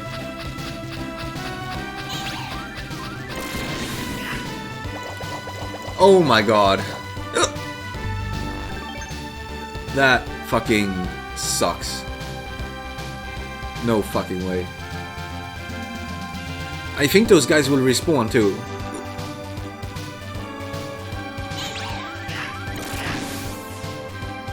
And I didn't realize that they would, so I was ready to jump. And then they respawned. So now I'm wasting a lot of time, and a timeout is getting closer and closer.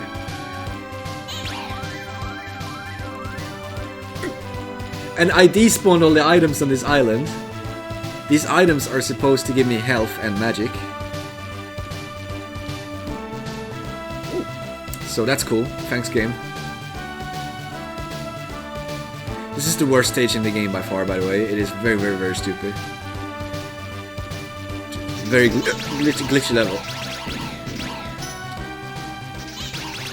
I don't think I can get the heart bonus anymore. Because, Now 7 says, so dumb that chests is fog.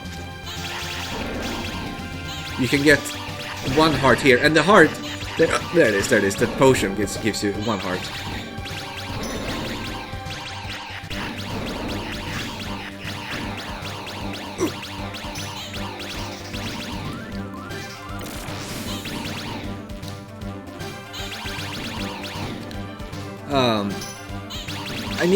I needed these hearts to finish the game with 4 hearts. The fact that I finished stage 7 with half a heart was already a problem.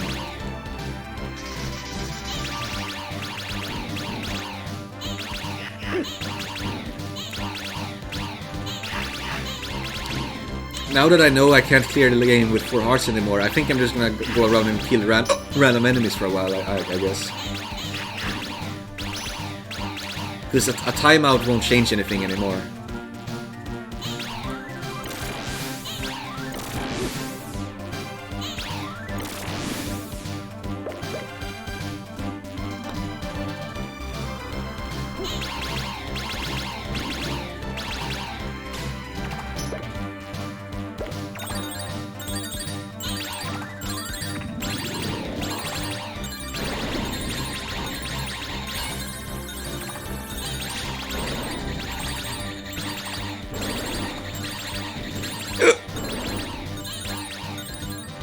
Okay, well, taking that hit is pretty dangerous though, because now I'm gonna be on my last hit.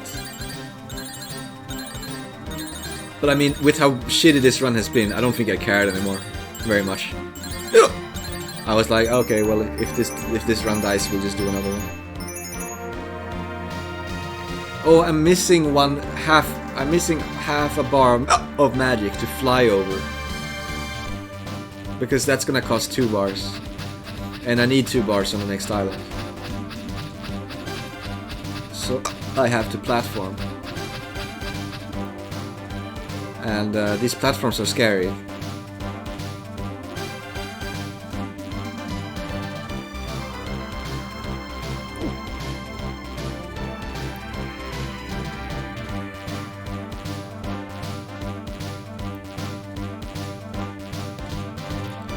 It looks like I'm trying to decide how to make the jump.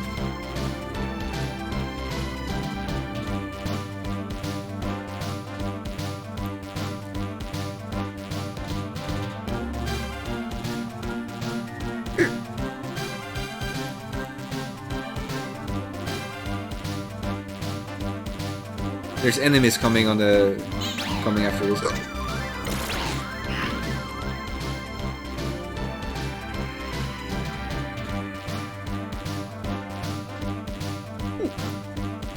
Fucking hiccups.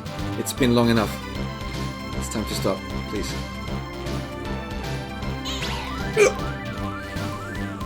Okay, we're gonna activate a glitch here.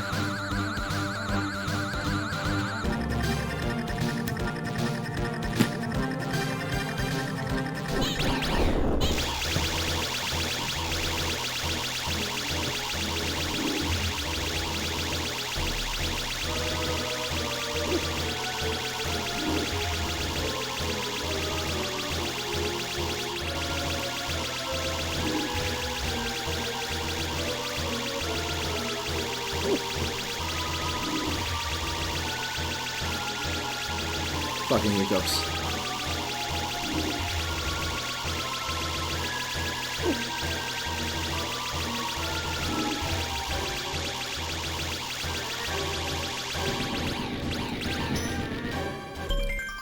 Okay, so we finished it without the 100k bonus.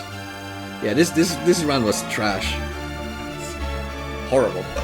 But I still didn't think a run like this would get 4th place, because usually in Olympics a game like this one is not going to be competitive at all. Like, remember Willow?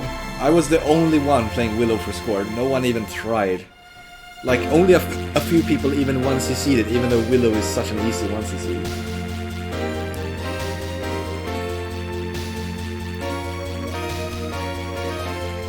Okay. I'll let the credits play, because I like the credits in this game. They are pretty sweet.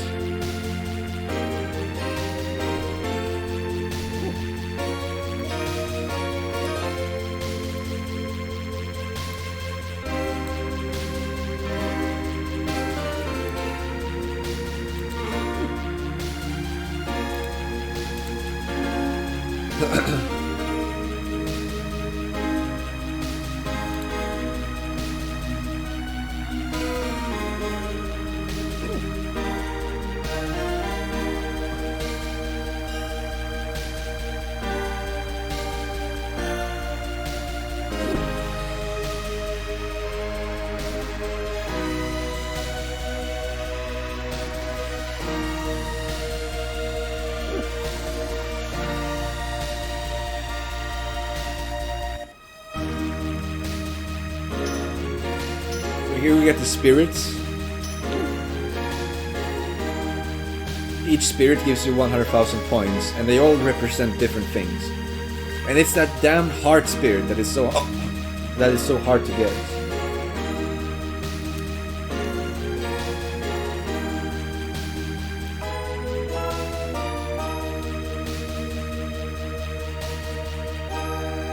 Oshimai.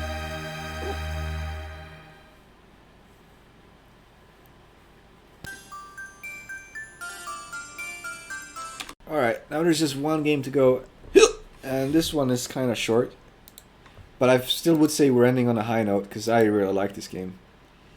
And this was the game I played the most, personally. I grinded the hell out of this one.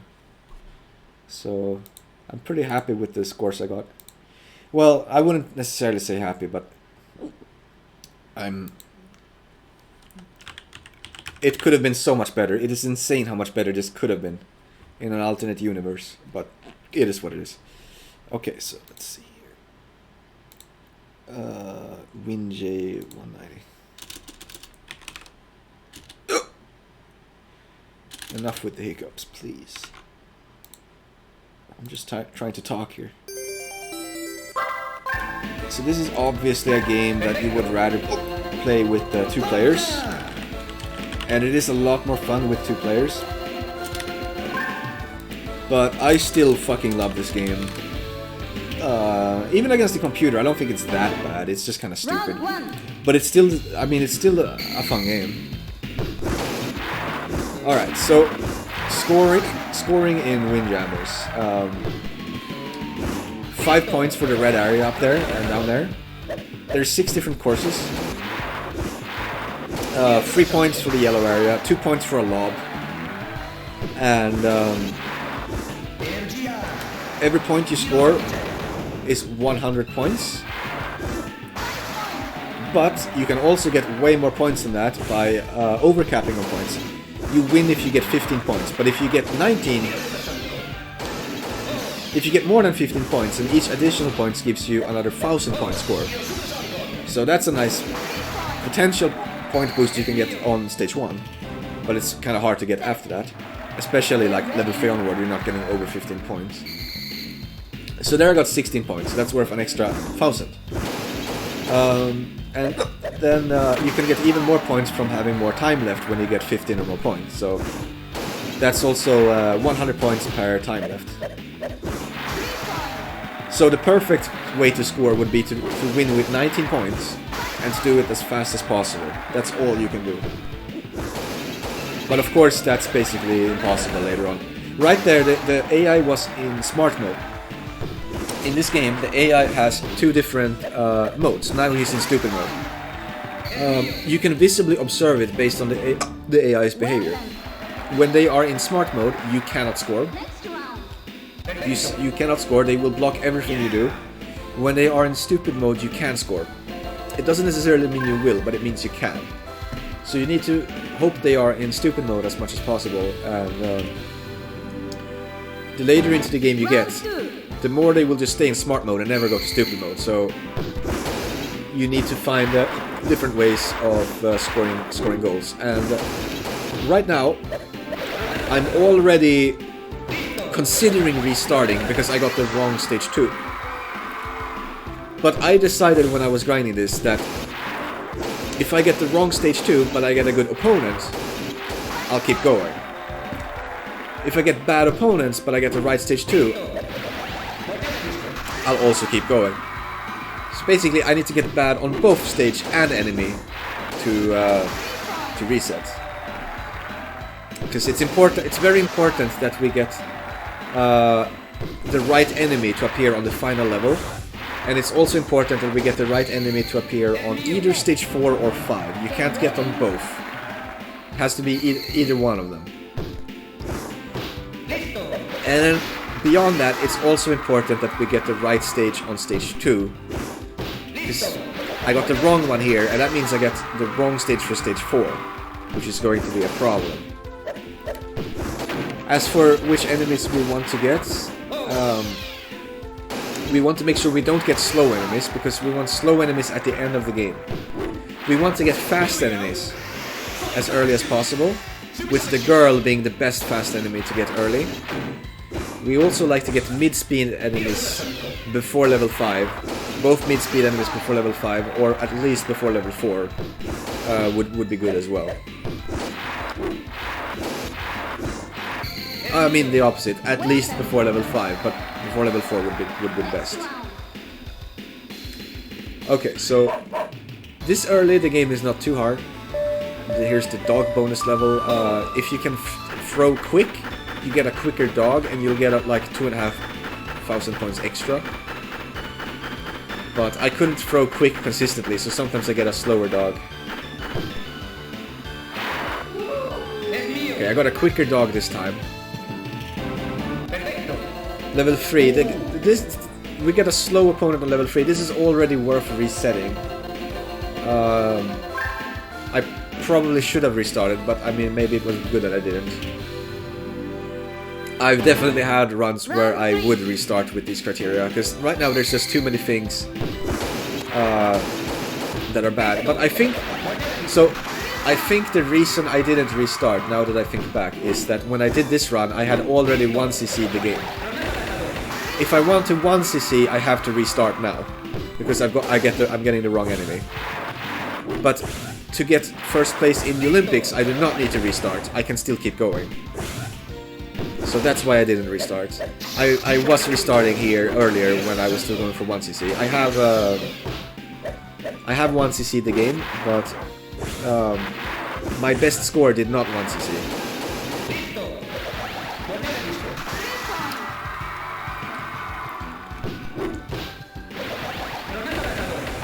Mechanics, there's some mechanics. You can throw in various different directions. You can also parry. If you parry it and catch it and you're standing on the reticle, or whatever that's called, you can do a super. And there's different kinds of supers you can do. Here's one of them. Right now the AI is mostly in smart mode. He was in stupid mode for a bit there, but I didn't manage to score a goal in him regardless. But now he's just being in stupid mode all the time. I mean, now he's just being in smart mode all the time. There he was in stupid mode, but I still failed to score a goal. So here's another thing about scoring. You can't... you need to win every round, because the first round you win gives you 5,000 points, and the second round you win gives you 15,000. However, the second best way is to win 2-1. So you win round 1, lose round 2, and then win round 2 again. Because then you get 0 points for losing round 2, of course, but you get 5,000 points again for winning round 3. So that means you've effectively lost almost 10,000 points. You can get a bit more than 10,000 points, because you could also count the goals you scored. So you lose almost 10,000 points from that. The absolute worst is to get tie. So when I'm scoring, I lose. If I know I'm gonna get a tie, I try to lose on purpose, because I can save 5,000 points that way. If you get a tie, you lose those 15,000 points you will get from winning. So you get 5,000 points from round 1, then you get a tie, then you get nothing. So that's worse than losing. Now we get the wrong opponent on stage 4, and on the wrong stage 4. This is the absolute worst possible opponent to get here, and the worst possible stage to get on this level. So this is going to be insane.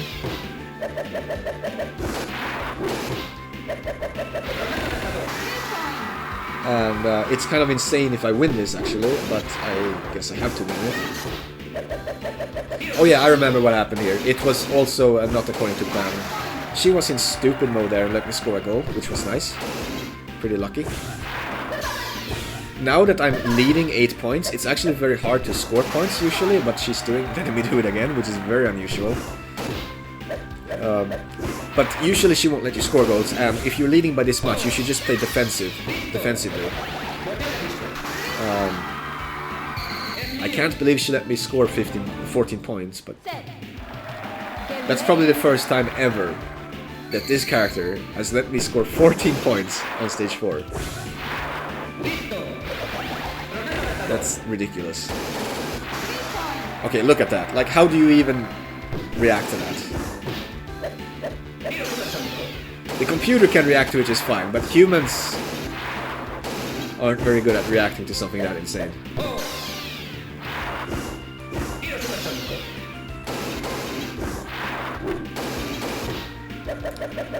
It's easy to accidentally miss catching things because you're trying to parry them. That's another mechanic you gotta keep in mind. I'm often trying to parry things. That means I need to be positioned at the correct spot in advance. I was trying to lose on purpose there, but she curved her shot into me, giving me a tie. That tie losing me a lot of points. That was very, very annoying. Okay, so now we're getting to this stupid bonus stage. This bonus stage is worth a shitload of points. And this is the reason why this is one of the reasons why this was my PB, is that I got amazing luck here. I'm just getting strike after strike after strike after strike. It's just luck as far as I can tell. Because I've lost 25,000 points so far from getting a tie and a loss, which is a shitload of points. I've had way more points during this bonus stage before. Way, way, way more. Only the last shot wasn't a strike. Now this is where the run picks up. The game gives me the second best opponent for stage 5. Stage 5 is the hardest level in the game. So it is very good to get a slow opponent here. Round 5. But you also have to have a slow opponent on stage 6 to 1cc. It is basically impossible to 1cc without a slow opponent on stage 6. So ideally you would have one on 5 and one on 6, but I would rather have one on 6 than on 5, because 5 is possible through sheer dumb luck to beat without a slow opponent. But getting a slow opponent here means, okay, I'm not going to 1cc, but I can still get a good score if I 2-0 this stage.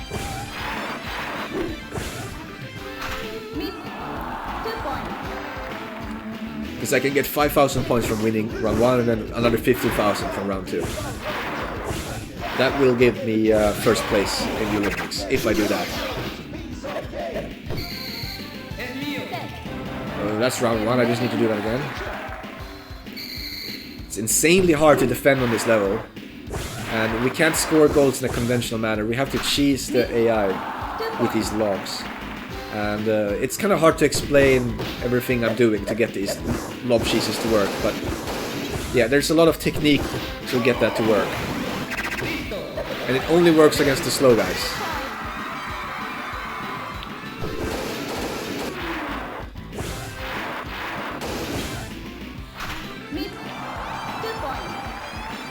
This is amazing. I was on such a trashy run, and the fact that this fight is going so well saved it.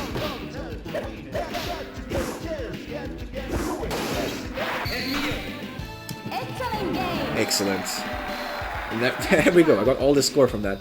Now, unfortunately, we can't 1cc because it's basically impossible to finish the last level without one of the slow guys. It's not completely impossible, but it's close enough. You don't want this to happen. Final round.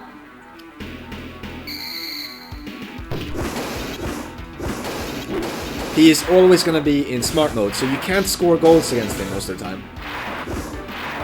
But you can cheese with lobs if he's one of the slow guys, but cheesing a mid-speed guy with lobs almost never works. It worked there. It worked that one time, but it almost never works. It can work sometimes, it's just rare.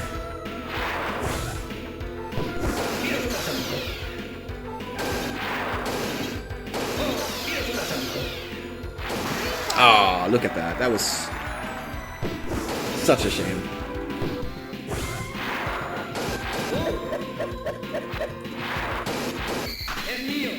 Set. Get ready.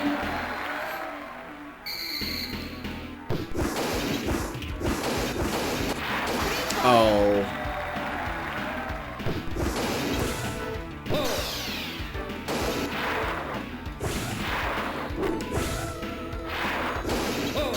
See, if only he was one of the slow guys, most of these lob cheeses I'm doing actually would have scored me 2 points each.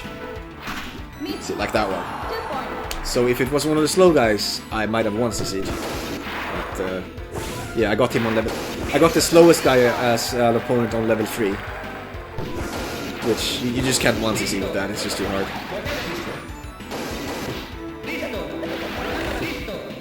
And this run didn't 1cc, but it's over. This run didn't 1cc, but another run I did 1cc.